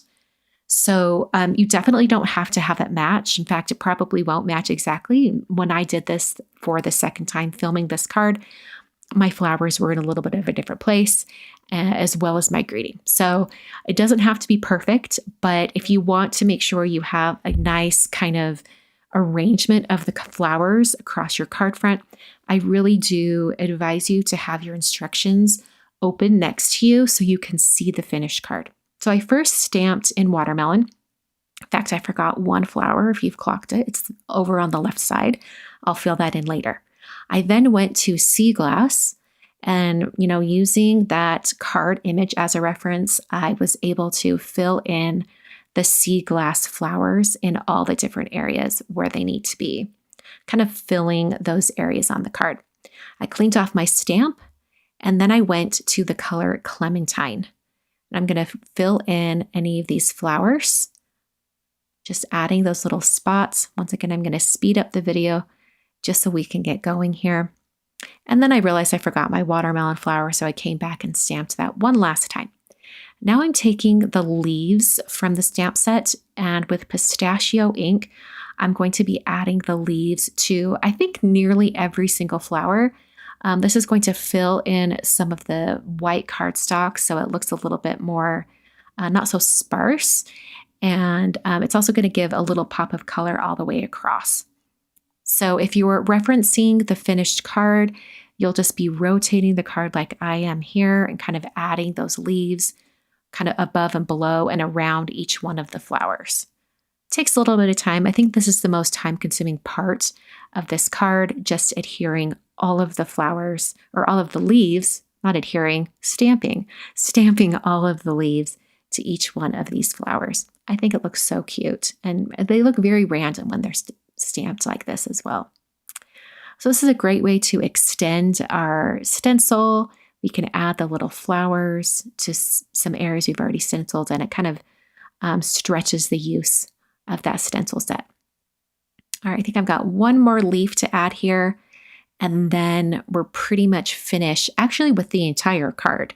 So the only thing we have to do is adhere it to the card front. Now, if you were feeling very brave and did all of your stamping and stenciling directly on your card front, your card is finished. You don't have to do anything else. But I do kind of like to have a little bit more of a substantial card front. It gives a little bit of weight. So I actually prefer to do my card designs on a A2 panel and then adhere them to the card front. I think it gives a little bit of weight. But also, if you're concerned about sending this in the mail, you might opt to do everything directly on your card front. So it's completely up to you. And here we go. Here's the finished card. Now we're going to head back to the lodge to make this card live. And here we are at the lodge, like magic, like magic. I love this card. It's simple, but there are so many things you could do to step it up if you wanted to. Absolutely. And So- we'll talk about that as we go along. Yes. Let's jump in. I've already got the first stencil, which is basically stencil 5 in the stencil pack. So stencil 5, we're going to ink blend in Rainforest. And remember, my ink pad's very, very juicy. Is this on a panel or on Yes. your note card? You could also go straight to the note card, but like I said, that makes me nervous sometimes. I get that. So I'm doing the panel, not the note card itself. And you can change up the colors. Oh, I forgot. I'm not supposed to do that flower. Whatever. Flip it over. It's done. Good call. Flip it over. Paper has juice. That's one of the best things about what we do. I'm like, I was too excited. Here, I'm going to clean this so that you can put the. And you know what? I have a panel. I have a I'm separate here to panel. clean. Thank you. All right. Yes. Before you start inking, make sure you take note of where those three little flower clusters are. Hold on. I got to make sure I'm using on the right side. There we go. Take note. In fact, I'm going to put tape on them again, just so I don't do what I just did. So right there, this will be enough to just remind me, don't go over those. There you go. They're not completely masked off, but it'll be enough so I don't. So got a little rainforest there. That's super juicy. So pretty. Super juicy. Someone had a question in the chat. They were saying, why not just stamp all the flowers? You definitely could. For a class like this, I like to start with the stencil because it gives us a nice framework for where we can place the other flowers. It's just another way to use the stencil. And it, for people who might be a little nervous about doing a very random pattern on their card, this will give them somewhere to start.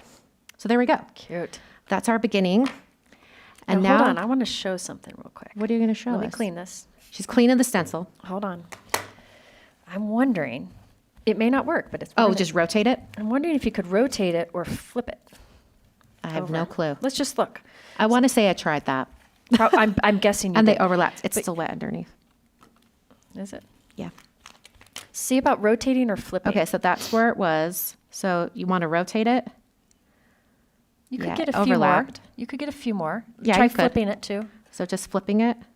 Yeah, you could get a few more.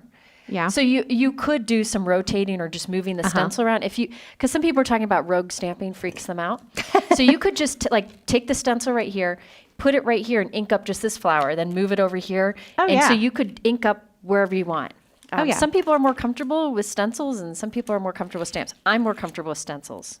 Yeah. I love the stamp, so it makes me think of the old The days old when days, I first started. I know. But acrylic block and I are no longer friends.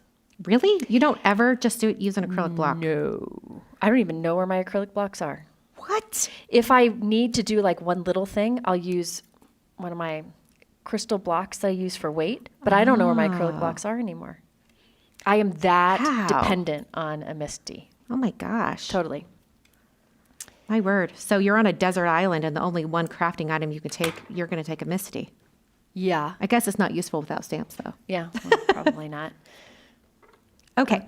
So we're going to adhere the high to the card right now so that we know where to stamp Okay. our little greeting. In fact, where'd the Misty go? Will you grab it over there? Another thing you could do, if you want this to be a one layer card, you could use the negative space of that high die cut and ink in, Like use that as stencil. use it as a stencil. So you could stencil the letters All right, I'm for gonna high on the front of the card. And then you'd have a one layer card and it takes away all of your mailing issues.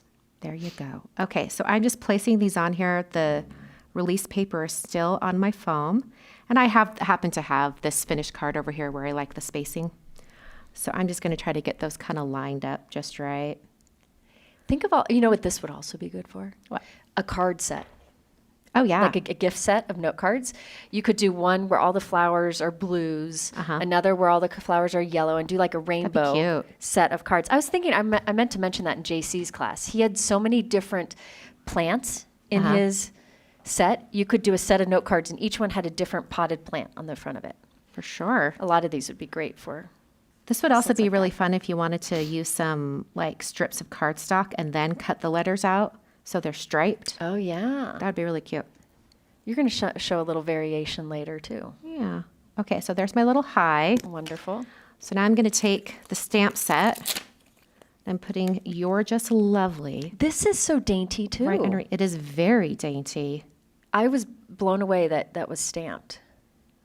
We'll see if I can get it this dainty because, Let's as I see. said, my Rainforest ink pad was pretty dry. All right, so you gotta when you ink this up, you tap lightly, and when you press it down, you press lightly. Yeah. So like, I'm barely letting it touch the stamp. Okay. Like if you press too much, it'll actually You blob get- down yeah. onto the door. Nobody likes a globby sentiment. Nope. Just Here we like go. very gently. Just let it just barely kiss Nailed it. top of Look the L. at that. Ta-da! Nobody likes a wimpy card base, a floppy card base, or a globby saggy sentiment. or a saggy middle. A saggy middle too. Well, Use your foam tape. know. You don't want a saggy middle. yep, for sure. Okay, so I have some mailing stats that I would like to share with all of you that are concerned about mailing your cards. I mailed a ton of holiday cards this year. Yeah. I'm going to take a moment and glue this to the card base because I totally forgot. Actually, maybe I do that at the end. No, we're just going to do it now. Okay.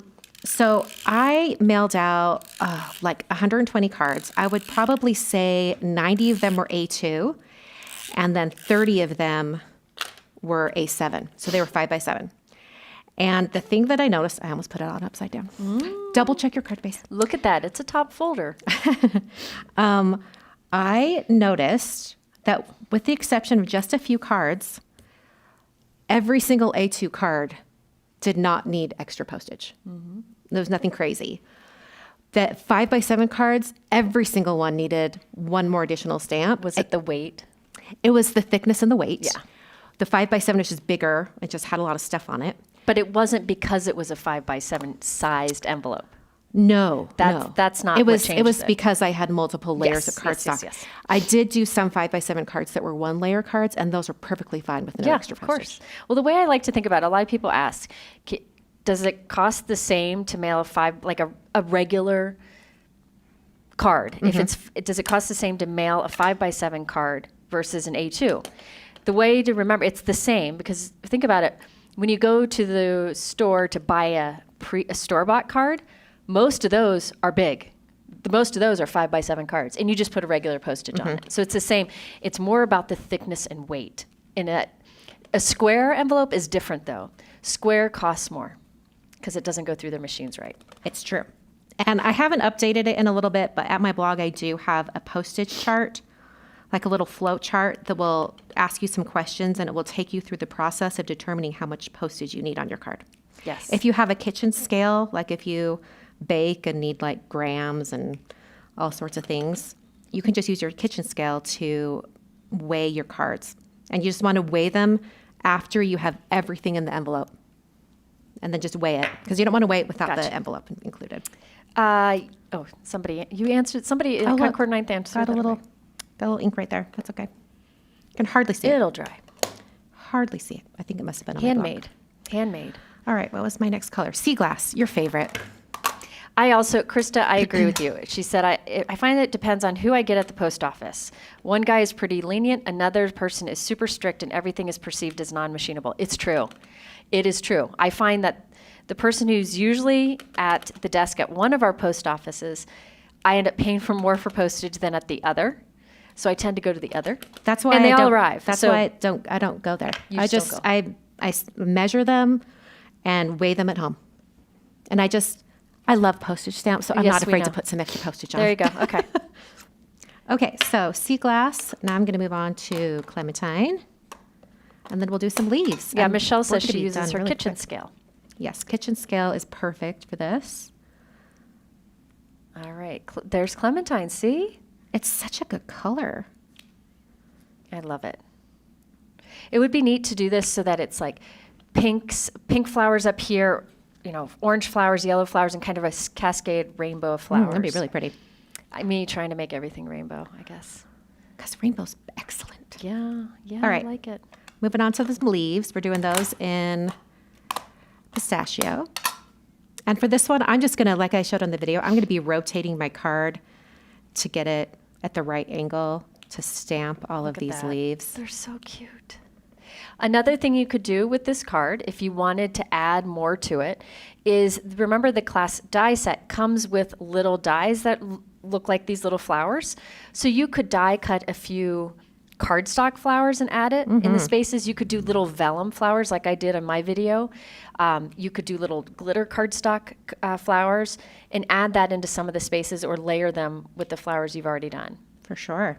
That's one of the things I like about a card design like this. You can keep it simple or step it up. You could do this one layer for sure. Did you already say use a metallic embossing powder? Oh, you could oh yeah. That'd be so pretty. That Ooh, would be pretty. ooh, how pretty would it be if you did like, made everything white on white and it was like a wedding card?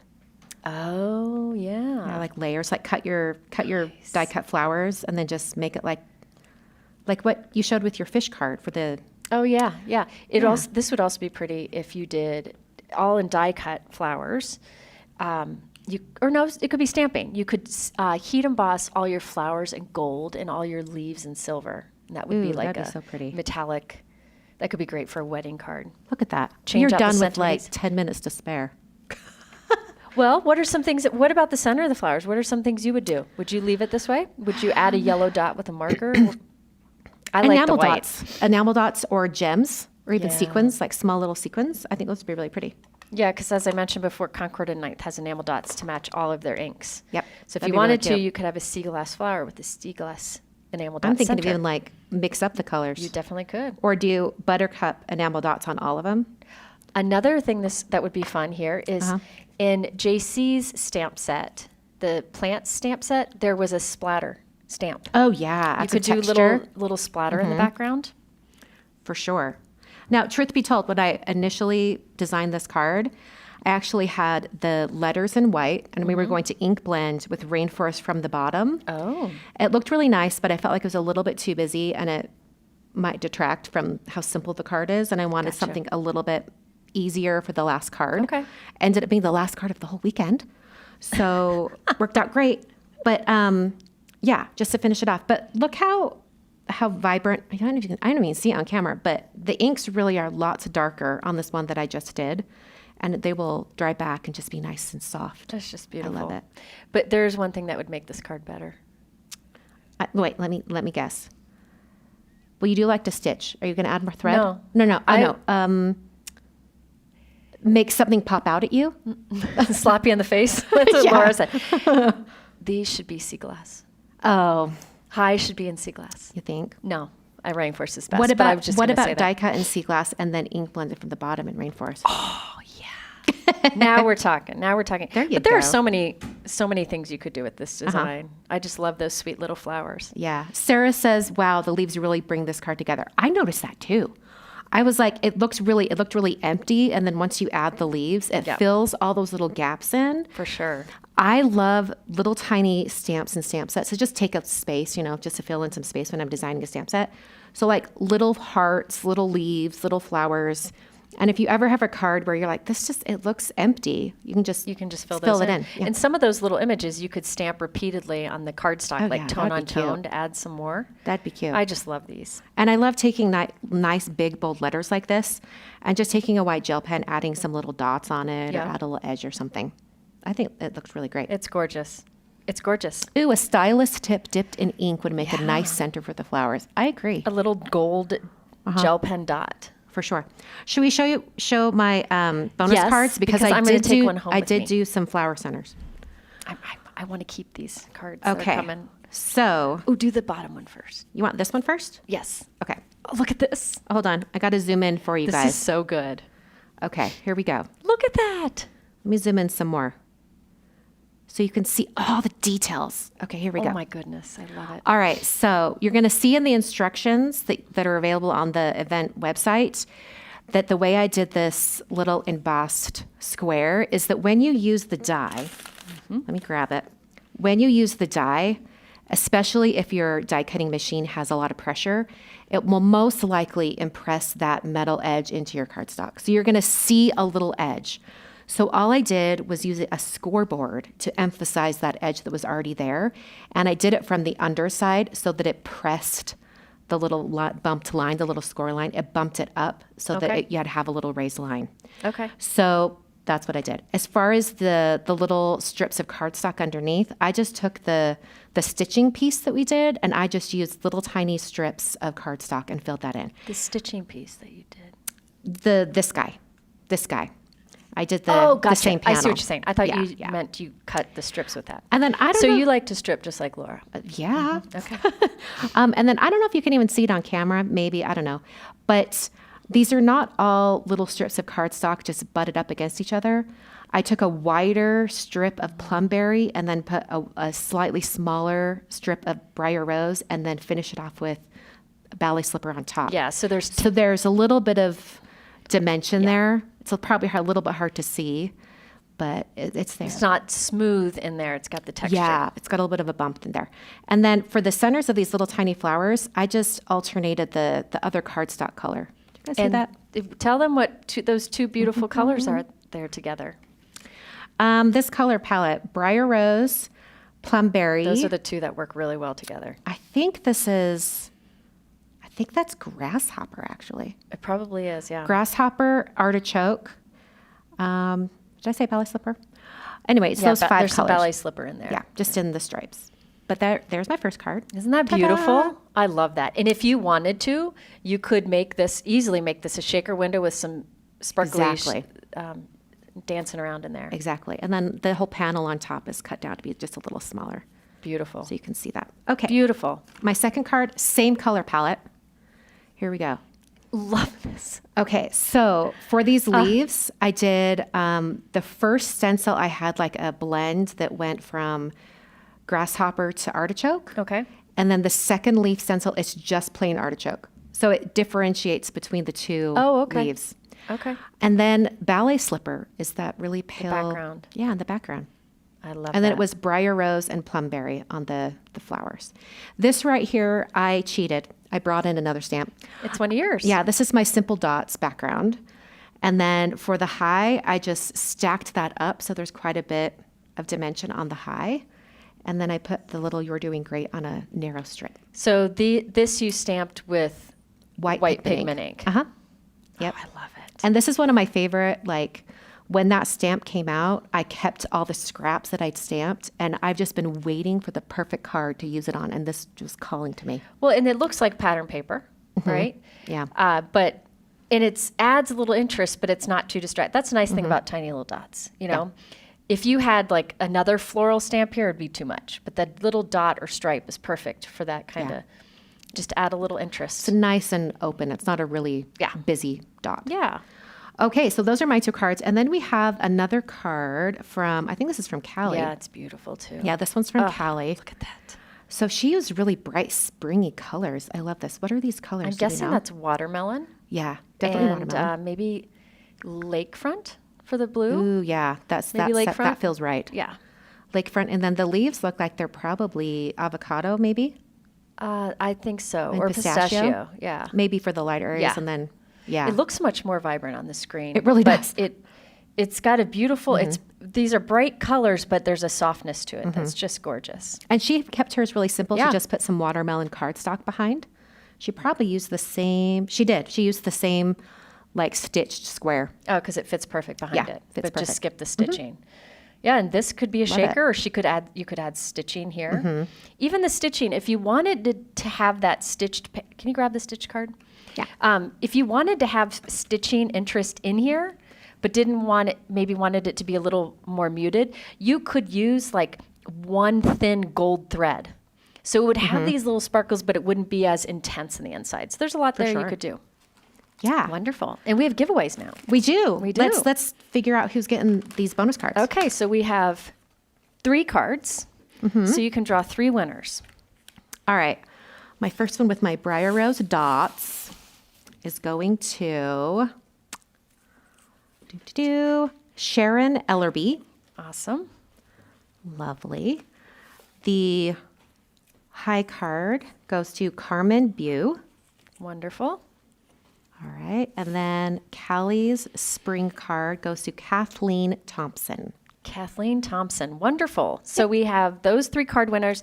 Next, we need to pick 2 winners to receive the last 2 Concord and Ninth prize bundles Perfect. with a bunch of products and color and truffles. Yum. Are they the mint ones? I hope so. Those are my favorite. I think I've had 4,000 this weekend. Kristen Mon Kristen Mon, lucky lady. And the next winner, is Tammy Schenzel. Tammy Schenzel. Those are our 2 winners of the product bundles. Wonderful. Wonderful. All right. So that is our last class. But we're not done. We're not done. We still have the check-in. You can't get rid of us. The check-in, which is going to be... Check out. I'm sorry, check out. Oh, see, I don't want it to end. The checkout will be in 10 minutes. So it starts at 2:30 and it'll run to 3. And we still have some fun things in that. Sneak peeks. I heard of one of the giveaways. Oh. I put my name in. Oh. I was smart. There's no rule. You can't. I've thought about making it like really big, fold it up and stick it in there. My Can't name. miss it. Yeah, yeah. So be back at 2:30 and join us for a bit more fun. Thank you.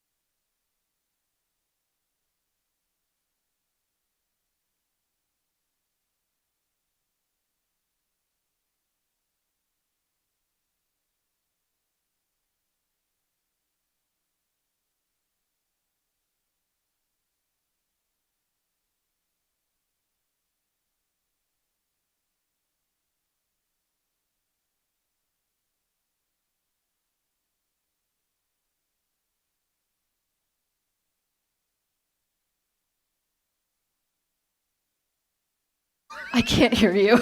I'm too old. I'll tell you what I think said, you "Don't be said. a-" Oh, I thought you said. I thought you said something different. Oh. All right. The Trump word. I thought you said. I was like, goodness. Oh, that one too. That one too. Wonderful. Do we have the tape? Okay, thank you. Anybody? It All was right, here. we have the rest of the buffet. Are we doing any overhead shots? What are you trying to say? No. No, we should not be doing it. Look at what he did to Laura. You eat a few? Oh, JC's Come on, not Anthony. bad. Eat them like candy. So great. Yes. On the giveaways, when you get to the spot at summer camp, we Yeah. created a slide Perfect. that talks about summer camp since everyone's had a So great many's weekend. asking. Okay. Registration starts February 19th. Okay. So- Is it on the slide? Yes. Okay, perfect. February 19th. So soon. Bless you. Yeah, bless you. Goodness, you lose a kidney. Ateswe. This is like Esther's. Junie, Yeah. how you? Oh no. No, Bluebell. Bluebell. We're just saying bless you and all languages. I'm like, wait, Gesundheit. wait. Ateswe. Right? That's French. Oh, Stitch Fix. They're like market and spruce or whatever. Oh, mics are hot, mics are hot, mics are hot. Kirsten just texted me.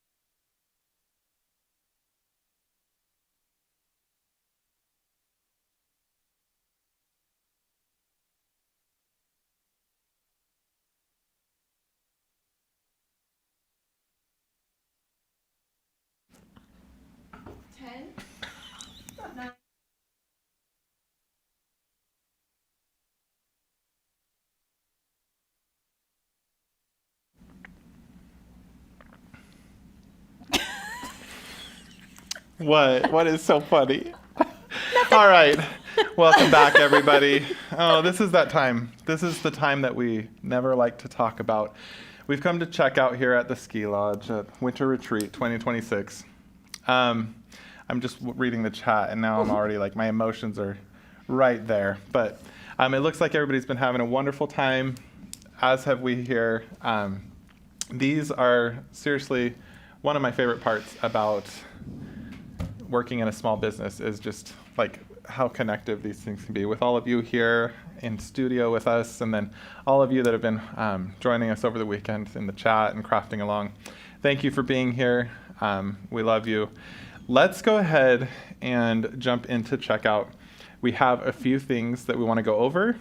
First and foremost, we have some really exciting March sneak peeks. So that's February. always kind of This will cheer us up. February. I'm reading the paper. It says March. Okay, February. This year is not going that quick. No, Slow. January was slow. That was my hot mic. I meant February. I meant March. No, February. Okay, we have February sneak peeks. We'll go over the Concord and 9th release, and then we will also go over the Christina Werner release. So let's go ahead and do that right now. And then, like I said, we have so many giveaways at this event, and check out, that's what it's mostly about. Is There's even more. There's a lot of Yes. giveaways. We have a ton of things. So let's get to it, and then we will, we'll get to all the fun giveaways in just a minute. But let's take a look at the sneak peeks first. And these are so good. So good. So this love first is an alphabet, A to Z alphabet die. We had a similar die set, totally different style, but it had the alphabet in one single kind of cover plate style die. Cuts out multiples of some of the letters, things like that. So you can cut out all the letters you need very easy and quickly. And you can see there on our digital mock-ups just how cute that, not only the font, but I love the size. That's, Yeah. and also, just so you know, currently Christina, Jennifer, and I are the only ones mic'd. But I think they know that now. yeah, I guess you guys knew that during the break. But I do want to thank everybody, though, for being here in studio with us. So, It was just a quick turnaround, and so that's Yes. all we Yes, that's, well, I recognize this font. It's been on some stamps in the past, right? what's that? The The- font? Yes. yeah, And the so font. we That's made fun. one that is such a cute size, and obviously you can personalize any card for any Yeah. occasion. Looks like it's sized perfectly for a nice big greeting. It is. That Great. little thanks so much. Yeah, perfect. Okay, this one's called Delightful. Do you see what we did there? We see it. We talked about pickles earlier. Pickles. did, I love yeah. pickles. I'm a pickle fan myself. But super cute set. This is actually, if you're gonna have a pickle set, I say that's pretty sophisticated looking for a pickle set, wouldn't you? Yeah, it's it's pretty pretty cute. cute. So, cute little jar of pickles, fun little punny statements, things like that. Mm-hmm. I also love too that you can see one of those mock-ups. It doesn't have to be pickles necessarily. You see the dill coming out of Yeah. that jar there and stuff. So, really cute. Oh, clever. Love it. This one I Oh think my is word, like it's adorable. shape. yeah, Oh little my sheets. gosh. Happy Herd. This is a 3-part bundle: stamps, stencils, and dies. I just think it makes a really fun all-around background. But then there are Stop some it. dies where you can cut out just some little Heard individuals. there's a reason to celebrate. So cute, I love isn't it. it? That's adorable. And then I love sometimes you need a from all of us type of sentiment, right? And what better than a herd of sheep? So happy birthday from all of us. So I love that. kind of fun. And then heirloom turnabout. I like this that is really font. pretty. Yeah. The typography is Oh. really nice. Yeah, and so this is a 2-part turnabout. So one does your blossom colors, and then the other turnabout does your greenery colors, and it just makes this cool. It looks like kind of a vintagey wallpaper Yeah. almost, right? A little ditzy flower. Yeah, really delicate. Love it. Mm-hmm. And I also wanted to say I love the die as well, the shape. I've seen this kind of shallow scallop kind of thing, kind of going around. So it fits those sentiments Like a soft nicely. wave. Yeah. Yeah. So there's that. Pretty. And then hillside. This is so clever. This is kind of fun, right? Uh-huh. It kind of looks like a patchwork almost. It does. Quilt and stuff. And again, this is a 3-part bundle: stamps, stencils, and dies. And you'll notice, so the die is what cuts out the shape of, the background and how you piece it together. And we learned an idea from you. You had dies that had little numbers off to the side. Oh, I think, yeah, at one little point. And we tabs. did that as well here because these shapes, once they fall out, can be kind of tricky to like know where they fit back Oh, together. fun. And so they cut out with it, and you can know exactly how to piece everything together. And then the stencil and the stencil helps to create like the blank spaces to then stamp in some imagery. And so that's a really fun bundle. I like too that you can take it in multiple directions, like the fun bold colors, or you can go more like muted. So Beautiful. fun. This one's really cute. I love a shaped card, and what I like is this is it's So pretty basic cute. shaped card, but that nice oversized Oh, scallop at the wait, top. it cuts the top edge. Okay, I Yeah, see. kind of cute. And you'll notice the little ladybug. I mean, somebody did say they were really scared of ladybugs, Christina, during your class. Yeah. So sorry to whoever you were. We didn't mean to scare you. Oh, but that but ladybug's so cute on It there. is cute, yeah. So, but I really love that. I love the oversized sentiments and just the large shaped card that you can make. Did you know some people have phobias seeing dots? No. Oh, trypophobia. yeah, it's I like have that. What? Yeah, I'll show you a picture after we're off of here. It's terrifying. I hate it. Polka Okay. dots? No, it's like Like- holes, like a- repeated dots and holes Yeah. and things. It's weird. It's like a real thing. It's like a real phobia. I'm not saying it's not. I'm just trying to understand. But okay. Yeah. Yeah. He's going to have to explain it to us later. Yeah, there's a picture in particular that I can show you. It's like, And it freaks you I'm out? actually a little queasy thinking about it. Let's Oh, keep no, going let's move for scalloped petals. Let's move on. Sorry to bring that up, Greg. Yeah, trypophobia. I'm so I had no idea confused. you had Okay. that phobia. Sorry, Greg. Sorry, I'm being a silly goose, which brings us to our next bundle, Silly Yay! Goose, Stamps I love and Dies. this too. I love this. Okay. Look at the one who's bobbing It's down. really cute. Yeah, the one with his little tail Do you feathers guys up know in the air. those like porch geese? People like Oh, dress no. up their goose on their porch. A real Oh. goose or like a? It's like a statue? Like a, Oh, okay. Like a statue. Ceramic, yeah. That's cute. And they well, like dress it for the seasons. It's so if you cute. have a porch goose, you are gonna love Oh, Silly Goose Stamps and Dies because adorable. you can dress it up for multiple Look at the occasions. bottoms up. Really cute. Yeah. Bottoms up, time to celebrate. So I fun. love it. Yeah, I never knew I would love a goose themed stamp and die bundle Oh my so word! much, but And I look think at it's the pretty dang greetings cute. that follow the line of the goose back. Yes. Yep. So cute. Yeah. Last month, you got me with, I never thought I would want to put gas pumps on my cards. And it ended up being one That of my was- favorite cards of all Isn't time. that funny? It's like so You random. guys are but really nailing it with the it's fun. fun, unique stuff. I Punny. love it. This has designer Jen written on it. Was this Jen's? It's actually, this was It was Julie. Julie's? Yeah. Oh, yep. wow. So, good. Yeah, Jen and Julie are fantastic product designers. So shout out I to play them a if they're game with watching. myself trying to guess who did what. Yeah, this one's so I'm- fun though. I'm usually not right. And then this is a really fun Ooh. turnabout. It's really like densely, yes, like yes, it's a bunch. yeah. It's like speckled turnabout. pointillism. Yeah, Oh, I and love it stamps beautifully. I mean, these are digital mock-ups, but Mm-hmm. when you see this stamped in real life, it is really fun. Are they dots or flowers? I can't. They're I kind don't of have like good eyes. irregular dots. Okay. They're Little not like swatches. they're not polka That's dots. really Yeah, neat. and they're kind of in little strategic clusters and stuff. So I love that. makes a neat. beautiful abstract background. Where are and those stripes from? Those stripes are from. Like I'm just, gonna have to just go different back. sets. Oh, it's from Silly Goose. Is it? Yeah, that's oh, right. my word, they are. Yeah, so- okay. How smart. Yeah, Look I think at it's just that. a fun little like texture love that. background. And then You also got me making chickens on my cards. that's true. We did do chickens, so it only made sense that eventually there would be. Next, they're gonna geese. have a cow. All the barn Okay, ones. and then Oh, this is me. next up we've got Christina. Aw, so I'll hand you the Daphne's controller.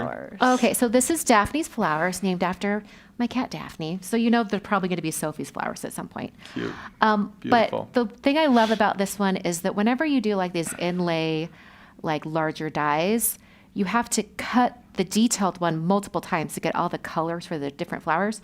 So I actually made separate flower dies, so you don't have to cut the big huge piece all over again. Nice. And then they're positioned right next to where they are on the actual die itself. They're also labeled on the packaging, so it helps you pair them up I when you love actually that you put it do together. that on the packaging. And I've seen these Yeah. samples now in real life, and they are stunning. Oh, They're yeah. really beautiful. Yeah, they turned out really, really beautiful. Incredible. So, I mean, it's a large enough kind of cluster of flowers that it fills an A2 card. But the card on the right, the white and gold one, is a 5x7 card, and you can put two of those together, kind of spanning across the entire card front, so you can really, fill a large space. Yeah, So you could beautiful. cover the entire card front Yeah. with a multiple. It's such sure. a beautiful organic shape too. Like Yeah. the way you've designed that is perfect. Yeah, I love that one. Okay, so up next we have Just Talking, and this one has 3 products in it. It has stamps, dies, and stencils. And the stencil is the really large 6x9 format of most of my stencil sets. It's layered, and you can get 2 A2 card fronts out of the stencil. And the dies and the stamps in particular, you're going to get the exact size die as the stamps. So if you don't want to have the shadow on it, you could just have the regular talk bubble shape, but then you also have the shadow. So you've got both. So on the dies, for every talk bubble, you've got 2 dies. That's Yeah. That's awesome. And then tons of greetings that fill in all of the different little talk bubbles, and they're paired so that you can have something like, I don't know, what does it say? I can't even read it from here, but like, this could have been a text. You're welcome. They're like, you can pair them. So if you want to put something on the inside of fun. your card, you can, or be a little sassy. The I like bottom it. card, I saw that upstairs. It's beautiful because it's that overlapping ink on those speech bubbles that just makes the card come to life. It's really neat. Yeah, A yeah. great one-layer card. It's a good one. Up next, we have Layered Lattice. This is another stencil set, and it's 6 stencils, but 3 patterns. So you've got 2 stencils per pattern, and you can build them up with, a light color and a dark color. So I've got those 3 examples up in the top corner. Those are the 3 different patterns, and then there's a couple cards there. You'll see these patterns on other cards as we flip through here. So up next. If you've never used Christina stencils, they're fantastic because of the Very size. well designed. Yeah. Yeah, too. because you can use them on a 5x7 card, or you can do 2 A2 card fronts at the same time. Yeah. In fact, I was telling someone this weekend that initially when I was doing my stencils, I just wanted a stencil large enough for a 5x7 Yeah. card. But then I was like, oh, well, I might as well just make it big enough for 2 A2 cards. So that's how the size came about. All right, this is Love Hugs Hello Dies. You've seen these greetings on a couple digital mock-ups here. What's different about these dies is that, like as a card maker, when the letters of a greeting are separate, like they're not all webbed together, it annoys me so much because I don't know how to position them so they fit the shadow perfectly. So you'll notice over there on the actual die itself, you have the shadow layer and there's like a little faint line work of where the letters are. That will be kind of like impressed into your paper so that you have a guide for where you need to put each individual letter. And it looks great. Yeah, I love that. This is why we love you guys.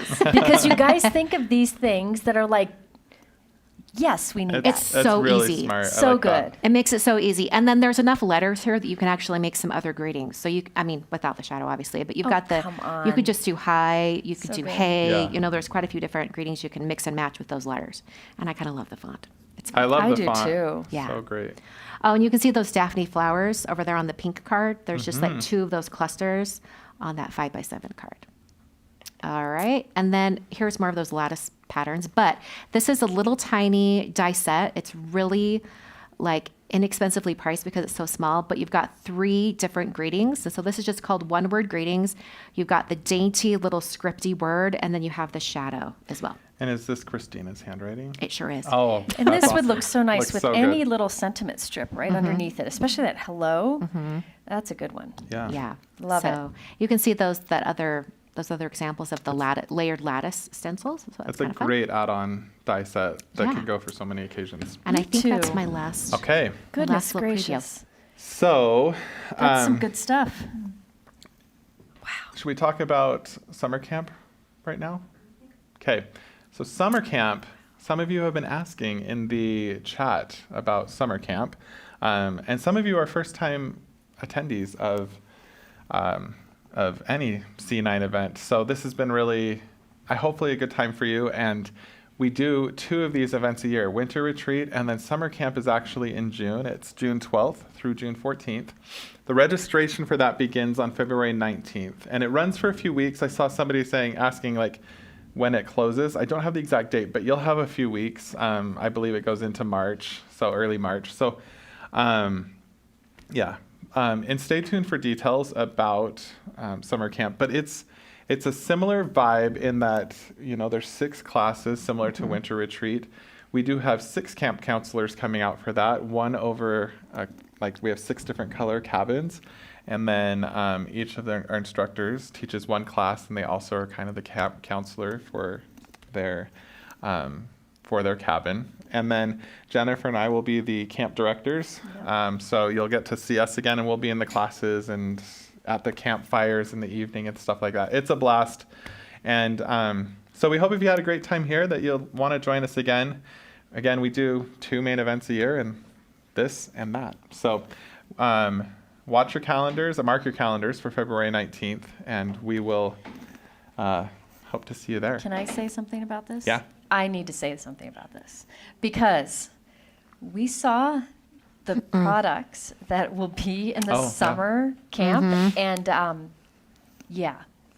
There's some fun bundles. You they're guys everybody saw it. unbelievable. They're going to be really fun. They're so unique, so clever. I wish I was teaching every one of the classes. They're going to be fun, and we want to make Really them so good. that they stretch us as crafters, and so there's some fun techniques that are involved, and just again, they're exclusive products too. That's just a choice we've made at Concord Ninth. We want our event products to be for the event, but we will give you plenty of inspiration to stretch those products as far as they can go. So, so we really, really hope that you'll join us. And You'll announce who the instructors are on yes, the there will be. 19th? Yes, so as part of our registration, we have some of the details. Again, we reiterate like what the dates are, so you can mark your calendars, and then we have some of the inspiration and stuff about like you'll get a glimpse of what the projects might be and who the instructors will be and stuff. So Really good variety. yeah, it's a lot of fun. So let's jump now into one of my favorite things, giving stuff away. Let's just give away That's the a farm. long Should we list do I'm it? going to right pause there. you to answer a question from the chat. Yeah, what's that? The sneak peeks that we gave out, those are available on February 9th. Yes. February 9th, correct, yes. And so Very soon. for those who aren't familiar with either, well, I assume you're familiar with both of our lines at this point, but both of Christina's line and Concord 9th's line release on the 9th of every month. So yeah, February 9th at 9 a.m. Mountain Standard Time. So, I'll remind you too, in the back of your class guide, there is a discount code, and we rarely, we don't put new releases on sale, and so it's kind of just a fun perk of our events. If you want to pick up any of the things that you saw, you do get a 15% off discount code. So be sure to check out your class guide for that. And Cardstock. yeah, yeah. So, okay, let's go ahead and jump in. We have multiples of several prizes. So the first thing, we talked earlier in the event about the Color Club folders. And so let's go ahead and have Laura pick us 3 winners for Color Club folders. Those are and then Christina can help read them off. Not even for sale yet. They're not even for sale. Oh, okay. Laura, you did great. Okay, we've got Catherine Wood, Just reach over here, talking to my mic. Lenora Van Stalduin, and Mary Lindelof. Congratulations to the 3 of you. So you each will get one of those Color Club folders that we had talked about during our Color Club segment, where it'll have cardstock and things and an exclusive die, so you can be one of the first people to play with our new colors. And those are releasing to the general public on March 9th, and they'll be on sale while supplies last. And then the color release isn't until April 9th, so you get a fun head start. We have 3 more winners. Sika, do you want to pick 3 $50 gift card winners? That's nice. So that's a good little, you can get a bundle or 2 out of that. Yeah. All right.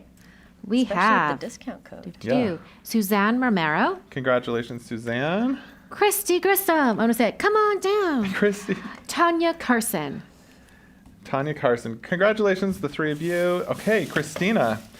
this This is a one, we good one. have crafted kits of choice. So crafted kits, you see them up Yeah. here behind me. We also have our winter ones available as well. 5 winners for this. You got to pick 5 winners? 5 winners. Oh my gosh. Okay. Yeah, we're feeling All right, generous. we've got Lara Reed, Okay, Lynn Morer, okay. Carol Fisher, Sarah Clark, and Bernadette Tomasic Kelly. Okay. Congratulations, the 5 of you.